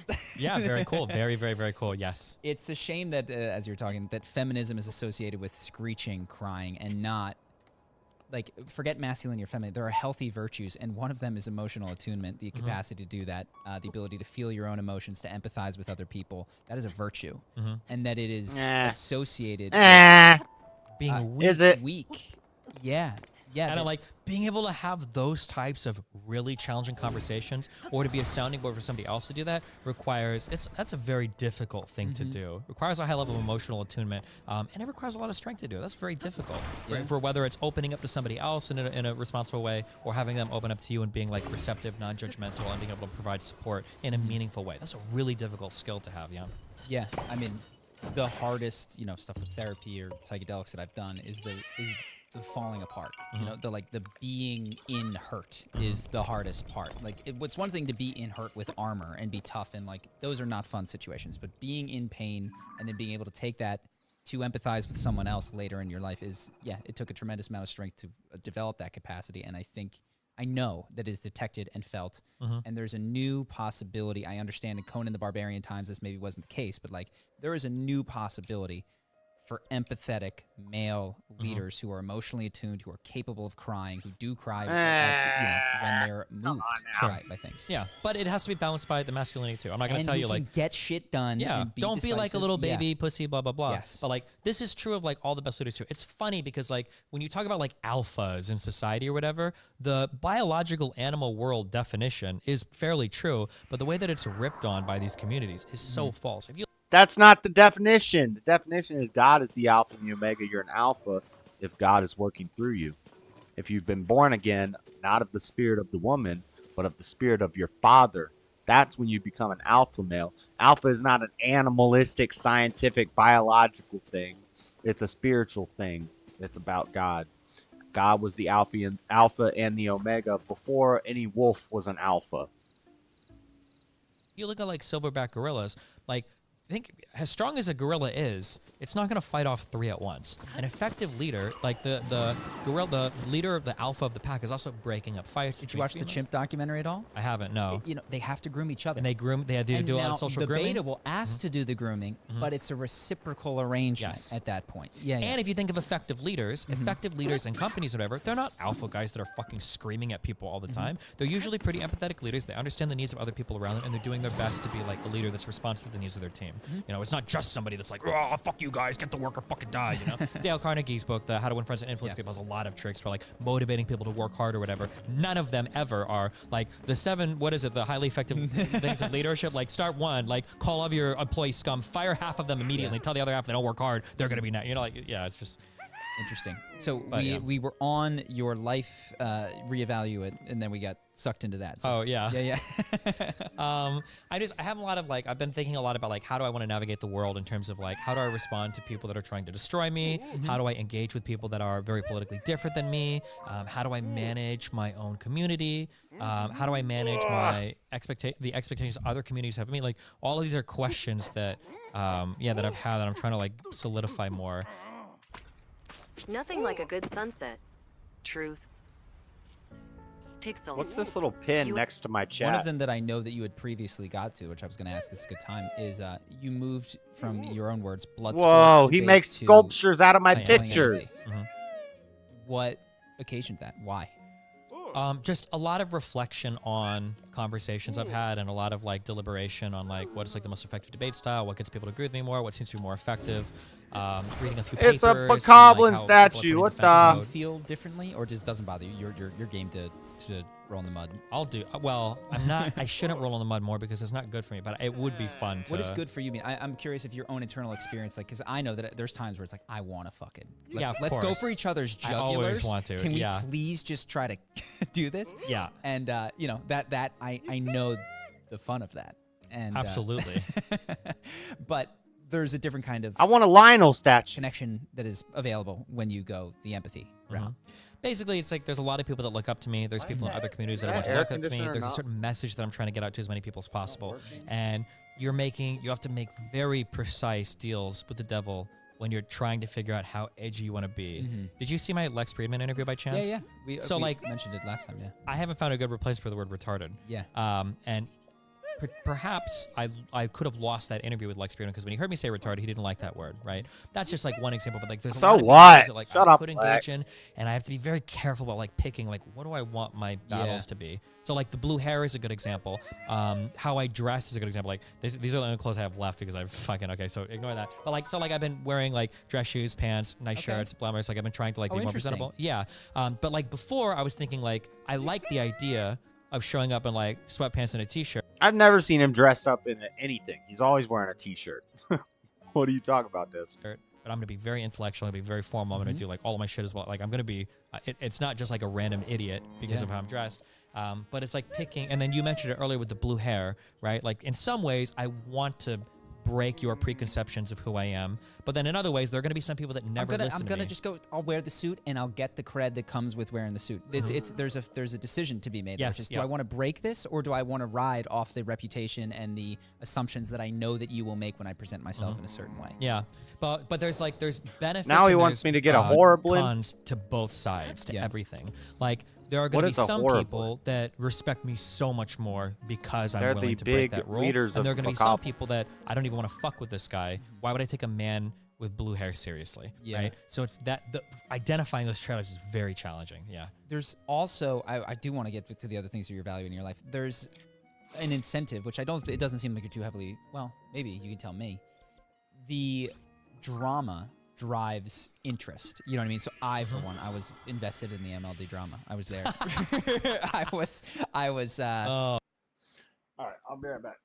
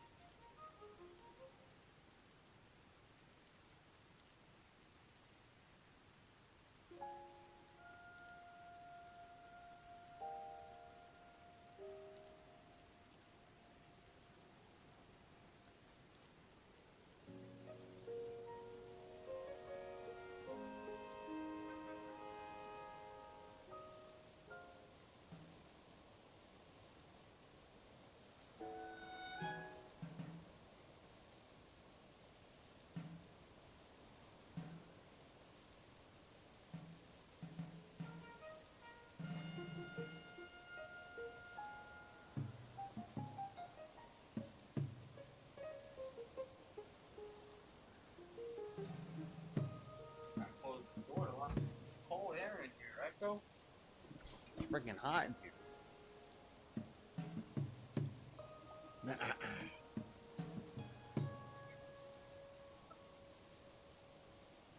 Oh man. I was 100% clicking on anything with those 3 letters in it. I was fascinated by the whole thing, and I'm curious if you've thought about that, because there is certainly a quick reward in terms of notoriety and popularity and money for more drama-filled things that you might engage. I love drama. I'm not above covering drama. Okay. If there's drama So that's like really that's- funny. Yeah, that's staying. absolutely. But not even because the money's there. I mean, it is, but it's just really entertaining. Like, drama is like the human aspect to everything. Like everybody, people act like they're above drama. Everybody loves drama. Everybody does, because it's because you can relate to it directly, right? You can see it direct, like you know what relationships are like, you know what fighting is like, and that's just like really exciting. So yeah, I'll cover it. I just have to be careful how I cover things. Like I've got a lot of responsibility in terms of not getting information wrong. I've done that in the past.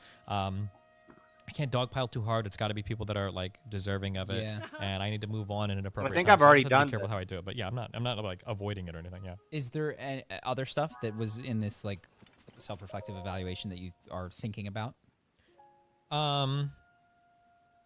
No, just that. Sometimes I worry about something that I've thought about a lot is I've had this desire to restructure my life a lot, to have a lot more discipline. Like I've been going to the gym pretty consistently for quite a while now. I've been Sage of water. my I sleep have has all been the like pretty good for stages, quite a so- while now, but I still feel like there are more things where it's like I could actually carve out like way more time in my day. Like I worry sometimes that I'm probably floating by because like in school I had this really big problem where I'm a really good reader and I'm naturally like pretty bright. I can assimilate information pretty fast. I should have been like a 4.0 student. I should have like fucking blown away everything. But I was like a 2.9 or 3.1 student, but man, my grade was carried heavily because the AP classes are all super weighted heavily. Yeah. Just because I hate doing homework and shit. And like I look at like what I do online sometimes, and I'm like, oh, you know, like I blow some people away in debates. Like I spent like a couple weeks studying like Ukraine and Russia to get a lot of history here. I could do so much more. I always see that where it's like I could do something. Like, should I really be playing do my games this homework. much? Yeah, Should I really be like, yeah? I think that's an interesting question. Yeah, it's hard to figure out what's like, yeah. Yeah. I guess if there's a cause or a thing that speaks to you, then there's a good reason to do your homework. And if there's not, why don't do your homework? Yeah, but I could always find more, right? Like there are so many more things I could do. Like I wanted to bring out like canvassers to the last runoff election in Georgia, and I did like one call to action, and I got 350 canvassers to show up to a hotel. Is this the And I ruins? was like, we were the largest canvassing operation in the state for that weekend. Like, so you could by be far. more politically active and mobilize. Yeah, or your socially audience. active, or anything. I could probably, So I just don't know. Sometimes I wonder because like I have like a gift in terms of what I do, and I've worked hard at it. And then it's like I could do. Could I be doing so much more? Yeah, I don't know. It's hard. Yeah. At Blue Bunny, we test to make sure our mini treats are crunchy and mini. Thor!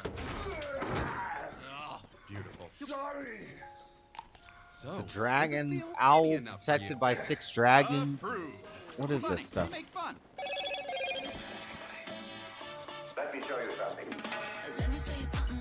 Get out of here, music. One of the things, well, say on that, how, I don't know, do you want to do more?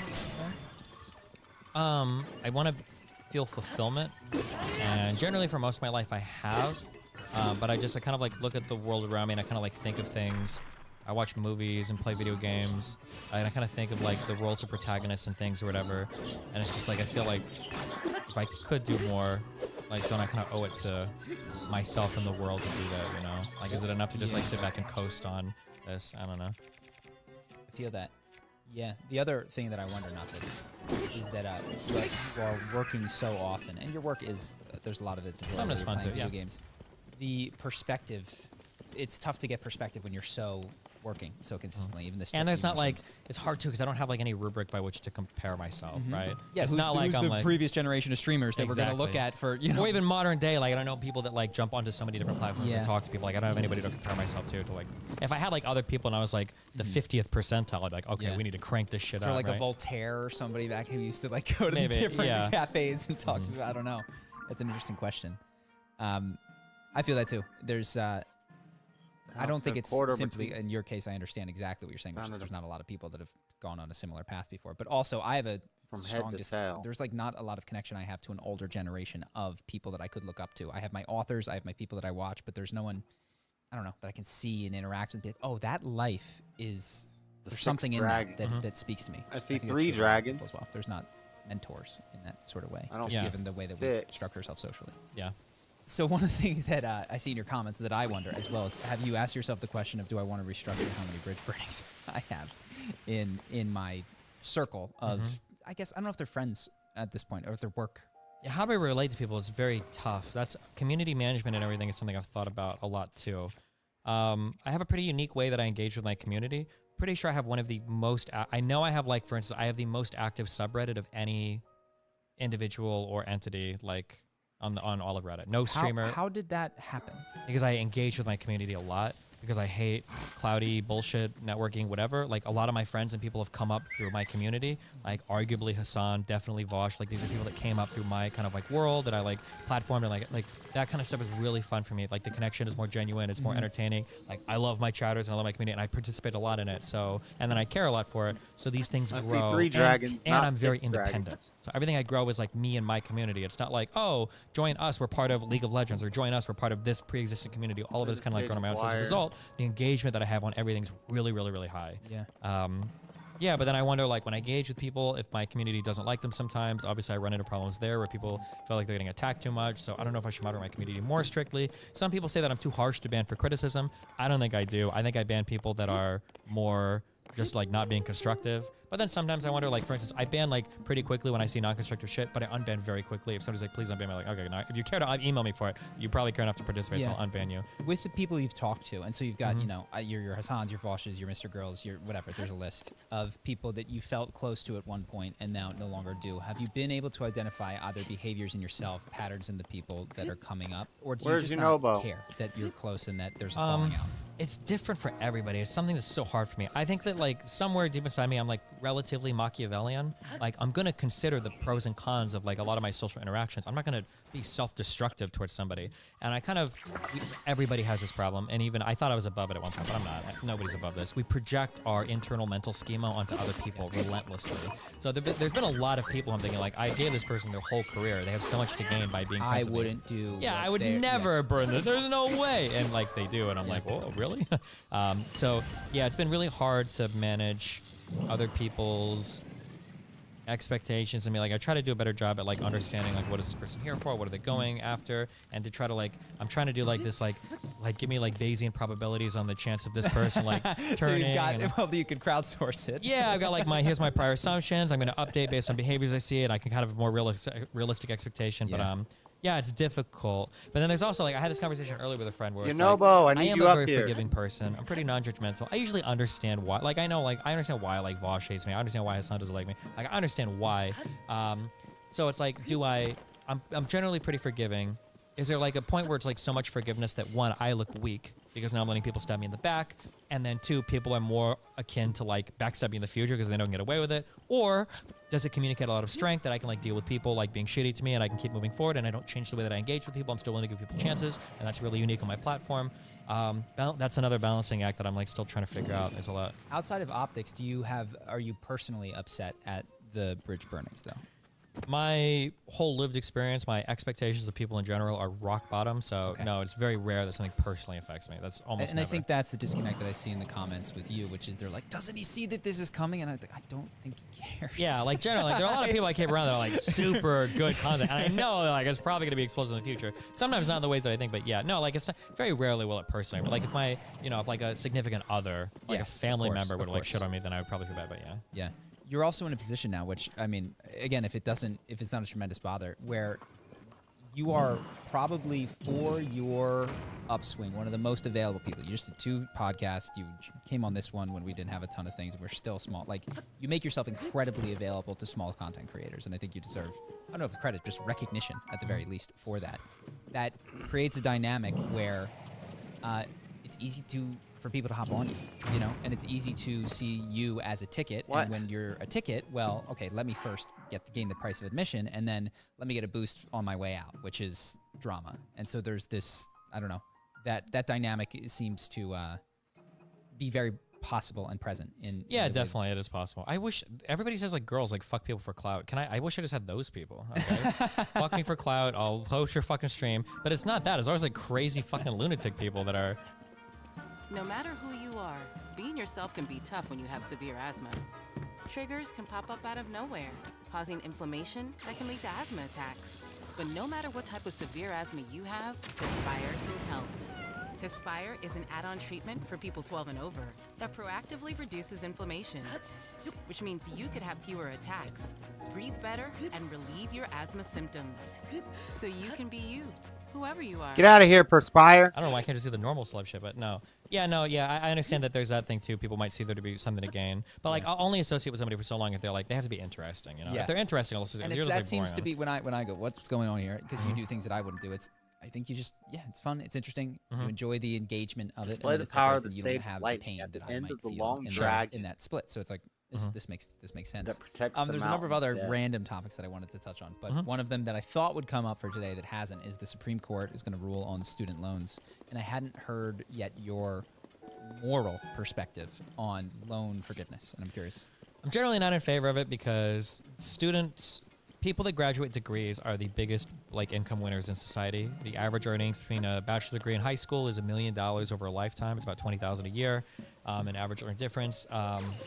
Even if you don't get a job in your specialty, you're still often compensated higher for your degree. So when all of that comes together, I'm just not too huge on student loans. We got to get them forgiven. You pay your loans back, you're fine. As long as you graduate the degree, you're probably gonna, you're getting compensated for the degree. Yeah. I know that people have a lot of problems with affordability of stuff nowadays. I don't think that has to do with student loans or anything. I think that has to do with cost of living in cities is exploding because we have a really hard time building more houses or apartments in this country. I demonstrated the lightning. On a moral level, I mean, if they forgive them, it's not like I hate it. It's just it's not the worst thing in the world, but I just don't have a very strong opinion on it. Yeah. My sense is why this particular form of debt over. What the heck? Why not let's do car debt because people had to get cars. Or credit card debt for poor people. Credit card debt something. because she bought a bunch of Gucci. Why this one? You made a decision that is not financially feasible. And display this the power particular of the group sage is lightning getting at the selected. end of the And long that are dragon. already they're the best members already of some of the society. winners. If it was we're going to cancel the debt for immigrants who came here and had to get relocation costs, I'd be more amenable to that, even at the same net price tag. That's generally how I feel, but yeah. And it's also, they call it debt forgiveness. It feels like debt reassignment is a more accurate. Depending on how you view monetary policy, sure, because eventually we have to pay it, So you talk about a lot of stuff. What do you want to be doing more of, or talking about? Where is interesting to you these days? Data-driven conversations are fun for me. I want to do more data-driven conversations. That formal debate I had with Rolo and Sartain, where I completely and totally dismantled, dismembered, so and it's annihilated. fun for you to do the research, show and come up. back and to destroy this man's life's work. 5 books obliterated in 48 hours of research. That type of stuff is very fun for me. Has that had the impact of what you said, destroying his life's work, or has there been any sort of fallout? Or do you feel like there's a movement from your appearances on Fresh and Fit and on Red Pill Things away from that? I think in a very broad sense, yes. A lot of it is kind of crumbling. I don't know if it's just because of me though. It's because of you characters can like MLD and that Donovan Sharp and Andrew and Tristan Tate moving away from Red Pill stuff. So I actually think that's one of the big ones. Is you that can turn off different sages. I'm not like you. I'm not trying to call particular people out, though. Sure. It's a lot of which I'm sure.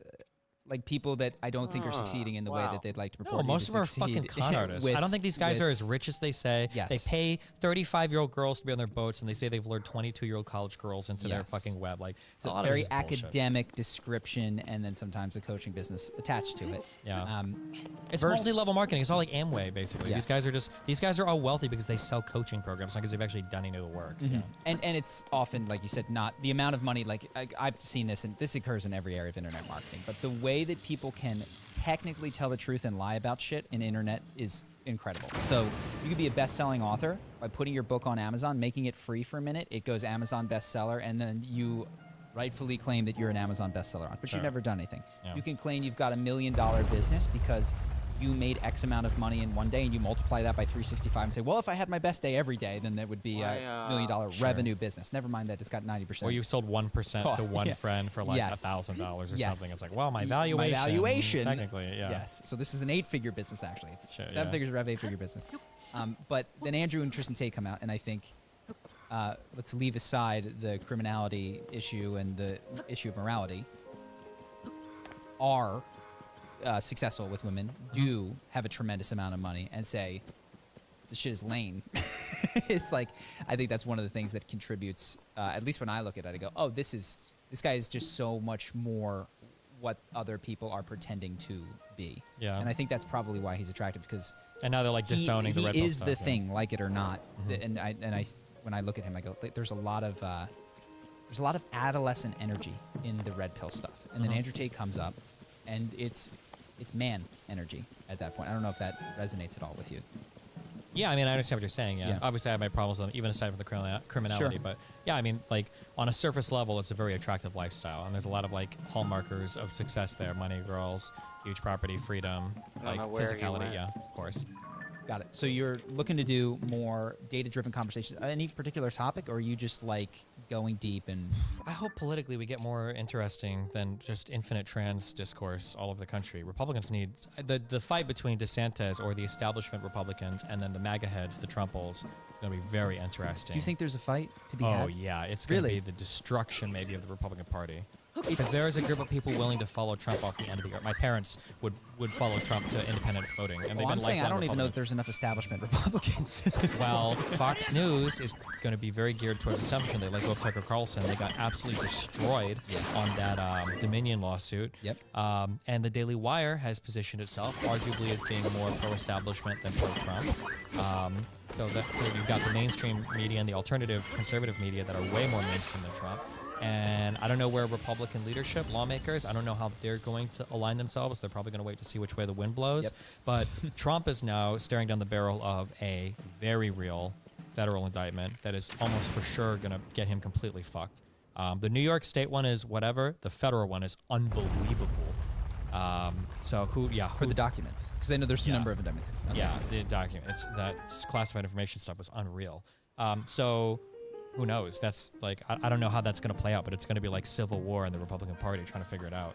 I would be surprised if I watched DeSantis and he's not the guy. Like, well, listening to him, watching him go around and shake people's hands, Yeah. I'll give it for Trump. I hate him on almost every topic, but he's really personable. He could do it. He could He's do. really He could personable. do the thing. And I thought it was DeSantis when I heard some of the rhetoric and the way he's positioning himself. I was like, oh, this is savvy strategy. And then I saw him speak. I was like, oh no, he had the look in photos, but this is not the guy. Hello, guys. Today, I'm going to talk about why I'm the best leader. Yeah. Hello. Yeah. Watching as opposed to Trump's like, yeah, come here, give me a hug. You know. Yeah. So either jail stops Trump. Won't stop it. You can run from jail. Oh, the charges have been dropped. And Republicans should support him too. Yeah. Yeah. Pretty sure those charges are being dropped.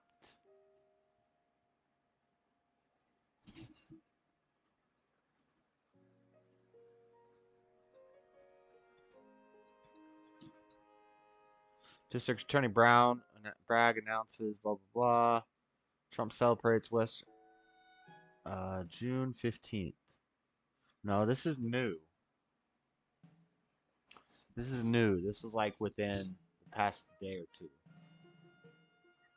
I'm not seeing any reporting on it. 1 day ago, Trump aide Walter pleads not guilty and classified.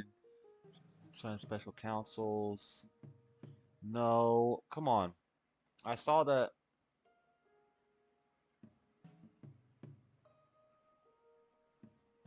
Yeah, of course they're not going to report on this. Where did I see that? Did I save it in my bookmarks? Fukushima, a revered and powerful female leader. Police 1 dead, 9 injured. Huh. I don't know where. I thought I saved it. Maybe I saved it in Facebook. I don't know. Well, I mean, you got to vote for him. That's the only way he's getting out. Yeah. There's an interesting, somebody emailed me this academic paper recently. It was very interesting. Talked about the difference between an echo chamber versus an epistemic bubble. That an epistemic bubble, you can argue that people are kind of trapped in an area where they only get like a certain type of news, right? They only see one type of thing. For people in an epistemic bubble, you can give them more information. Presence of 6 and they'll go, dragons. oh, I didn't know that. Okay, cool. That's interesting. I never knew that before. Then you've got people in echo chambers. The difference between an echo chamber and an epistemic bubble is people in an echo chamber, they get all of their information from one source, but they actively invalidate and discredit other voices around them. So with an echo chamber, sometimes giving them information from the outside does the opposite, and it reinforces their perspective on things. So for Trump going to jail. For Trump, there's going to be some people that are like, this is too much for me. But for his core fans, it's making them stronger and stronger. Like, of course, the deep state is after him. Of course, more indictments are coming. Of course, the FBI said this. Of course, the DOJ said this. It's all making sense, right? For them, every attack on him further solidifies their opinion that there's a group of deep state actors trying to take him down. And he's the only one that can stand between them and the American public. I don't think I've asked you this or heard you talk about it. Why the cult of personality around him? Because his core and who he has been, which is a rich real estate mogul who was, I think, Democrat most of his life. He's in New York, yeah. And the core who is not that. Why the unflinching loyalty? populism is a hell of a drug. He So- was super anti-establishment, was willing to fight the establishment, tell you how much he hated it all, and people followed him. He's just like, yeah. You think it comes down to policy positions and anti-establishment? Not policy, anti-establishment. Anti-establishmentism is like that's like a state of mind. So like it's not a way exactly, of being. but like Alex Jones or Yeah. Russell Brand to a degree. Red pill. People talk about the Matrix, the deep state. Yeah, like this kind of idea. Policy positions with Trump never really mattered. And policy positions, I don't even think he was like that conservative compared to other people. But he very much is anti-establishment, and that's what people gravitated towards. Yeah, because I'm curious, what is the one thing Trump? Because there have been times where he'll say something and the audience boos, but it's like on the establishment position. Like for instance, he really wants credit for the vaccine. Yeah, because he did warp speed that through. And he said it's not so bad, and they were so. And versus, he can move his base on so much policy. Like, I even get the sense that the border with Mexico is not that important. That was Probably not. that was a random thing that he was able to drum up support around. But there are things where it's like. We support Trump, No, I think but it's pretty important. you can't he move knows from this it's position. I guess what you're saying is, it's this very anti-establishment thing, which the vaccine became Yeah, doing what you're not representative supposed to. So we pull out of the treaty with Iran because they're a horrible, evil power that might going to pursue nukes anyway. But then we get like buddy with North Korea. Yeah. In what like policy world does that Gnarled make thick sense? stick. Right? It's a thick You know? stick. What We the- want to quit wars in the Middle East and get out of there because we don't deserve to be there. But we're also going to provoke the entire Middle East by moving Jerusalem or the embassy to Jerusalem. Like, how does that make sense? It only makes sense through the lens of like, what are they telling you not to do? Yes. Do the opposite or do that. Yeah, you know, and it's like, oh, this is stupid. Gnarled thick stick. Well, yeah, that there's like a third of the American populace that has that level of distrust, which is not unearned in some ways. To some extent, yeah. Public policy people, public officials, academic officials, or academic institutions need to do better jobs at communicating what they're doing well and how they're helping people. Yeah, cool. That was all the questions that I had. Is there anything else that we should talk about? I know you've had a ton of podcasts. No, I don't know. What's your like goal with your show? What do you try to do here? That's a really good question. I'm also 'Cause it's in a about your reflective show. thing. I admire what you have, which is you show up as you, and you get to do you. There's a handful of people, not a lot, like Joe Rogan has that. You have that. And then Do there's you. other people who like get to be their party, get to where's be their these? thing. I've gotten to be social skills for a long time, which is an aspect of what I'm interested in. But I'm trying to, selfishly, I would love to do all the different parts of me that I like, but I don't know that the audience wants that. So like, It's I have so hard. It's so fucking hard. It And takes it's a long time. yeah, it's scary too. Yeah. Because it's kind of like learning a bad habit. When you break a bad habit, the reason why bad habits are so hard to break is because bad habits are generally really effective up to a point. Sometimes a bad habit is even more effective up to a point. But to break the habit, you have to usually regress, then come back, and then build past where you were before. And so I see this as like, oh, I got to eat lower views. I Yep. got to eat less success. And people complaining, like, why are you doing this shit? Like, can't you just talk about this? Blah, And blah, every blah. now and then I talk about that, and it's we're here You're with you. rewarded. Yeah. Oh my God, we're back. It's been so long. Yeah. Yeah. Why are you playing video When I first started games? streaming, I was a StarCraft streamer. That's what people kind of watched me for. And then I had like, in my mind, in my business strategy, there were like 3 buckets of viewers that I had. The third bucket was if I'm streaming and something really exciting is happening, people are coming in because they want to see the drama. I want to get people from that third bucket into the second bucket. And the second bucket is I am a really good and funny StarCraft 2 player. Anytime I play StarCraft 2, I want you to watch me for that because you want to be serious. So if you're coming in randomly and I'm like playing, I want you to stay for the game, right? That's like getting them into my second bucket. But then second bucket to first bucket is I'm a really cool, entertaining, unique person, and I want you to stay for me even when I'm not playing StarCraft. So converting people from bucket 3 to 2 to 1 was always like the goal for everything because I want eventually you to be endeared by me personally so that I have the opportunity and flexibility to branch out to do other things and you kind of follow me on that journey. Yeah. That's the numbers lie on YouTube, and you know what I mean, because you can get 1 million views of one bucket or Why is it 1 not million views working? of a different bucket, and you see someone like Moist Critical who every single day can sit in front of his camera, speak extemporaneously, I think for a handful of hit minutes, that and draw on those. I mean, he does talk about topical issues. It's a lot of bucket 3, but there's a tremendous amount of bucket 2. It's a lot of bucket and 1. Oh, yeah. It's Because people watch Charlie crazy. almost no matter what he does. Yes. Yeah, he's a really, Yes, and so that is, and there's of course drawbacks with that, which is like, well, now you're the product. Like you want to step out of the business. No, they're not here for an ideology or a thing that you can train someone else in. They're here for you. But what I'm trying to do broadly is, one separate channel. I got the D&D set back here, which is What edition are you playing? Fifth. What a casual loser. Oh my God. How is it having Dungeons and every single Dragons? class be the exact same? Oh, you think so? Wow. Oh no, Good for you. Oh, Battle Master Fighter. Wow, dude, really unique. Good for you. Human. Oh, you did variant human for the extra feet. Good Variant job, for the dude. feet, baby. Oh wow, so creative. No, I'm just fucking with you. I played second edition and fifth edition. It really depends on what you want to do. Fifth edition can be super fun. Yeah. Second edition can be fun if you want to like. I'm very autistic, so like arguing about like. We hold need to on, get down to the. I've got a 30-degree angle to this guy, and I'm holding his shit in my right hand. You said that guy was left-handed. I should get a +1 to defense on this. Okay. Earlier, the wind was blowing in a certain direction. Do they really have 300? Yeah. Autism on demand. Yeah. Yeah, it's fun to play second edition like that. But fifth edition is fun too, and it's like I want to role play, I want to get into battles That's and clean what up this fun. is, yeah. I don't want to spend 2 hours opening the second edition book to find out what are the rules when a dragon is attacked from behind by a thief that knows backstab but doesn't have the feat of like beastery. Or like fifth edition can be lots of fun too. That's really exciting. I'm excited for you. It's D&D super fun. No, we've released a handful of episodes, and it is. It's like this is my one bucket, which isn't that large. There's not that many people who have ever wanted to do just what I do. They want primarily social skills, secondarily my analytical brain, and lastly any other shit that I'm interested in.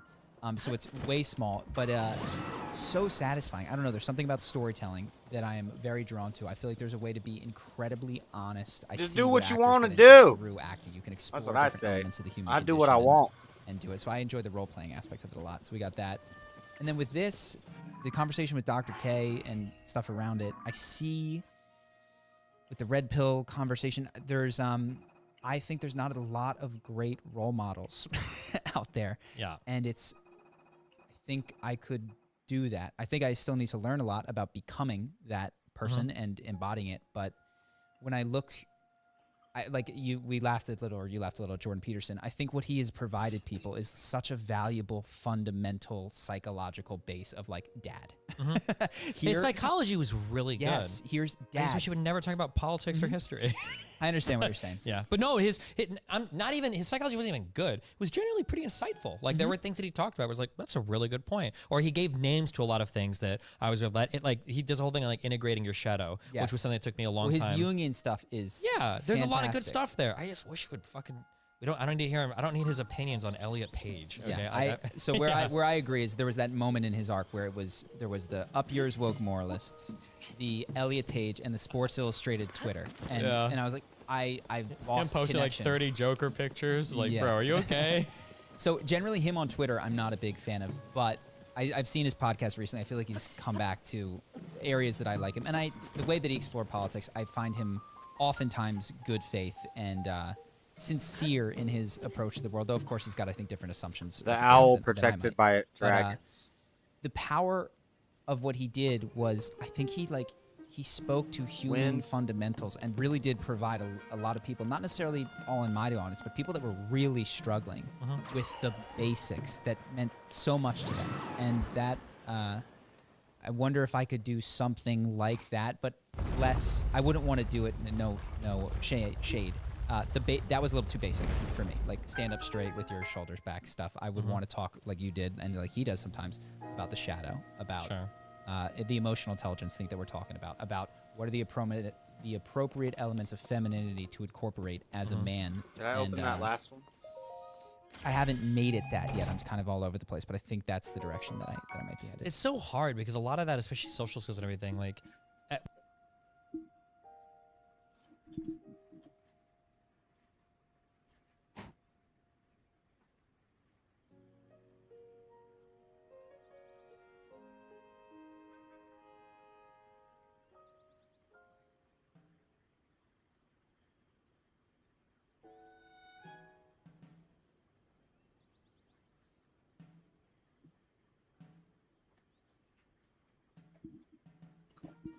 I gotta go soon and make some dinner.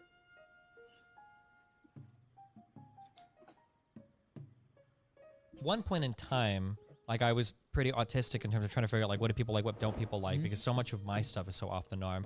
But now like so much of it is like very natural to me. It gets very hard sometimes to describe like what is exactly going on here. Like why did you feel like, people ask me, why did you feel like it was appropriate to make that really edgy joke to that woman, and why does she like that particular joke?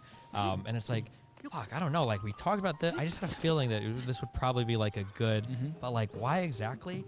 I don't know, like, why did I find that it was appropriate to, like, joke about her boobs in this particular moment when normally, like, I would never, like, why would I tell, like, some girls where it's like, are you sure you want to stay in a hotel with me? There's, like, a 75% chance as a streamer I might rape you, right? Yeah. Why would I make some of these jokes and sometimes not completely other times? And at some point, it's, like, really hard. It's like, I don't know, like, I spent so many time talking to people that I have, like, a very good intuitive sense now of, like, what's okay and what's not okay. And, yeah, and it's hard. Those upper level, I understand, like, and again, no shade, and not even any shade. When I coached StarCraft 2, because I gave lessons for a while, if you want to be a good coach in anything, then the beginning is always, always, always in every discipline going to be the fundamentals. Because if you don't have the fundamentals, you don't deserve to work on anything else, and you won't be able to work on anything else. So I understand the whole, like, stand up straight, like, have good posture.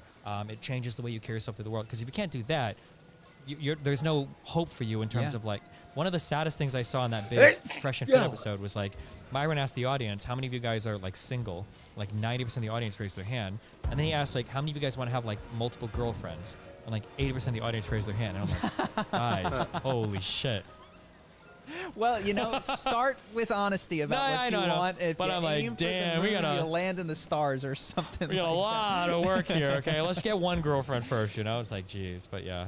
Yeah. It's fun to do. I hope you. It would be interesting to see you do that, because working at, like, actually putting pen to paper and figuring out exactly how some of these more abstract things work, because there's so much variability and, like, everything, like integrating your shadow. Yes. Like, in some ways you can be very aggressive and offensive, but in other ways you can incorporate that in really good ways. In some ways you can be, like, very pushy and creepy, and you don't want to incorporate any of that. You know, it's very hard. Yeah. And so this is, I think, like any discipline. Integrating the your beginning, shadow? You can write a book about. It's so easy. Like, the basics of StarCraft 2 are the same for everybody. I don't care who you are, operate on this. As you get to higher levels of any discipline, what you were just talking about with women, what's the vibe? You know, like, there's this intuitive sense of guidance that I can no longer give prescriptive statements. Autism. You are autistic? Shout out Aaliyah Rice being autistic. At a certain point, because the diminishing returns just get too crappy. Yeah, and it becomes so precise. Yes. Like, what's up, Deem? And the person who needs that finally able to catch a live level of advice. This I experienced in dating is like, oh, you got here towards the end. We're gonna be done here in a little bit. When should I? I need to get some. I can give you I need to get some dinner in me. Shout out Aaliyah Rice. Broad advice, but at the point where I have to get so precise and you require that, is like, look, we got to go back to a different fundamental of. Or it's can like, you feel the situation? Yeah. Wait, did I get how do I describe? I don't know.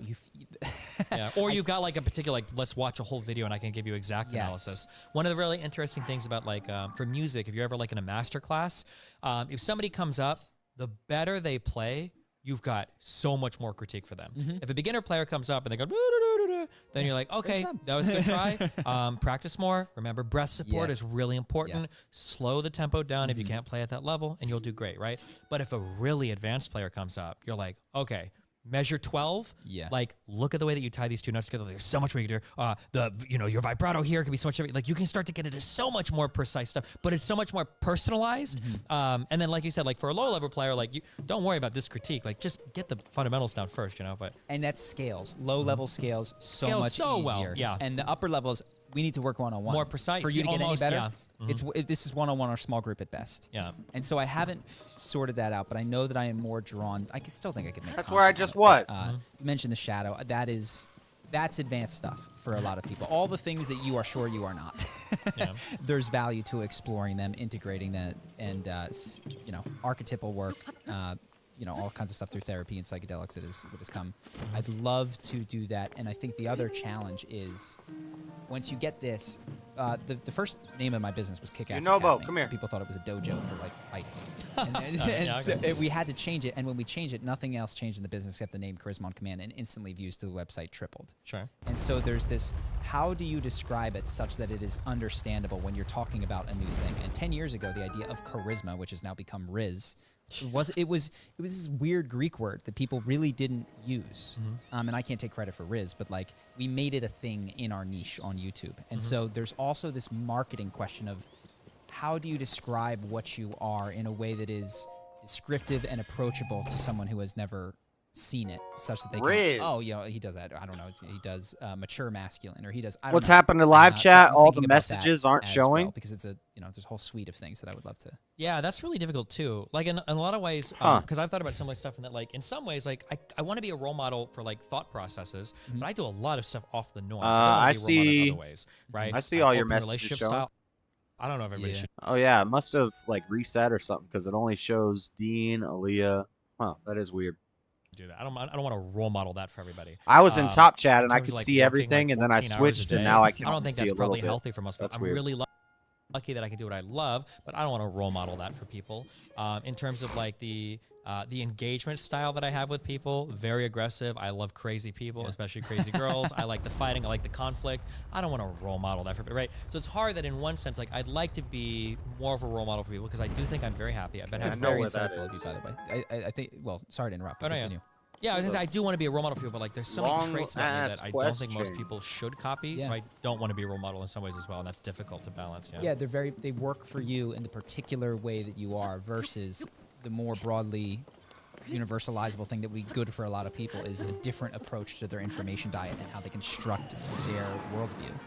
Yeah, I think that's very true. And when people go, and I sort of even did today, how should people talk to girls? How should people interact? You're like, look, I got my way of doing it, but Yeah. I'm not trying to write the book on this particular thing. Yeah. Interesting. Well, cool, man. Anything else you want to hit? Right here?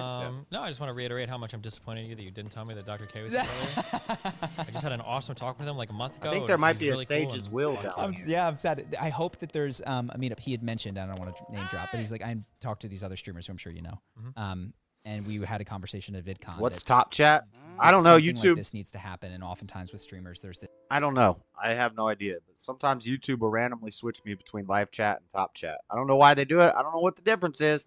I know Top Chat censors stuff, so I keep it on live chat so I can see everything.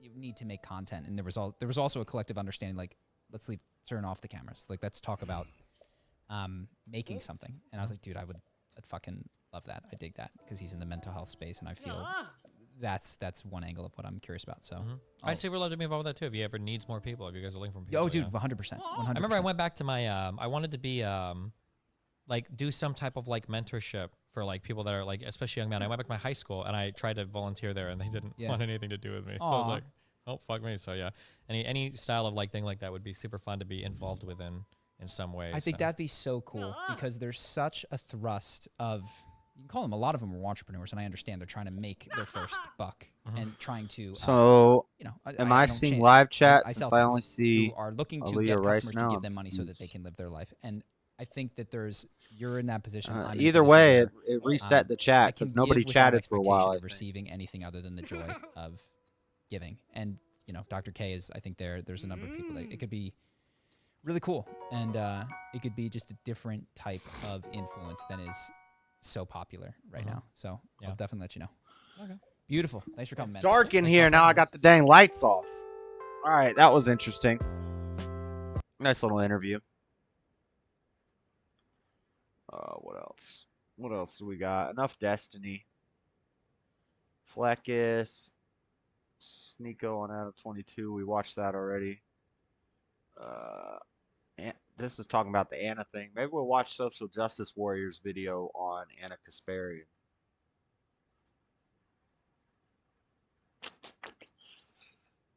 Or we'll just look for something funny to watch, something interesting. Because I'm going to be done soon. Are there any debates going on right now? Crucible or Modern Day Debate? What have I been up to? Same old, chilling like a villain. Selling penicillin, climbing on the ceiling.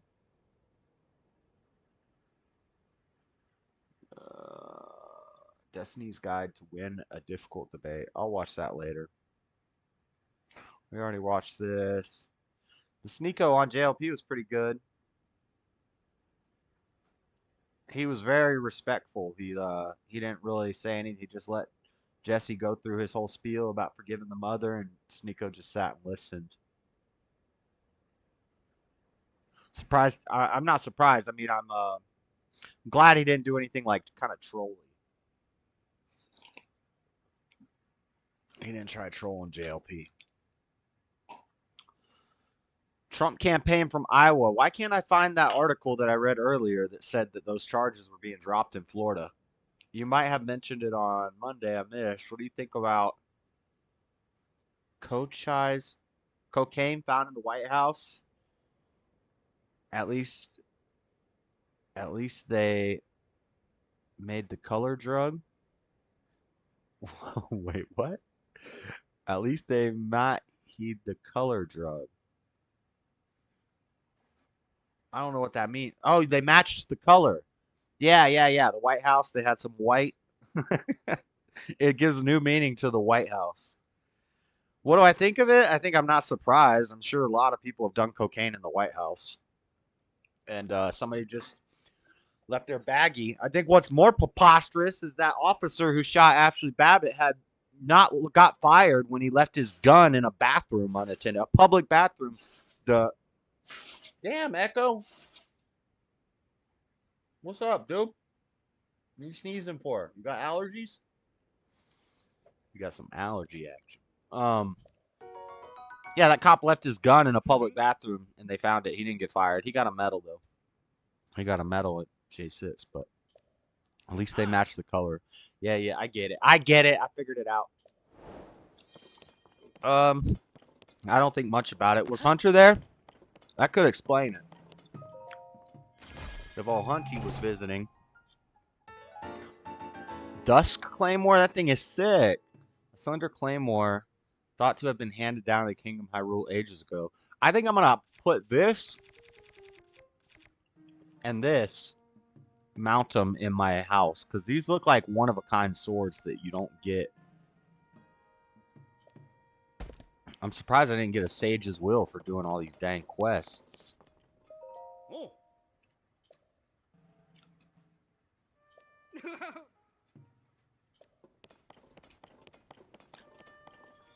What was I going to play?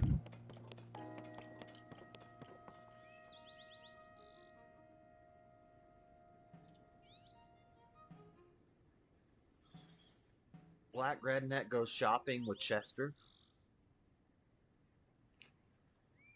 Drake disses Childish Gambino's This Is Not America.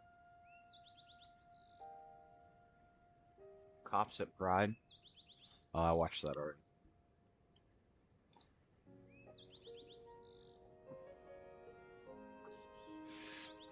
Alright. What do you guys want to watch? We bumped up in viewership a little bit. Shout out to everybody in the chat. If you're lurking, I love you. I love the lurkers. You don't need to be chatting. It's nice if you say hi. What's up? How you doing? Introduce yourself. But, you know, I don't mind if you just come in and listen. I need to know what we should watch next. Team Samurai X1.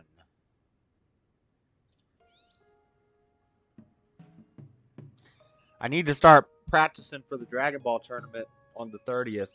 I think I'm going to play Janemba and people are going to be pissed. Mill 2, please.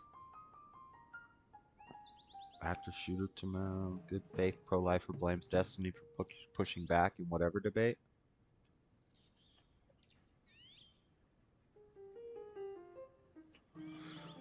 Huh.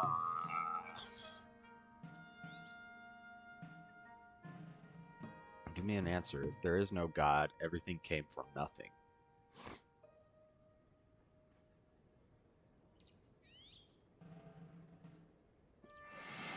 Your claim might have evidence, but that evidence also supports other claims that counteract your own. Okay, good.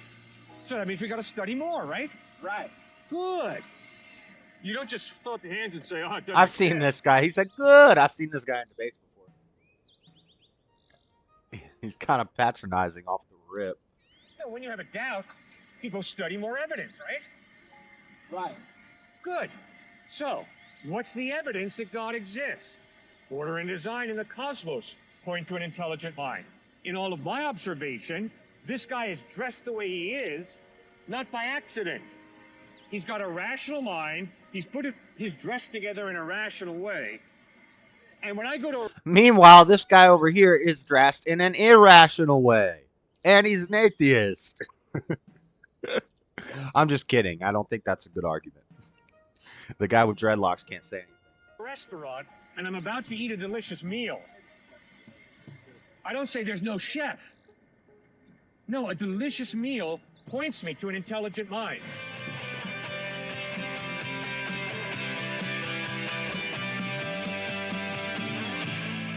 God, that's some tacky music right there. So who made God? Nobody. God is eternal. If God is order and creation, then that implies some sort of organization and structure. No, God is the creator and the organization. So if God is organization and structure, then doesn't that imply a conscious creator behind God? Okay, good question. Everything that has a beginning has a cause. God is the beginning, though. Therefore, the universe has a cause. And the end. But how do we know the universe has a beginning? Question is false. It's a false premise. Who created God is assuming that somebody had to create God. God's omniscient, omnipresent, and omnipotent. He doesn't have to be made. Josh, do you know who Ray Comfort is? Yeah. I reacted to one of his videos a couple months ago, and I did it in a stream. I clipped it. I meant to make a video out of it because somebody actually requested that in one of my chats on my video. They told me to react to Ray Comfort. I like him. He's cool.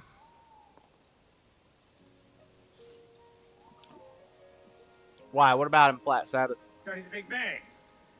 Before the Big Bang, right, there was something. It was sort of beyond the scope of time, what we're capable of perceiving, but generally speaking, matter can't be created or destroyed. So, in the same way that you're suggesting, the universe is eternal. The universe has always existed in some form, and it will always exist, even if it's not in some form that we're capable of conception. How do I get him over the sludge? Before the Big Bang, there was nothing. So what evidence do you have that God has always existed? I have to ask the question, is it more reasonable to believe something comes from nothing, which is what I have to believe if I say there is no God? Because obviously we've got something here. I just came from nothing. No, he didn't come from anywhere. He is eternal. And when I begin to study science and realize, wait a second, the universe is not eternal, time and space are not eternal. Time has a beginning, space has a beginning. Then I have to ask myself, is it more reasonable? Not can I prove. I can't prove any of this. But I've got to ask myself, is it more reasonable to believe that something comes from nothing or that something comes from someone? Okay, so what is your better alternative to God? I'm religious in some ways. Generally, if God existed, then I feel like there would be, I don't know, maybe some organized religions that weren't so... Okay, good. Brilliant point. Like, if there is... What did he say? Some organized religions that what? Did he say touch kids or something degenerate like that? If there is, I don't know, maybe some organized religions that weren't so... Okay, good. Brilliant point. Like, some organized religions that... What are they bleeping out there? What do you think they're bleeping out? Some organized religions that... And it's like one syllable. If you watch this person's mouth move, it's only like one syllable. What are they saying? as religions that weren't so... That Okay, good. Brilliant point. Like, if there is, as you claim, like this reasonable assumption that God exists. if it was something about kids, then you're already bad faith. You're trying to troll. Right? Surely the people who... I just completed a 4-day fast, no food, only water. It actually works. Decide to follow God's teachings would be... It actually works? At what? Making you hungry? What do you mean it works? What does it work for? Not saying it doesn't work. I just saying, what do you mean it works? It works at helping you lose weight. That's for sure. You mean it works at like clearing your mind or what? Making you feel better physically? What do you mean it works?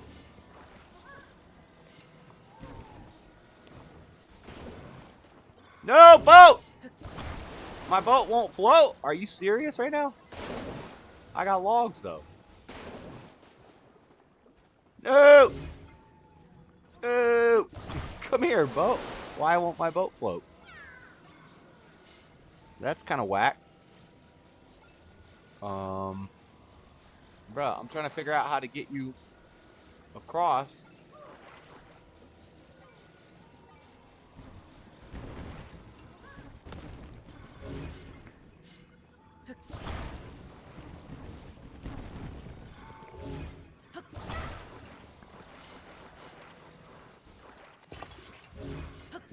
Why won't my boat float through the moat? Cured your gayness?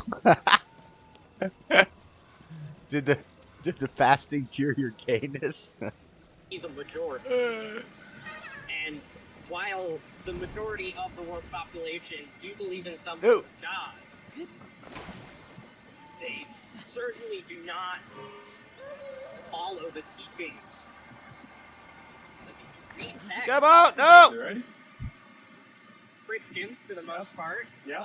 It took me a day to start eating slowly again when my body doesn't have pain or little aches. I don't feel any soreness or feeling tired, and I feel like it rejuvenated my energy base.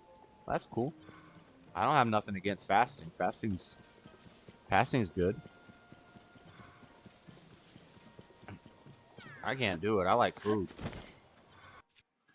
I don't know. I kind of do intermittent fasting, like I won't eat all day. I haven't eaten anything today. Then at night, I'm gonna mow down. Man, how do you want me to get across this sludge water? What about some sort of launching device? What if we launched him?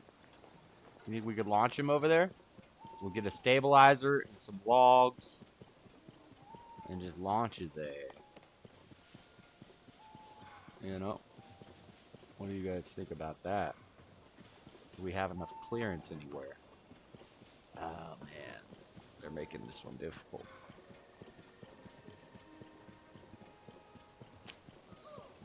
They're making this one difficult.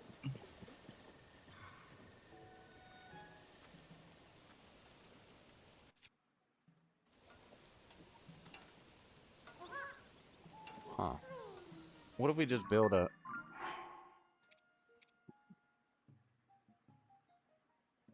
Could I strap him to a rocket and just launch him?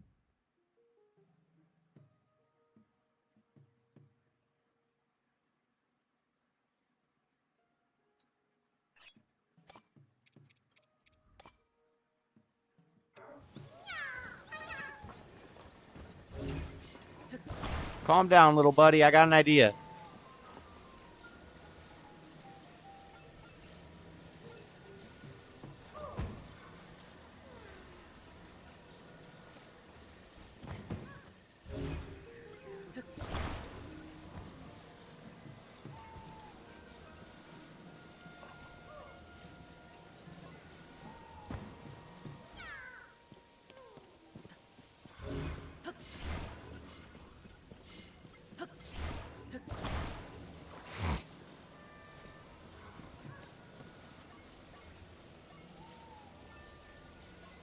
Don't worry, little buddy. I got you.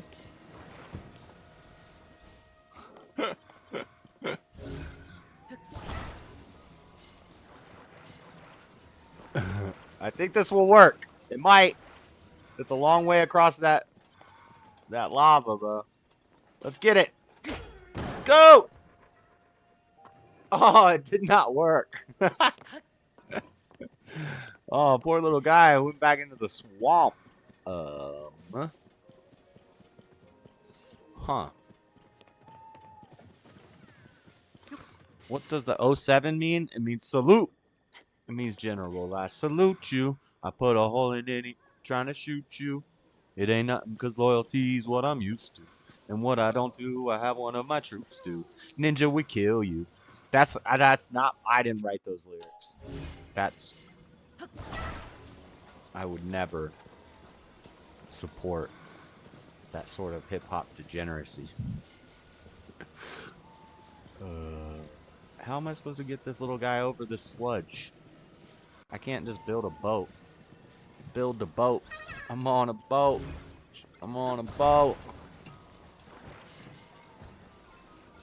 Before anybody says, hey, don't you have auto build? Don't you have a favorited glider? Yeah, well, that costs zoonite, and I don't have my battery fully maxed out yet, so we don't play that game. Homie, don't play that game. What should we do? Should we just build a glider?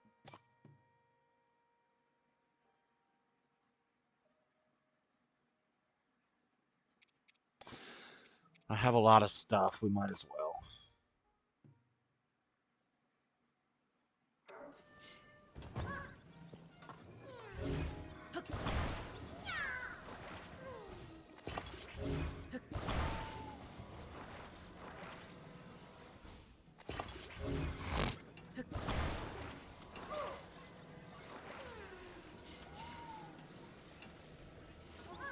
Question is, for weight distribution purposes, let's put this guy out in the middle of the back, and then so that we roll,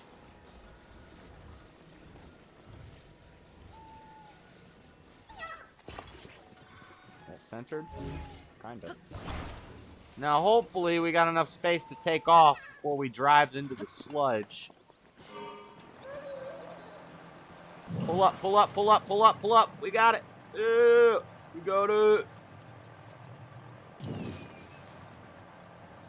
Hold on, don't go get in a fight with the Silver Lizel yet. Don't do it just yet. Land.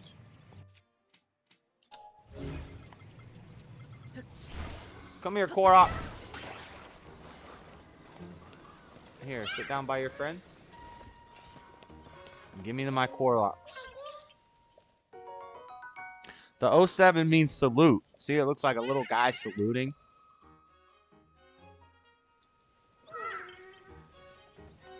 Like to preach love and acceptance. Yep. Ah, they're attacking But me. you don't really practice that. So if you're arguing that there Not is acceptance. this reasonable assumption that God exists, then It's sort of- hateful. it almost creates this implication that no one gives. God chose to limit his power by giving me a free will, which means I can take out my wallet I don't and give like him that money for lunch. I argument. can haul back and smack him in the face. God makes me do neither, which means I am responsible for whether I don't feed know him when it says or God smack gave him. us a free will. I don't know where they get that from. I still haven't found it It is yet. impossible for God to create a free will in Clef and then program me to have to feed him. Impossible. It is impossible for God to create a square circle. Impossible. It is impossible for God to exist and not exist at the same time. See, so when we say that God is all-powerful and that God is God, we don't mean God just does anything. No, God gives us a free will, and then he says, No! okay, Why did I hit him besides into the that free will, sludge? Are you freaking kidding me? God's power is limited because of free will. Would that not imply that God is not all-powerful? God did not make. Does anybody want to know what's going on with the whole geeks and gamers thing? No, what's going on? Tell me about it. Tell me about it. I freaking killed that silver lizard and I hit him into the sludge in my last shot. And then I couldn't get the loot. I couldn't get the loot. Give me the loot. Give me the loot. Big up, big up. It's a stick up, and I'm shooting quick if you hiccup. Don't let me throw my clip up in your back end headpiece. The opposite of peace. Sending mom Duke the reef. You talking to the robbery expert. Step into your wake with your blood on my shirt. Don't be a jerk or get smoked over being resistant. Cause when I lick shots, the shit is persistent. Goodness gracious, the paper. Where the cash at? Where the stash at? Ninja past that. Before you get your grave dug from the main thug. 357 slug. And my Biggie got an itchy one grip. Huh. One in the chain, but 32 in the clip. Motherfuckers better strip. Yeah. Go peel before you find out how blue steel feel. From the Beretta. Putting all the holes in your sweater. The money getter. Motherfuckers don't look better. Rolex watches and colorful swatches. I'm picking the pockets. Motherfuckers can't stop it. Not exactly sure. I think it was censorship-ish. I haven't heard about it.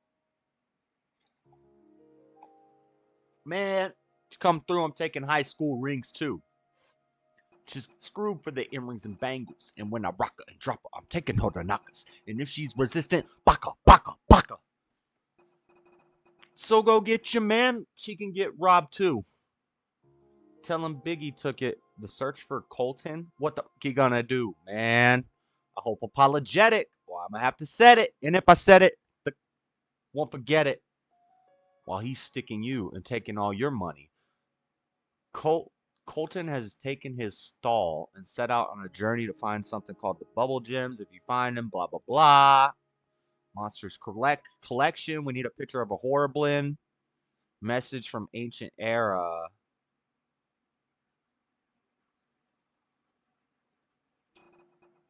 What the heck? What does that mean? Why can't I scroll down to...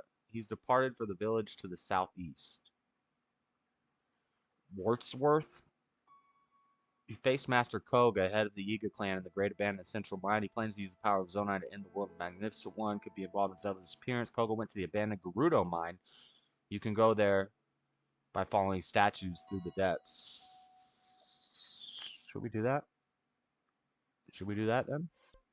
We got a lot of unexplored depths still.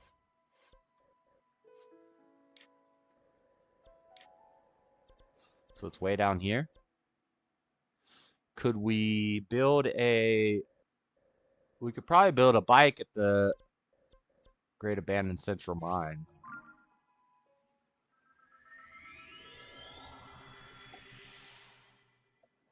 Did you see that Ben and Jerry's ice cream said, I never...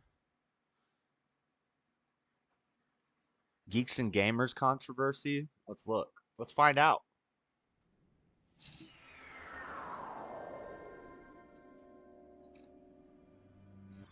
Is it a controversy? Zack Snyder rips the YouTube channel Geeks and Gamers on a charity stream celebrating the launch of the Snyder Cut. The director's... This is from 2021. Zack Snyder rips alt-right YouTube channel Geeks and Gamers. I don't see anything about Geeks and Gamers new. I see 2021. They had some heat due to the Snyder... Doo-doo. I didn't say doo-doo. I said doo-to. Zack Snyder denounced the hateful, toxic fandom group, Geeks and Gamers. Yeah, I don't know. I don't see anything new about him. There's all these articles about how Zack Snyder's going after him, and then it says, no, Zack Snyder did not attack Geeks and Gamers. Maybe not physically. What, did he get him canceled or something? That's from 2021. That's not what you're talking about. Let's try just Geeks and Gamers.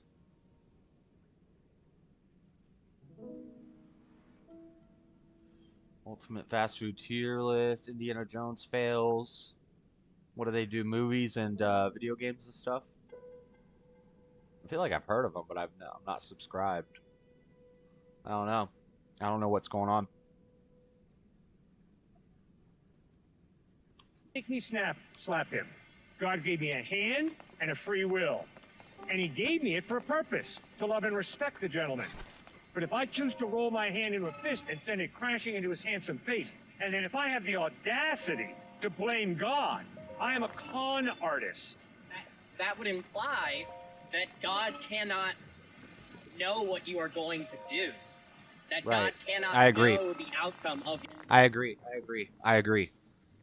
I agree with this atheist kid. This is why I don't believe in free will. I take the Calvinist approach that because if God is all knowing, God already knows what's going to happen. He already knows if you're going to get saved. He already knows if you're going to be a degenerate and just be a degenerate forever. He already knows if you're going to wake up or stay asleep. He already knows who's going to get to heaven and who's not. So where does this idea of free will come from? Free will is more of an atheist idea that do as thou wilt. That's why it sounds close to do as thou wilt. It's like Adam and Eve didn't have free will in the garden to choose what they wanted to do. God said, don't eat from this tree. You can eat everything else. Do not eat from this tree. And then they ate from it. They broke the rules and they got punished. That's not free will. That's like saying you have the free will to go murder somebody if you want. No, you don't. You'll get punished. If you get away with it, then you're going to live with guilt or whatever, or hiding. But there are rules and laws in societies. You don't have the free will to go choose to murder somebody if there's repercussions. You can will yourself to do something, but it's not free. It will come with repercussions or benefits depending on the decisions you make. That's not free will, and God already knows what's going to happen. So how is it free will? Your actions, which contradicts God being omnipotent. Facts. And all-knowing, omniscient. Very good. You are right. It's a very difficult question. If God is all-knowing... Don't say it's a paradox, because if you say... I hope he doesn't say it's paradoxical, that God gives us the free will, but yet he knows what we're going to choose. Well, then it's not free will. Just stop saying the free will thing. This is a worldly term. It's not in the Bible. It's this worldly term that we've made up and that the churches say and stuff. They say free will. If you had never introduced that word, you could still explain that God knows what's going to happen. You just wouldn't say free will. You say you're a slave to good or evil. You're a slave to Satan or God. You're going to make the right decision or the wrong decision. But God already knows which decision you're going to make. And you're not making it of your free volition. You're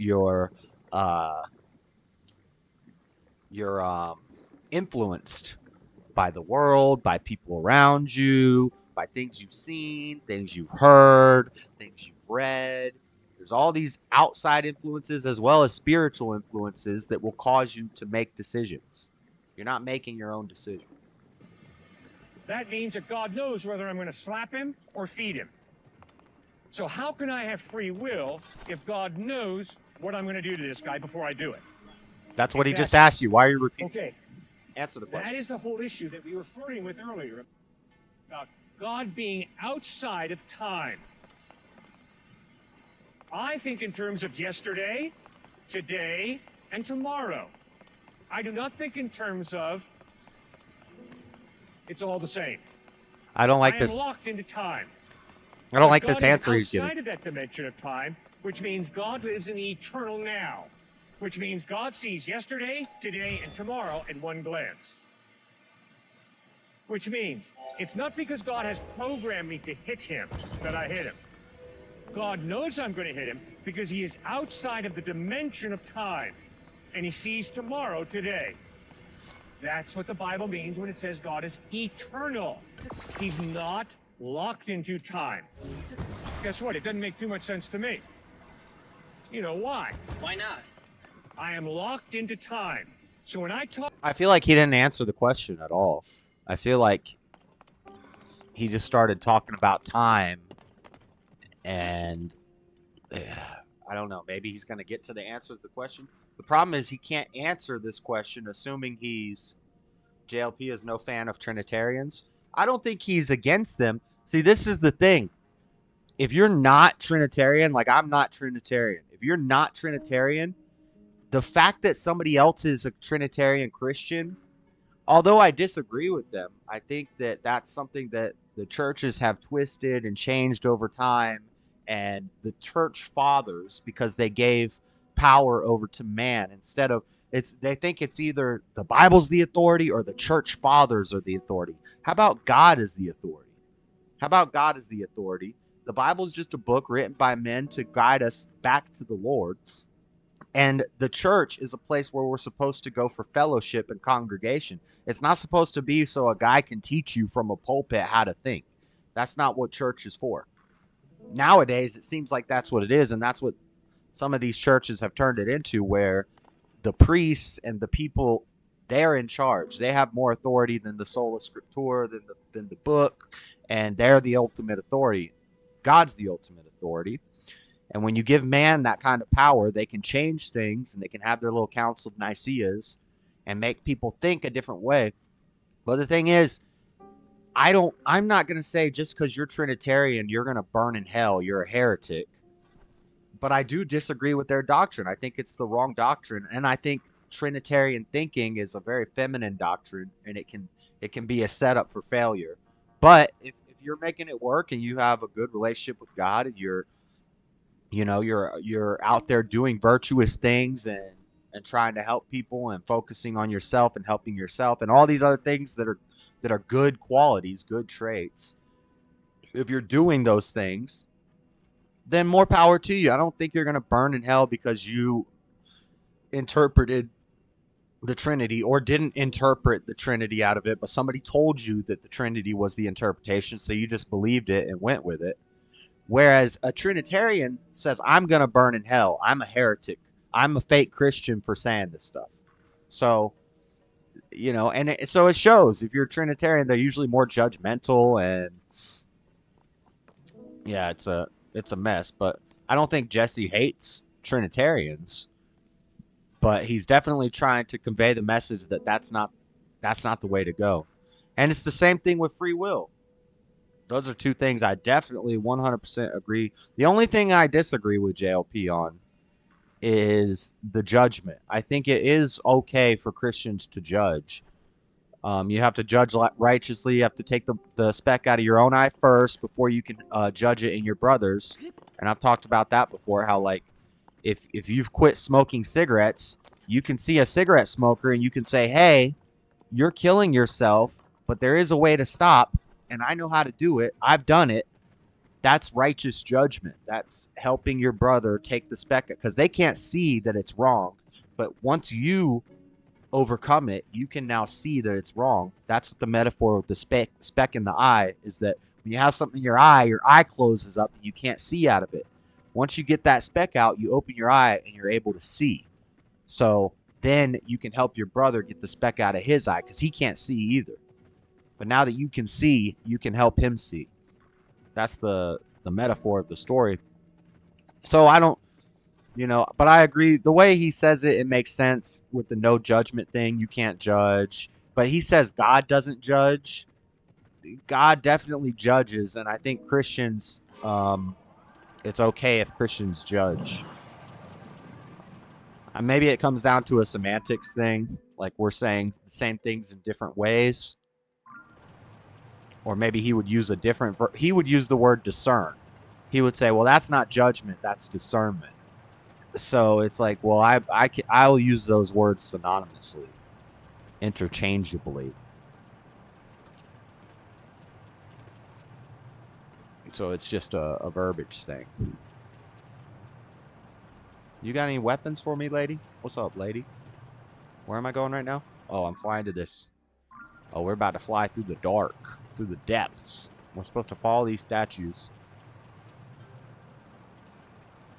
I am going to stop at any camps I see to kill, Oh, what's up, bro? What you got going on down here? Why are you out alone? Overheard me. Did you take a look at this giant stone statue? I know it's dark and hard to see, but look over there. It seems to point in direction next, forming a long chain of statues. Talk to you about. But yeah, Trinitarians. I watch the Trinitarian debates, and they're usually the non-Trinitarians stay cool and calm and collected, and whereas the Trinitarians get angry, and they want to insult, they want to condemn you to hell, and say you're a fake Christian, you're butchering the word, blah blah blah. But then when the non-Trinitarian will ask the Trinitarian a very simple question, like, for example, who was God saying when Jesus was dying on the cross? He said, Father, why have you forsaken me? And Jesus died and had to go down to Sheol alone. How do you explain that, Mr. Trinitarian?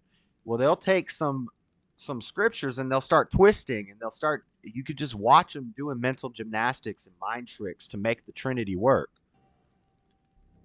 The Christianity is anti-Trinity. It's one with God. It's being one with God. The Father and Son were one in the way that we can be one with the Father. In the way that a child is one with his father. Doesn't mean the child is the Father. And the Holy Spirit is just the Spirit of the Father. So why do they even have 3? They had to have 3 because all the popular religions and all the different sects and pagans and all the different groups had trinities. And then they take the Trinity and they say, oh, well, mind, body, spirit. And then they take the Trinity and they say time, space, what's the other thing? Time, space, and matter, or something like that. Time, space, and distance, or something like that. And they say, oh, it all works together. See, it's the Trinity. Nah. That's the wide road. Everybody got a Trinity. Every religion had a Trinity. Don't we want to set ourselves apart from them and be different? Also, when you don't believe in the Trinity, the Muslims don't know what to do with you. The Muslims are like, oh man, so you mean to say that we actually agree on like a lot of things and that we're actually not that different? Well, they just think Jesus was a prophet. I do believe Jesus was a deity. He was the Son of God. He was with God from the beginning, but they aren't one. They're different. They're different beings, entities, persons.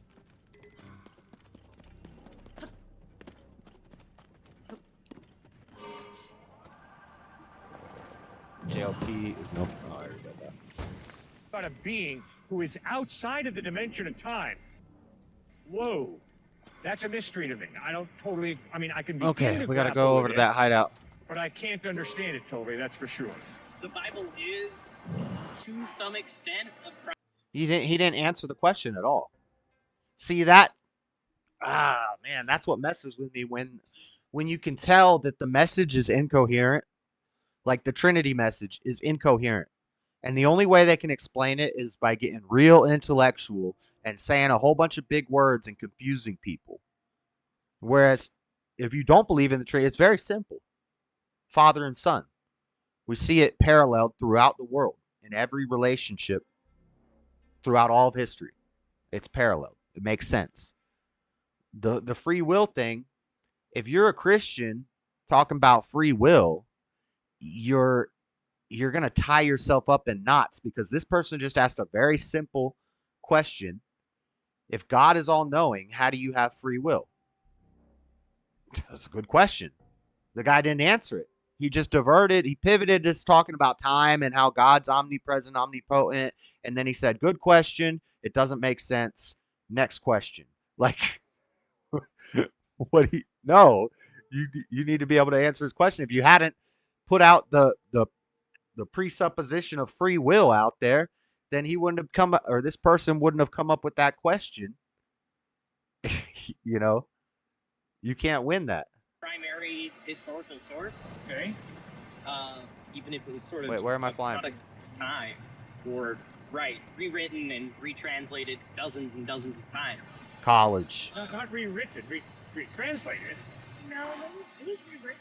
And I have a feeling this guy who's talking, he's out of college. He's probably college educated in theology and biblical history and all that stuff. And you know, if you're going to the world to teach you spiritual things, you're not going to get the right message. If you're going to a university to get your degree in Bible studies so that you could be a preacher, I'd like to, if I had the money and if I had the time, I would be interested in getting like a degree in theology, world religion, or something like that, and learning about all the different religions. But it's not to feed my ego so I can have my paper and wave it in people's face like, look what I did. And it's not to get a job in that field.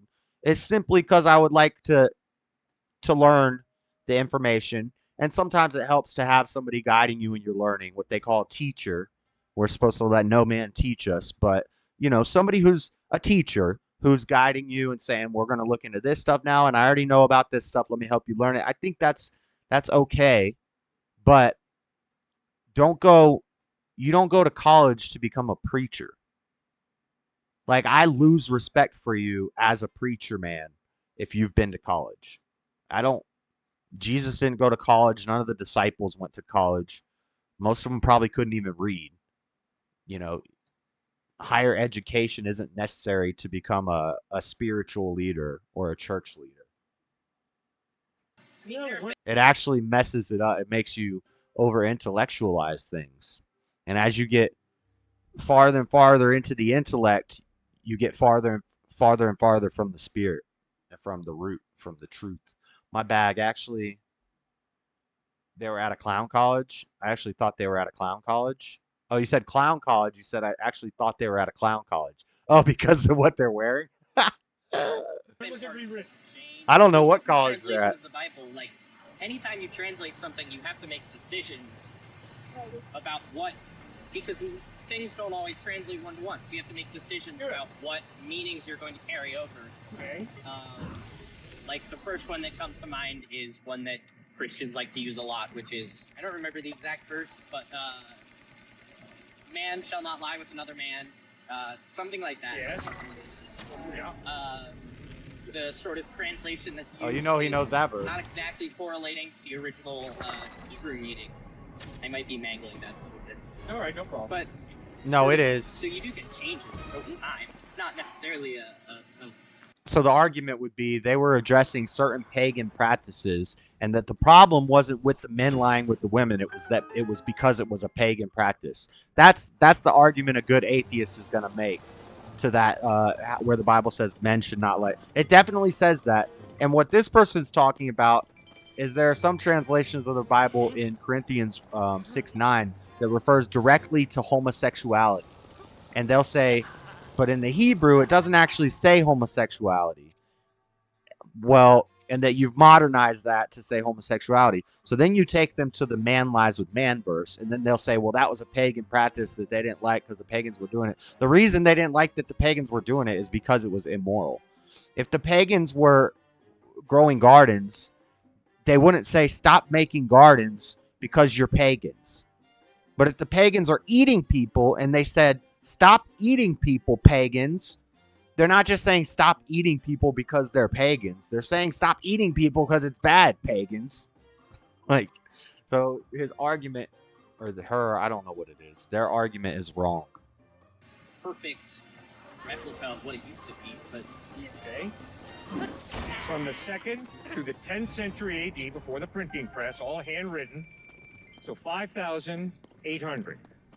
Then you've got 10,000 Latin manuscripts, the Latin Vulgate.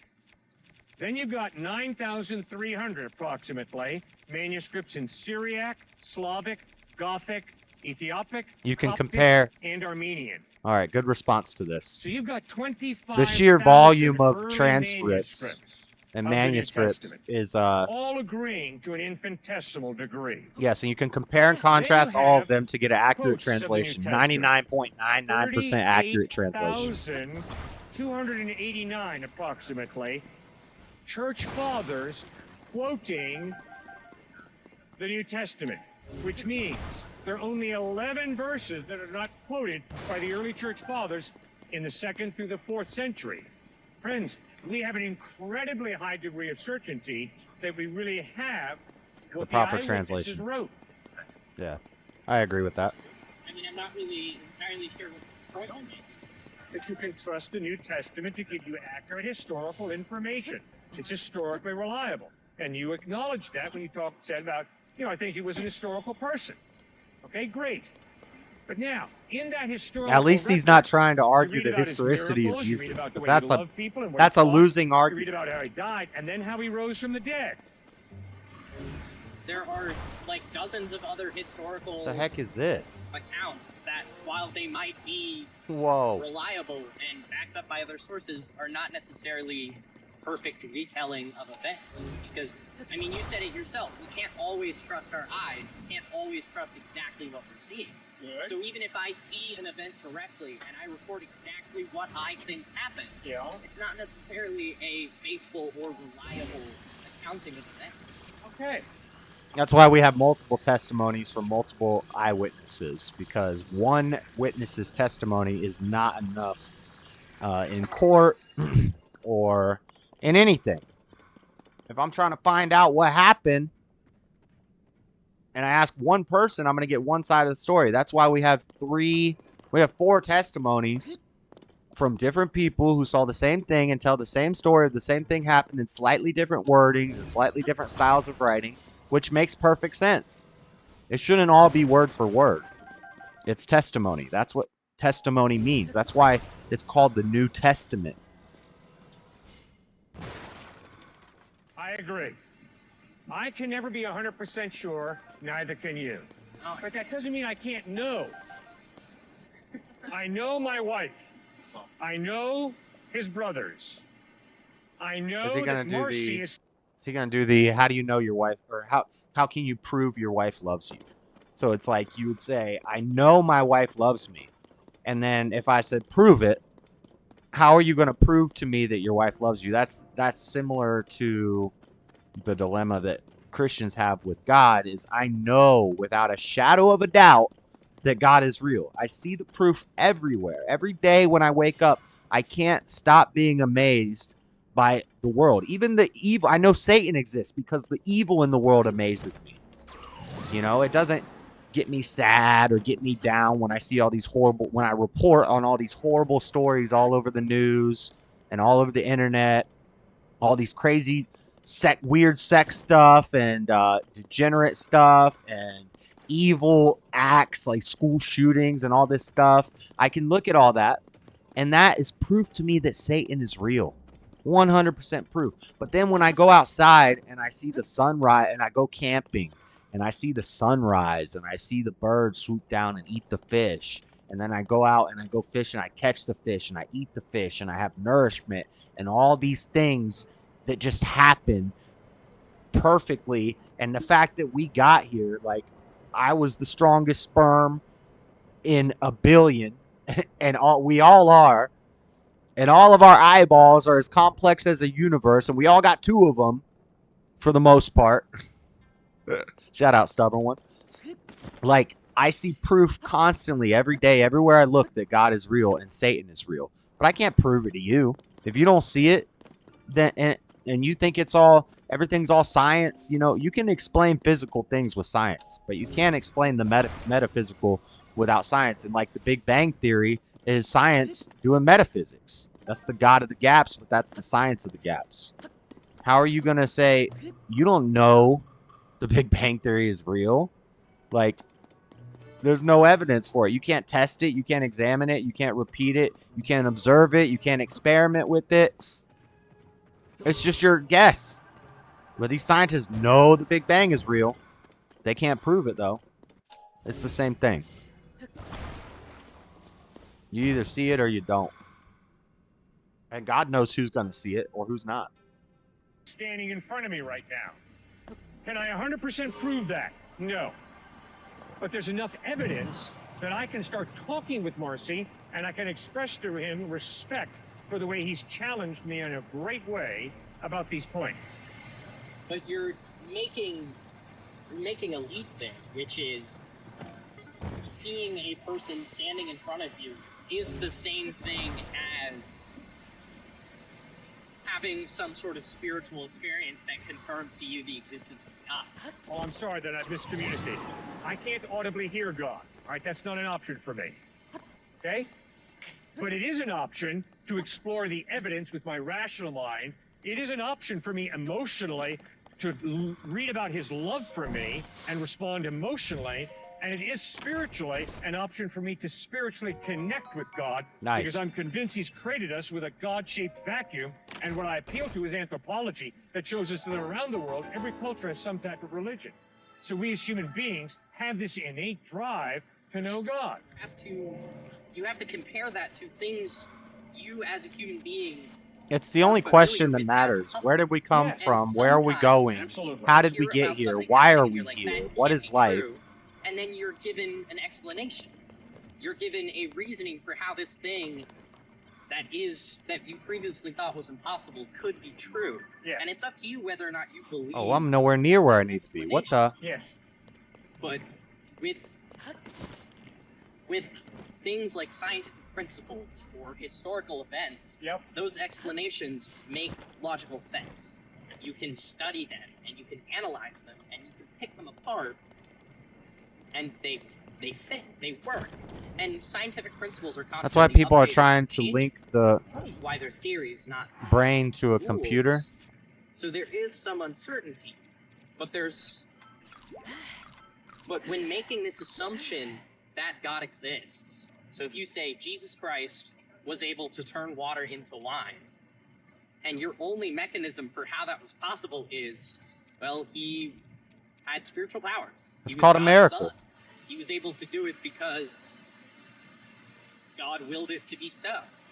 There's no... So the miracle that is the Big Bang and evolution, those are totally acceptable. But the miracle that Jesus turned some water into wine, that's crazy. Medical miracles that happen all the time. People who, there's no way they should have survived this. There's no way they've been in a coma. They're brain dead. They haven't had oxygen to their brain for this long. They should be dead. Oh, they just flatlined. They're dead. And then we're wheeling them out and they sit up and they're wide awake and they have no brain damage. It's happened. They call it a medical miracle for a reason because there's no explanation for it. It should not have happened, but it happens. logic there that you can unpack. There's no step-to-step reason. There's no substance to it. You're making assumptions. I wish I had Assumptions. You're starting with the evidence is God exists. basic food, yeah, like that. Put the laws of nature together. But you're conflating evidence with assumption. No. If I make I'm not. Say that's wrong. Gravity. Come on now, Marcy. Listen better. Marcy. That is something you can observe and Okay, control. so Marcy must be a narrow branch of knowledge. lady. You can't do that with George Washington. You can't do that with Muhammad or Jesus or Siddhartha Gautama Buddha. Okay? So Marcy, come on, let's be open-minded now. And let's acknowledge that yes, gravity exists. Boom, it falls. Gravity exists, that's correct. But guess what? Your love for this person is shown by your caring for this person. And guess what? I'm convinced, Marcy, that your caring for this person is even more important than the law of gravity when it comes to your life. I am convinced that there's far more fulfillment, joy, and meaning that comes from your life from loving this person than from the law of gravity. Where'd my don't bike get go? mixed up with categories. What does the color green smell like? It doesn't, Marcy. Why? Because colors don't have smell. It's a different category. Smell and color. What does middle C look like? Middle C doesn't look like anything, Marcy. Middle C is a note in the scale that you hear. I think you're purposely misinterpreting my... No, I'm not. I'm taking... I mean, that's a good point. Yeah, you're thinking of God as a physical thing, but it's not. It's yeah, you can't taste color. Interesting. But I don't know how that... What was the question? Taking your thinking seriously, and I'm jamming on the thinking, not you, but your thinking. What is your personal stance on like Christians or like God loving like LGBT people? Jesus Christ loves every...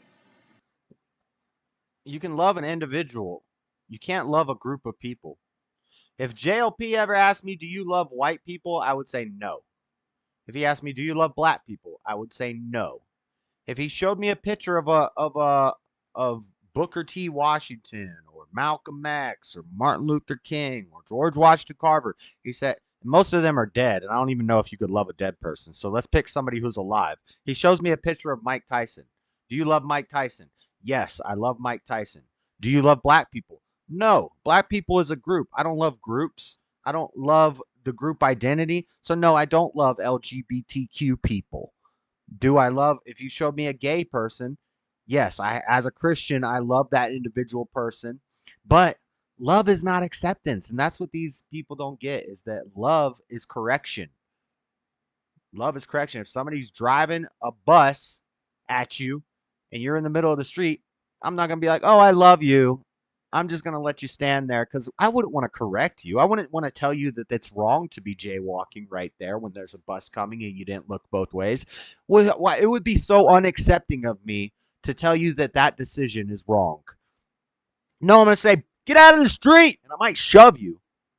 I might jump and shove you out of the way with force. And you can say, why'd you shove me? Because you're about to get hit by a bus, dummy. That's love. Straight up. Gay, lesbian, bisexual, heterosexual, rapist, every fornicator, That's every messed up. adulterer and adulteress. God loves all of us so much. Yo, oh man, they hate that. He went gay, lesbian, bisexual, transsexual, rapist. What? You could have eased it in there. You could have eased it in there and been like, homosexuality, transgenderism, bisexuality, smoking cigarettes, drinking too much coffee, drink an alcoholic, all these things. God hates the sin, not the sinner. He hates these actions. He wants us to repent from these things and overcome these things. And everybody struggles with something in their life. You have to overcome it and repent from it. But he just went straight into grape. He went straight into grape after going through the LGBTQ. Man, that's wild. That he sent his son Christ to bleed and die on a cross to forgive us. It's real smooth, grouping in gay people with And the adulterers and the fornicators and the guys. He called it out. Let's go. That's funny. Guys who lust like me. We're all the same, guys. We're all the same. I've got feet of clay just the same way you both do. I'm a sinner the same way you both are. Feet of clay. I'm also valuable the same way you guys are because we're all created in the image of God. What's a feet of and clay? Guess what? Favoritism is a sin. And judgmentalism is a sin. So I'm not here to judge you, but I am here to think with you and to answer your hard issues that you raise. And I respect you and appreciate you for raising those issues so thoughtfully. Stuart, what do you say? Practically speaking, there are so many subgroups who, in such a militant way, do not like each other, even on this campus. We see it politically, right? And religiously. Well, a large part of the reason why they don't like each other is because they don't view each other as we're all creating the image of God. We all have value. They just look at their beliefs and worldview, and they don't see the person, and they just say, I'm going to attack your worldview, and I don't even like you as a person. I'm going to exclude you. So that's the first point. The second point is, because moral objectivity is turning into moral relativism in our country, so you have your truth, I have my truth, don't step on my truth, I'm not going to step on your truth. Look, that's all inclusive and beautiful sounding. The problem is the flowery side of that gets tremendously ambiguous in the sense of we're all talking over each other because we really have no moral objectivity in understanding what is really right or wrong. We just speak over each other and yell at each other without any agreement of what is really right or wrong at the base level, and you can never really have a discussion. People have an innate sense of what feels good and what feels wrong. It feels good. Not do that. It kick over there. It just feels good. It's my truth and my desire in terms of what is ethically right or wrong, right? Because you said feels. You didn't say moral obligation. You should not do that. You said it just feels like I shouldn't do that. So your feelings are not part of the facts of reality in terms of that is really objectively wrong for you to go pick that kitten. To answer your question, what evidence do we have that people without religion have morals and people with religion automatically have?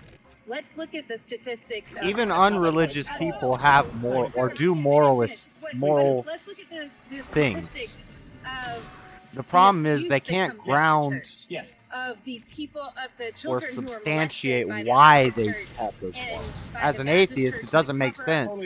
Where is the correlation to morals within an establishment that perpetuates No, come here. covers up so much abuse? Stop hitting my bike. That would be what Jesus attacked the most throughout his entire life, which is religious hypocrisy. In terms of the nastiness of religion and what it can do. Just like atheism, Mao Zedong, so many other Mao atheist Zedong. leaders killed over 100 million people because it was a godless society saying that there's no moral obligation of what is right or wrong. That's why, hold on one second, that's why you have the USSR militia military veterans saying, I thank God that there is no God, so I can desire and mete out exactly what I want to do to this inmate who I have in terms of how I treat them. Because there is no God, there is no transcendent moral obligation or sense. See, she's acting, her argument there was purely out of emotionalism. And I agree in the sense of there's pain, there's cover-up, there's abuse, totally agree. And absolutely that is wrong. But how in the world does that in some kind of way defeat what comes out of the Christian faith and Judeo-Christian values based off of the founder, Jesus Christ? Just because of hypocritical people? That in no way somehow sullies who Jesus is, his teaching, and Christianity. Just because some people claim to be Christians and do bad things doesn't mean Christianity is wrong. Correlation? Would you not expect to see some sort Little of light and loafers. representation of that? The statistical comparison of something like Christianity to other religions is staggering. They've If you been go doing right that. back to the ancient Roman Empire, who are the ones? BCI, brain computer interfaces, they've been working on that for decades and decades and decades, dude. That's old. That's old news, buddy. And technology's 20 years more advanced than what we know about. So I'm sure they already got some crazy Neuralink stuff that they're working on and they're testing on people. They probably don't even have to put a chip in your brain anymore. They probably just do Monarch mind control. They perfected it through MK Ultra and all that stuff, and now they know how to do it through subliminal messaging. And they don't, and advertisements and targeted ads and all that stuff. They don't even need to freaking. This guy's about to pop. No, he's not. No, he's not. Not today, my boy. Get some. Get some! Any treasure here? There's no treasure here? What was the point of me clearing this out? Just to get Zoanite? I want to upgrade my battery more. A little bit. I'm supposed to be doing a quest right now. This will probably be the last quest I do once I do this Yiga clan quest. Let me go grab all these Poes. Who during the plagues Little life were in the loafers, saving I agree. those who were exactly the opposite in ethnicity and religion from these plagues and giving up their lives by doing so. All the statistics show. Look at somebody like Rodney Stark, the sociologist, who's an atheist. Christians were going in and taking them out to the suburbs to save their lives while getting the disease themselves and dying. Or look at India today. Look at India today. So much of the AIDS crisis, even in Africa, for example, all of that is being done away with via Christian hospitals. Okay, so Yeah, I don't know about that. But and then on top of that, you have to start to define what a Christian is. She just blindly said the Catholic Church. Okay, are you AIDS just gonna kinda say a just mainline disappeared. denomination all of a sudden? They are all Christians, and look what they're it doing. was a bit of a You psyop. have to define what a Christian is. So you're sort of dodging around my question, which is They've been doing that a would you lot. not expect To be there honest. to be some To be fair. studyable some observable impact? Would you not be able to see, like, for example, Utah, an extremely high population of religious people? Yeah, and it's one of the best places in the country to live. It's ranked #1 in happiest places in the country to live. What do you mean? It's a great state. I wonder what he's about to say. There's a lot of homosexuality in Salt Lake City. That's the counterculture. When you have a strong religious culture, your counterculture is also in the big cities is going to be more extreme. So like the punk rock, that's why they got the movie SLC Punk. Because like the rock. Oh crap! Did I just lose my bike? Please tell me I didn't lose my bike. But Utah's doing great. What do you mean? You can't even go on dang porn sites no more in Utah. Base, bruh. What are you talking about? What are you gonna say? Utah's the most based? And I'm not even a Mormon guy. I'm not even a fan of the Mormons. I don't hate them. Never that. Where did my bike go? I saw it fall down this mountain. Dang it. Come on now. Come on now. What the? Where'd my bike go? You guys see my bike? You see my bike? Anybody see my bike? Where am my bike? I want the bike. Bike. Is that a Horriblin? Because I need a picture of a Horriblin. I don't know why I'm going down here. This is pointless.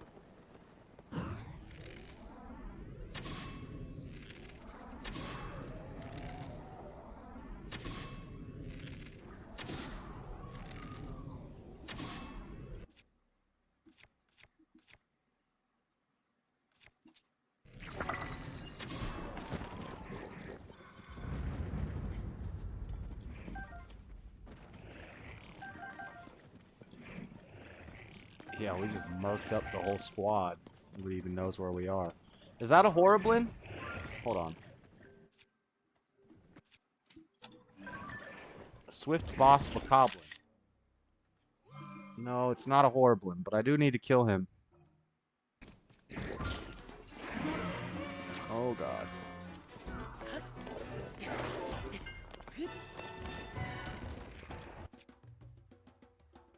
Let's give him a Muddle Bud to the dome, so he'll attack these other guys. Oh! There was a bomb up there.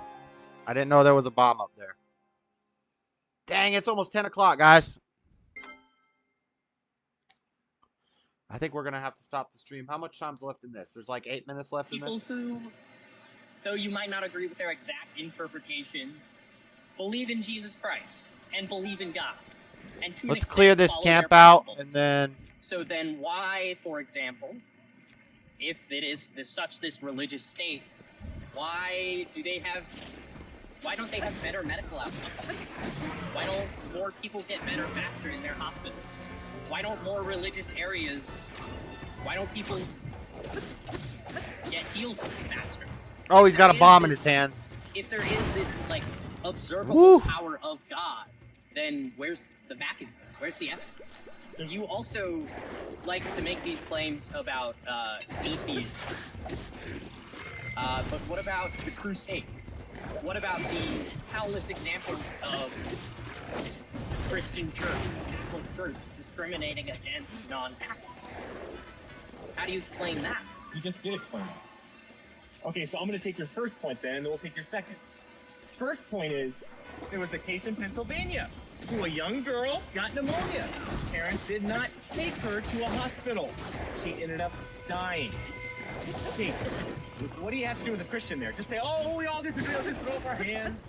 Everybody has a different interpretation on Christianity. No, you go to the context.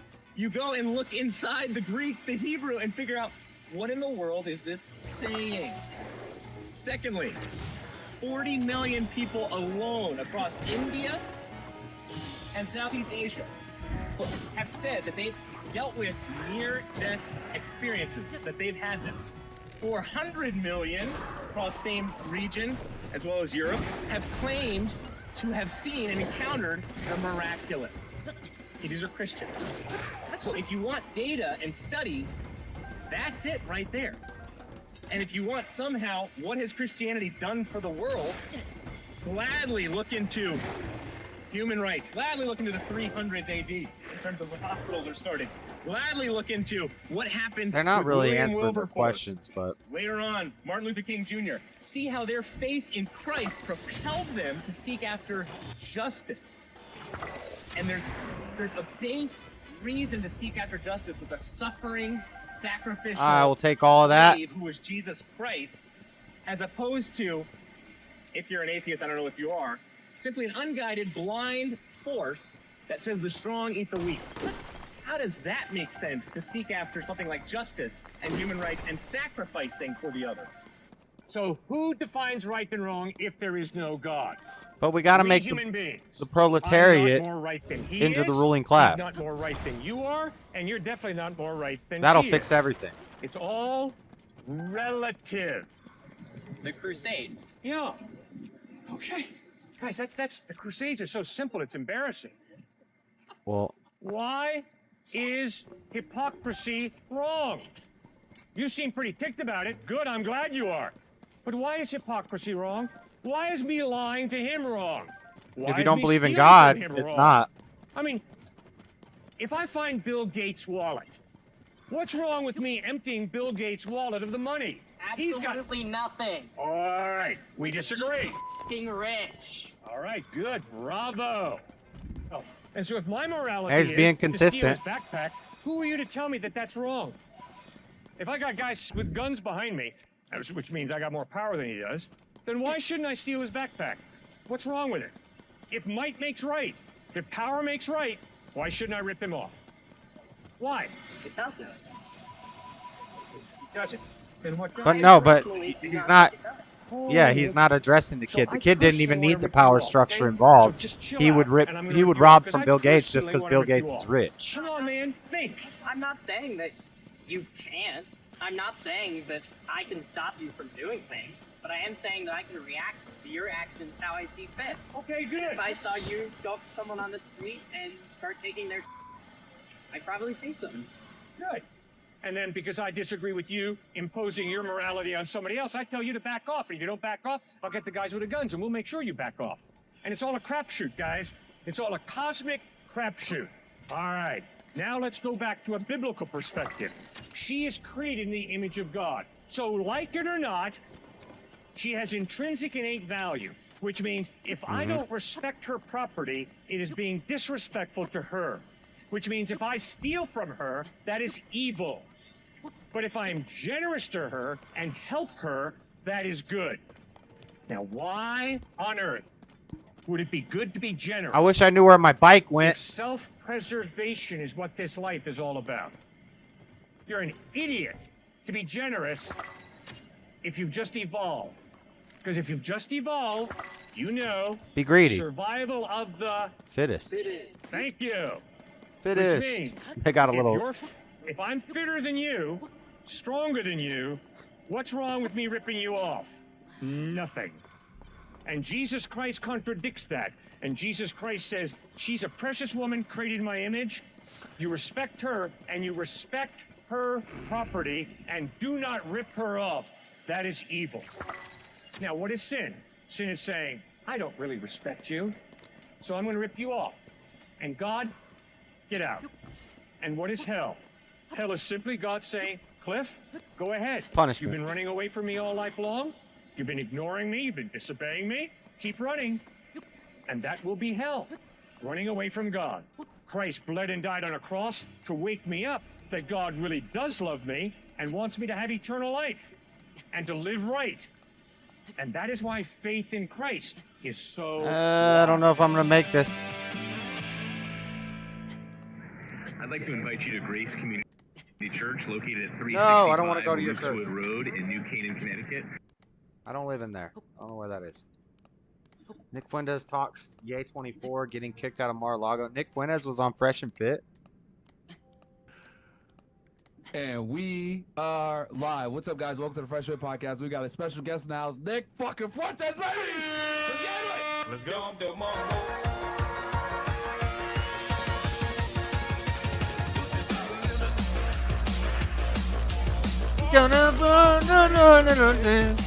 Push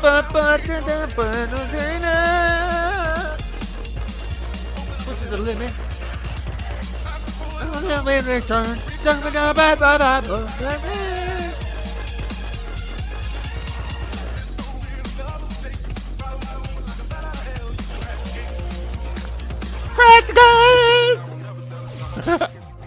Woo!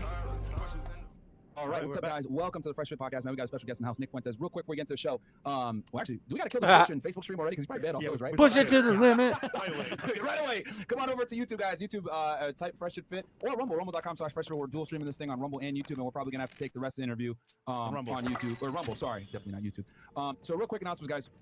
Rumble.com/freshfit. I got it there in the banner because today's episode is definitely gonna have to go to Rumble, but we're gonna start off here on YouTube for y'all and keep it somewhat YouTube clean before we go over there. But Rumble.com/freshfit. Also check us out on freshfit.locals.com. Get all the behind the scenes content, guys. That's safe. Also Freshfit and Whoa, why am I store as well, where you guys get the t-shirts, hoodies, all the merch is there. And then also, why am I taking gloom damage? What the heck is happening to 40 me? million views for the month, man. So it's been going really well. So go ahead, check it out, man. Fresh and Fit clips on there. Trying to get it to 1 million. So go ahead and subscribe to that channel. 80% of y'all that are watching that channel are not subscribed. And also, more Fresh Fit clips is our other clips channel. So if you guys don't got time to watch full pod, go ahead and check out the clips channel. And then check us out on Spotify. We're posting on there every single day. I have no more gloom food.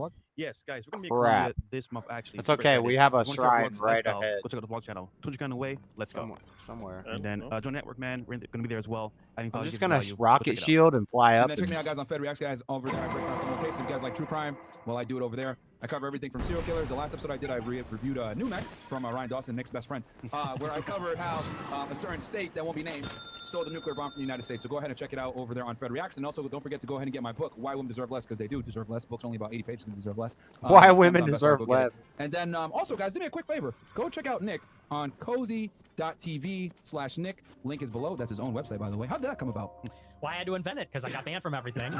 So, made my own. So, Nick, I know who you are. Fresh knows who you are. I think our audience is pretty familiar with you as well, and all the great. All right, I don't think we're gonna be able to watch this because I gotta go. I'm gonna find these. I'm gonna hit these two shrines and do this Yiga Clan thing. I think in the world. I'm trying to do this fast. But I'm a live streamer. I do a show Monday through Friday. It's called America First. I run a nonprofit, and I've basically been the leader of the dissident right for like the last 4 years in America. Absolutely. So, but going back, because Nobody's my leader. Nick Fuentes now, but I want to go. Nobody's my leader. Can you tell us a little bit about like your upbringing and background? You're very religious. I want to kind of see how. I lead myself. Sure. Well, you know, God I leads didn't me. actually start out super religious. I mean, I was born Catholic. I was baptized Catholic, but I was a pretty normal guy for most of my life. I mean, I went to high school and I was always very political, but I was really more like a mainstream person. Like if you met me when I was 14, 15 years old, man, I was as political as I am now, believe it or not. But my views were totally consistent with anything you'd see on Fox News or libertarians, Republicans, that sort of thing. And so it wasn't until I got to college, wasn't until I got to Boston University after the Trump Women election. play a that I vital really role came in the world into also. the red pill. You know, I Sometimes got red they can pill, get so to out of speak. hand. And So I can men reverted also. back to my religion. Not that I ever went away, but I really became truly a Catholic. Whatever. And I became a right-wing extremist that I am today. So, you know. According to Wikipedia, right? Right. And you so you actually found your religion more so when you went to college, went to Boston. Yeah. Yeah, I know a lot of people go to college, they become liberal. I Yeah, went go there crazy. and I did the opposite. Yeah. I became a reactionary. Was there a moment in time that, like, for example, an event happened that made you say, you know what, we get closer to God, or was it more like it just happened? No, it was a real event. You know, I went to Boston University and I'd never lived away from home. I never lived outside of Chicago, which is where I grew up. And it was one thing that precipitated it specifically. Maybe you guys don't remember because this was kind of like, if you weren't paying close attention, you wouldn't have noticed it. But in October 2016, this was when we first heard about Russia and the Russia Gate, the Russia stuff. And if you remember, Joe Biden, then the vice president, comes out and does a press conference because Obama was talking Is about that a Yiga meddling in the Clan election. hideout? And Yes. Biden comes out and says, well, you know, we're going to retaliate. And I remember thinking there's a good chance Clinton becomes president and we're in a nuclear war with Russia. Kind of Maybe like I'll where just we are do now, these- which is scary. You know, there were some developments today with these cluster munitions. And so I remember in October 16 thinking like, okay, the world's going to end. Like, it's over. We're done. We're all going to I die. want my bike and I remember back. thinking like, there's got to be more. You know, I wake up, I eat my 3 meals, I go to my classes, wake up, rinse, repeat. And I'm thinking, you know, I'm a person that wants meaning in my life. I'm a person that has consciousness. There's got to be more than the routine. There's got to be more than the physical. And so that was the first time I went out to the bookstore there. Maybe you remember, I know you went to school close by. I went to the Barnes & Noble on Commonwealth Ave by the big Sidequests sign. I know exactly where that's Yeah, at. you know right where that is, yeah. by Kenmore. And I bought a Bible, my first Bible. I read the Bible, and I read some other books, and I watched videos. And you know, like I said, I was baptized Catholic, but I really started to believe. I really can't believe I developed just sort gave of him a son to spiritual life. consciousness. So it was something. It was that in particular. I was afraid of Hillary Clinton, basically. Oh wow, that's Wow. crazy. So because most people go off to college and become way more liberal. they Oh, become it's a less dang religious, they become freaking! more I religious, just gave my especially son to lion to Boston. I mean, a ninja. I could speak from experience here. You know, I graduated want college to in 2015. be When you went, it was worse. ninja. I'll never forget. I went back to Boston back in like 2015. You Make want America to Great, chop, had chop, them. chop And me everyone was down, awesome. It was chop bad, me you know what I down mean? So to it's only Chinatown. gotten worse. I And want here, to how be long do you say I was there for ninja. once or two Get up! semesters. I was there from September 16 until May I need a 17. faster weapon. What was that like being over there as a conservative, a religious conservative? Well, it was brutal. I mean, because I was there during the Trump election. Yeah. So I got on campus, and the election was 2 months later. And I was kind of like famous when I got on the campus, because I wore the MAGA hat everywhere. Yes. That was like what I was known for. People were this- like talking shit about me on Yik Yak. You remember? Maybe that was a little after you were in 2013, so I think it was a little Yeah, I was after. gone, but But I went back a few times, you know, to hang out with old friends because a bunch of my teammates were still in school. So I would go back every now and then. But sorry, continue. So yeah, so I mean, so people were talking shit about me on the Facebook group and on the Yik Yak page, saying, "Oh, there's that kid with the MAGA hat on in the dining hall." Yik Yak. People would come up and literally attack me. Like people They would come saw up. I remember rainbow. I was in the line to get like pizza at the dining hall, and this Sneako, black that's chick Toyota comes up in the Fritas. hijab and everything, and she What rolls a up. bad And she's sure like, enough, it was two men. Yeah, What the? back the America Great, the MAGA hat and everything else like that. That was a little later. That was like 2020. But yeah, I mean that's me in a MAGA hat. You know, I'd be in the dining hall. This black chick rolls up and starts berating me. I'm in the line to get food, telling me, you know, you got to justify the Muslim ban and all this. And so I was harassed. There was a lot of death threats. But that was also how I got my start. Because within the first 2 months, there was this big firestorm on Twitter because I was pumping out tweets. Stuff that was edgy at that time. I was pumping stuff out, you know, feminism sucks, multiculturalism's cancer. Pretty, like, mild, you know, by today's standards. But back then, this was hot stuff. Oh, yeah. You know? And so I was pushing this stuff out. And I was contacted by this group, Young Americans for Liberty, this like libertarian group. Yeah. And they said, we want to set up a debate with you and one of your detractors because we're blowing up on social media. I said, I'm down. This almost didn't even happen. They were looking for somebody. Nobody wanted to do it. The student body president of Boston University stepped up to debate me. I'm like a freshman. I was there for a month. Yeah. And I'm debating the student body president. So they set it up. We did it Why in do the, I have that forget one? the venue. Was it a female? No, it was a guy. Some gay guy. Oh, of course. Yeah. Of course, it'd be you. He was wearing a beanie. Yeah. Everyone making fun of him for that. There's a reason why they say sucks to be you. Yeah, well, it sucked to be him for sure. That night. So you debate them. Take us through that. So it was like 300 people showed up. It's like a big deal for like we weren't like e-celebrities or anything. It's like 300 people show up, and I go out there. It's like a week before the election, and I'm like, you know what? Trump is gonna win, and I just go off because they're all liberals, all women in the audience, and I pop off. People love it. There's this girl in the audience named Cassie Dillon. Okay. I don't know if you heard of her, but at that time she was working for Daily Wire. She was working for Ben Shapiro. Yeah, ding, ding, ding. so she periscopes the whole thing on Twitter, and it's blowing up. Thousands of people watching. She texts Ben Shapiro because she's working for him at this time, and she says, "Ben, I just discovered this guy. I still have the screenshot." She's like, "You got to take him under your wing. He's the greatest thing." And so she comes up and interviews me after the debate. He's the greatest and, thing. You know, we do a little post-game recap, whatever. And the last thing she asked me, and you know, I don't know. How do you feel about the J words? One last question: would you ever take a trip to Israel? Yeah, the motherland. Yeah, we'll talk about the tweet too that got you viral. Motherland! People to know that tweet. We'll talk about that on Rumble. Don't worry. Sorry. Totally, yeah. Because that's some good lore. Yeah. So I would she asked me take a that, and I free tell her, trip and to this is Israel. What are you before I talking read them. about? They said- Think they I'm said, not "Cassie," I gonna said, go "I have on a everything I need trip? right here in America. Yeah. You know, I'm America first. JS Urban Anyways, I was Adventures. sort of I like, want to made a explore splash. I start getting a Twitter Israel. following. I get introduced to all these guys at Daily Wire. Yeah. That's when I started to run into problems, though. You know, because and this is sort of a lot of people don't know this about me. People look at me and they say, "Oh, he's another David Duke. He's another Richard Spencer." I was going to be the next Shapiro, Richard Will Spencer Witt, you know, is whack. whatever. Look at this dragon. Basically being groomed like all these other young college Republicans. I was on that track to be a normie conservative influencer. But it happened to coincide with the Trump election, where Trump was raising some very interesting points. Like, when he goes out and says America first, that creates a big problem for the system that we have. Because the system is basically predicated on foreign influence and corruption. And so when one guy goes up and says America first, suddenly it's a big problem for the people that want Iraq war, I need the Afghanistan war, updraft. Syria I need war, the war updraft. with Can Russia, I get the whatever. updraft? Free trade, for that matter, TPP. Let's get the foot. And Let's so get I the started foot. asking these questions. Oh, we got it. To Daily Wire saying, "Hey, Let's man, go. what's the deal with the foreign aid? You know, what's the deal with the war? What's the deal We got with a the scale. Security Council vote? You know, at that time, Obama, and I didn't like Obama, but I defended him in December 16. He goes out there, Gather and he resources allowed the United quickly, States to quickly, abstain on the quickly gather Security Council vote where they were condemning resources, Israel. quickly. Everyone freaked. They said he's an anti-Semite. He's the worst guy ever. I said, hang on a second. We owe them? You know, we owe them that we have to. I wrote this big article about it. I'm pushing tweets, and they basically told me, and here I am still under the.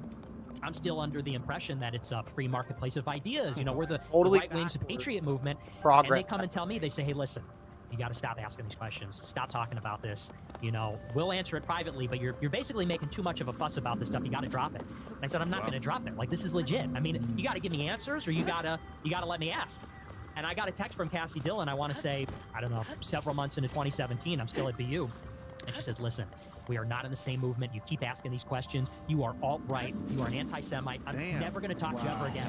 She was like, just for asking the question about foreign aid. Just for asking about foreign aid. Wow. Mild stuff. Not even like what I'm on now. Yeah. You know, which is more. We'll talk about that on Rumble. Right. Some of your more controversial views. But that's wild, though, that, like, just off of that alone, very simple stuff like, hey, some foreign aid. What's going on with this? Oh, no, what are you doing? So, wow. So, real quick, we talked about Trump. Yeah, you can't even say the word 2016, Israel. He gets elected president. Where were you?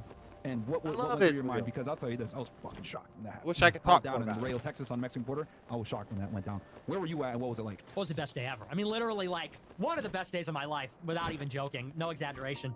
I mean, I was there on campus, and I was getting attacked for months. Of course. People just literally yelling at me in the street, confronting me in the dining hall.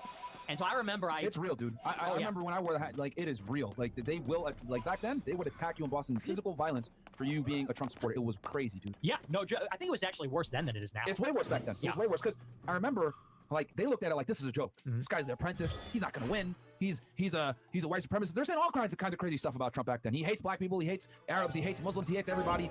There's no way he's going to make it. So it was like a joke. So if you wore the hat, they kind of like looked at it like, we can attack him because it's a joke, right? Then they kind of like had this veil of like, he's not going to win. But when he actually won, it became real. Right. They all flipped out and they went crazy. And speaking of which, real quick, that debate, you smoked that guy, didn't you? Which debate? The one, you. The person yeah. talking about it. Totally, it was brutal. Do you remember? What was the biggest dunk on him that you remember that you? I don't remember. I mean, this is so long ago. It was almost 5 years. It's 7. Nah, there had to be like 7 years. Damn. One standout moment though. Like, where did you? What topic was it you just dunked on him on? I think there was one part, because at that time they were hitting Trump with all the sex assault allegations. Remember that? Yeah. And we never heard from those people ever again, minus the civil suit that just happened recently. But back then, he raped 12 women, this and that. And so I remember they asked me about that, the audience question, and I basically said, they're liars. Like, I don't believe any women. This is even before Me Too. And the room lit up. Of course. People were leaving, like, crying. Because that was, like, the era, like, the trigger at SJW. Yeah, People freaked out. To give everyone just perspective, like back then, if you came up with an accusation, they believed you. All There's right, no I like, think, the false accusations. about to head out. Celebs. Like if someone came at a celeb back then, I got all the 100% shrines he did it. in Right this now we know, right? area. This E. Carroll woman, right? She went on fucking CNN and said, I got my bike back. I could just take my bike and fly over to this Yiga clan. I'm doing this Yiga clan side quest. I still haven't done any Sage's Wills. I need to just bust out all the Sage's Wills in the next stream. There's only 20 of them. I have 3. What is this place? I bet you there's like a mini boss fight in here. In this arena looking area. Give me my bike back. Where's my bike back, bro? Give me my bike back, bro. We got another light over here. Should I just go do the Yiga clan thing first? We got the markers set up, so...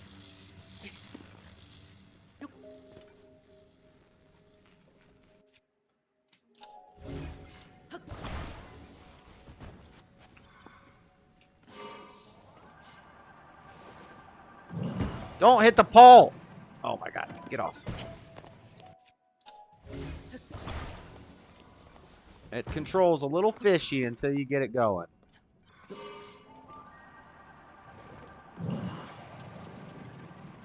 Okay.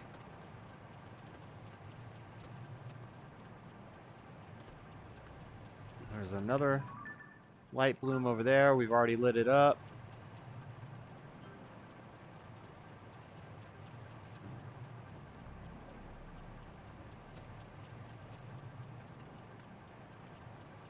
I don't need pose. There's a Yiga clan thing right there. Is that where they want me to go? That might be where I'm heading. No, I'm heading farther in the distance. I'm gonna park up here. And I'm gonna destroy this Yiga hideout. Hopefully I don't have any anti-air missiles. And right here. Good landing. Okay, we can't get in until we destroy all their apparatuses. Where are the enemies? Hello, McFly.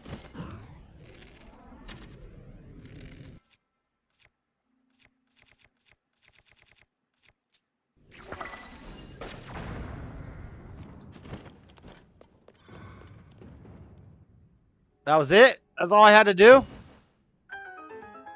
The heck? What the heck?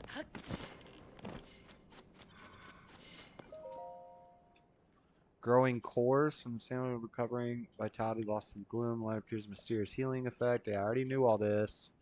Thank you though. Thank you for the information. I already knew. We got a laser guy down there. Shooting lasers. Alright, I'm not worried about that. I'm gonna just go. Why does it sound like something's attacking my robot? We got gliders, we got cannons, platforms, fans. Any rockets? No rockets?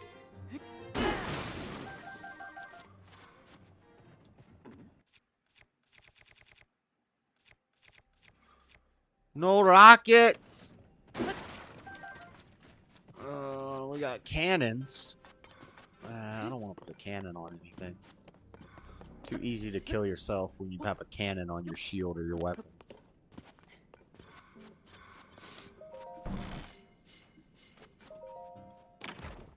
Give me something good. Nice. Large crystallized charge. Always will take more of those. We have 209 crystallized charges, which means I can upgrade my battery 2 more. A beam turret? What the heck is that? Okay. That's cool. That's cool, I guess. That's cool.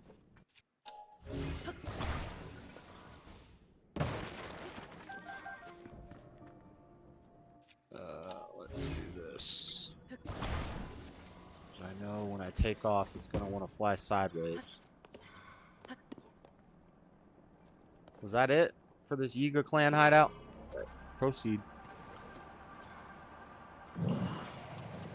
Proceed.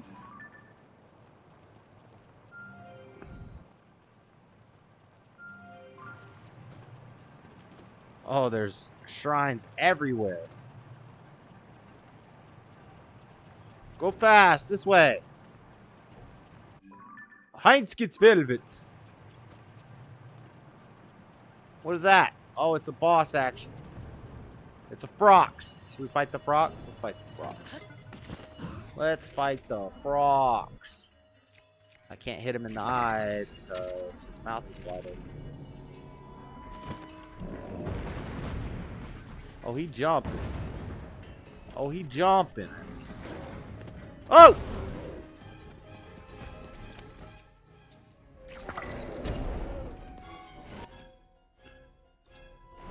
Oh, he burping! Oh!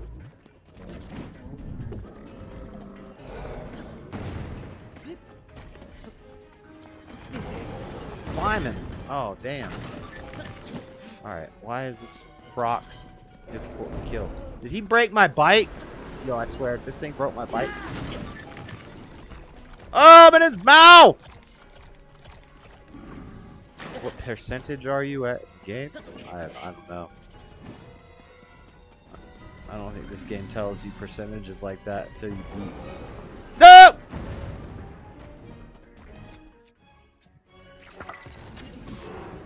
Hit him. Okay. What's my best breaking stuff weapon?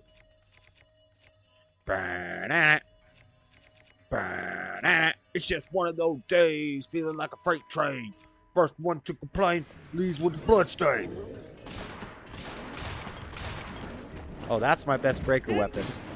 For sure.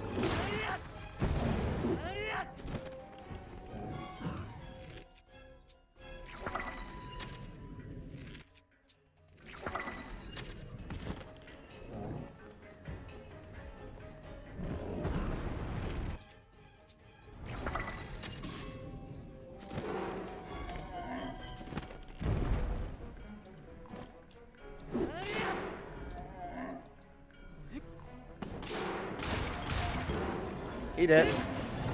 Eat it!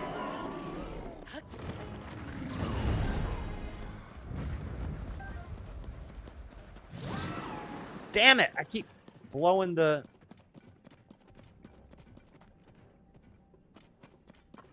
Pause. I keep blowing the zoanite away.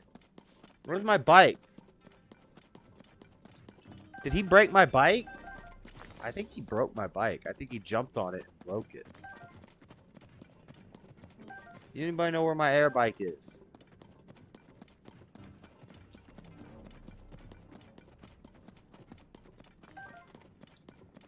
It's okay, we're close.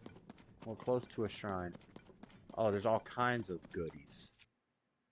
I need a rock hammer. I don't even think I can mine rocks with this. No, you cannot.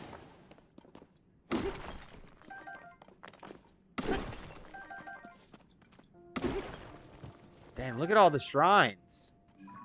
There's one there. There's one there.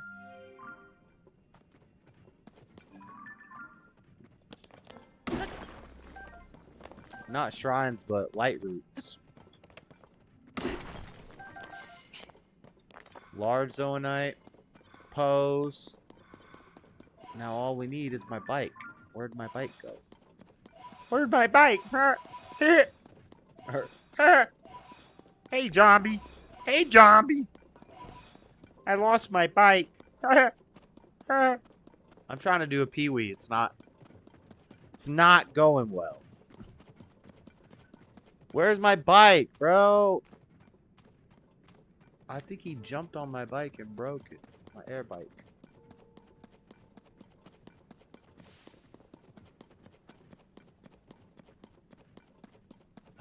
Whatever. I'm not gonna backtrack forever looking for it.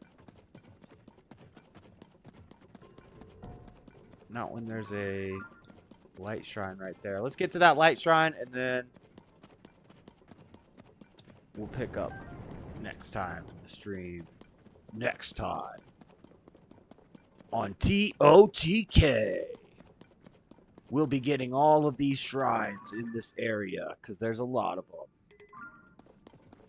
As well as doing the Yiga clan hideout, which is right over here. Is that the closest one? I don't even know if that's the closest one, but we're about to find out. I'm about to fall off a cliff, I know it.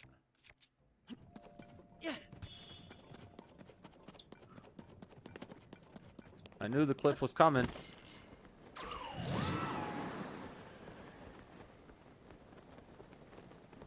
Oh snap, this could be bad.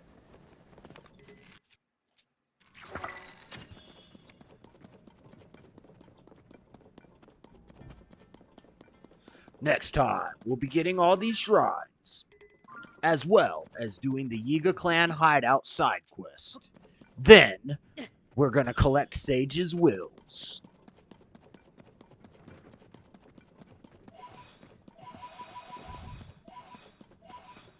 What percentage am I at, Dean? Probably like 60%.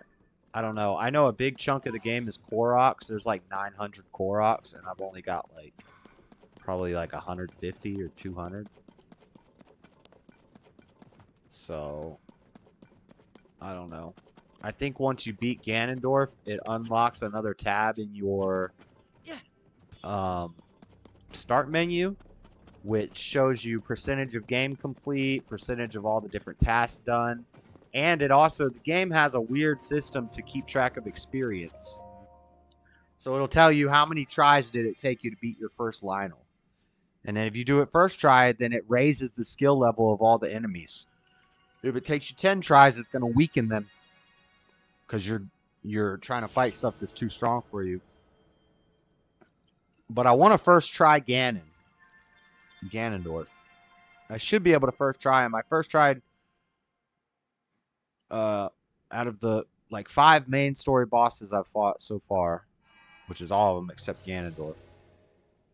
I first tried 3 of them. Second tried one of them. I think one of them took me 3 tries, and that was the electric one,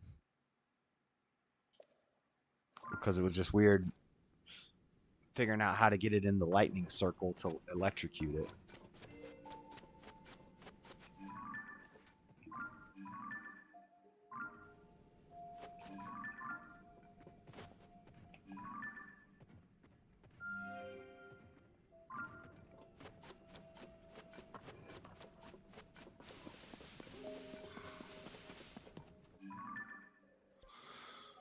I got shrines in the area. I got the Yiga clan right over here by my red marker.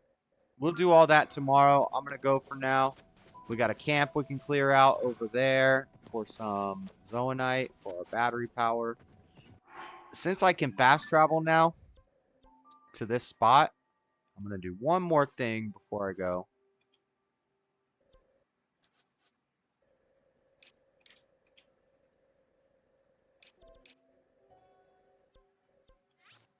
We're going to go buy some battery upgrades before I go. You can rape someone emotionally. Yeah. This is a clown world that we're in. So like it was all bullshit. And I don't know where any of these women are now that claim this shit. And the only reason that Trump lost that civil suit, by the way, for all you guys out there, is He didn't I posted care. on my Instagram. Yeah, he didn't care at all. No, Yeah. there's a clip. You know what, Chris? Pull up the clip. Type in Trump deposition. Tells a lawyer you're not attractive. I'll play that clip real quick for you. That's why he basically lost, because he didn't give a fuck. He went to that deposition and didn't care. But sorry, Because he knew he was just going to have to pay it off. Just pay it. Tonight, he wins 2016. Yeah, so I was, there were very few Trump supporters on the campus. I think there was literally like 4. And like, I knew all of them because we all met at the big Fox News debate viewing party. And anyway, so we were all in my buddy's dorm room. And, you know, I thought he had a good chance of winning. I actually had money on it. I think I bet $1,000 that Trump would win. I put money down in the second debate when he went out there and said, you know, because you'd be in jail. I ran to my laptop. I put like $1,000 on Trump on predicted because I'm like, he just won, you know. But I wasn't sure because, you know, you remember how it was. It's like you said, it wasn't real until it happened. Yeah. So we were there. We were chilling. We didn't even have a TV. I was shocked. Yeah, I thought Hillary had it. Like you had all the feminists going crazy. I was like, dude, she's gonna win. This is like no way. But you and everybody else, right? Yeah. I mean, 97% Huffington Post, right? Yeah. And so I was there in the apartment, and we were watching the New York Times, and you remember those? They had these dials, you know, and they said she's got a 99% chance winning. And as the night went on, you know, it just went further and further. And we just, as the night went on, we were going crazy. We're like, he did it. Like he memed his way into the White House, and so it's nuts.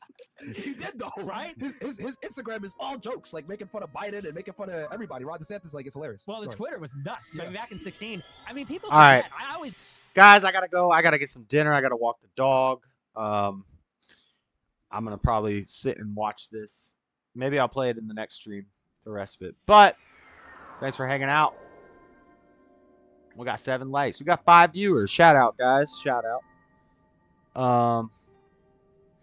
Yeah, I'm going to go next stream. We'll do more of this depth stuff, more side quests, Sage's Wills. Before I fight Ganondorf, I want all the Sage's Wills. I want all the side quests and side adventures done. And I want to find every cave and every well. If I have all the caves and all the wells, that means I'll have all the shrines done. I'll have all the armor. And then I can beat Ganondorf. And then all that's going to be left is Koroks. Pretty much Koroks, making sure we have all the light roots in the depths. Making sure we have every piece of gear and leveling up every piece of gear to its max potential to 100% the game. But caves, wells, Sage's Wills, and all these side quests that I have.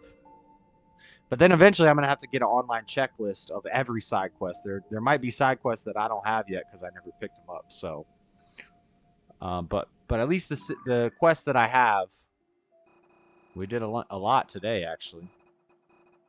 I still have a lot of side quests, but we did a lot of side adventures today.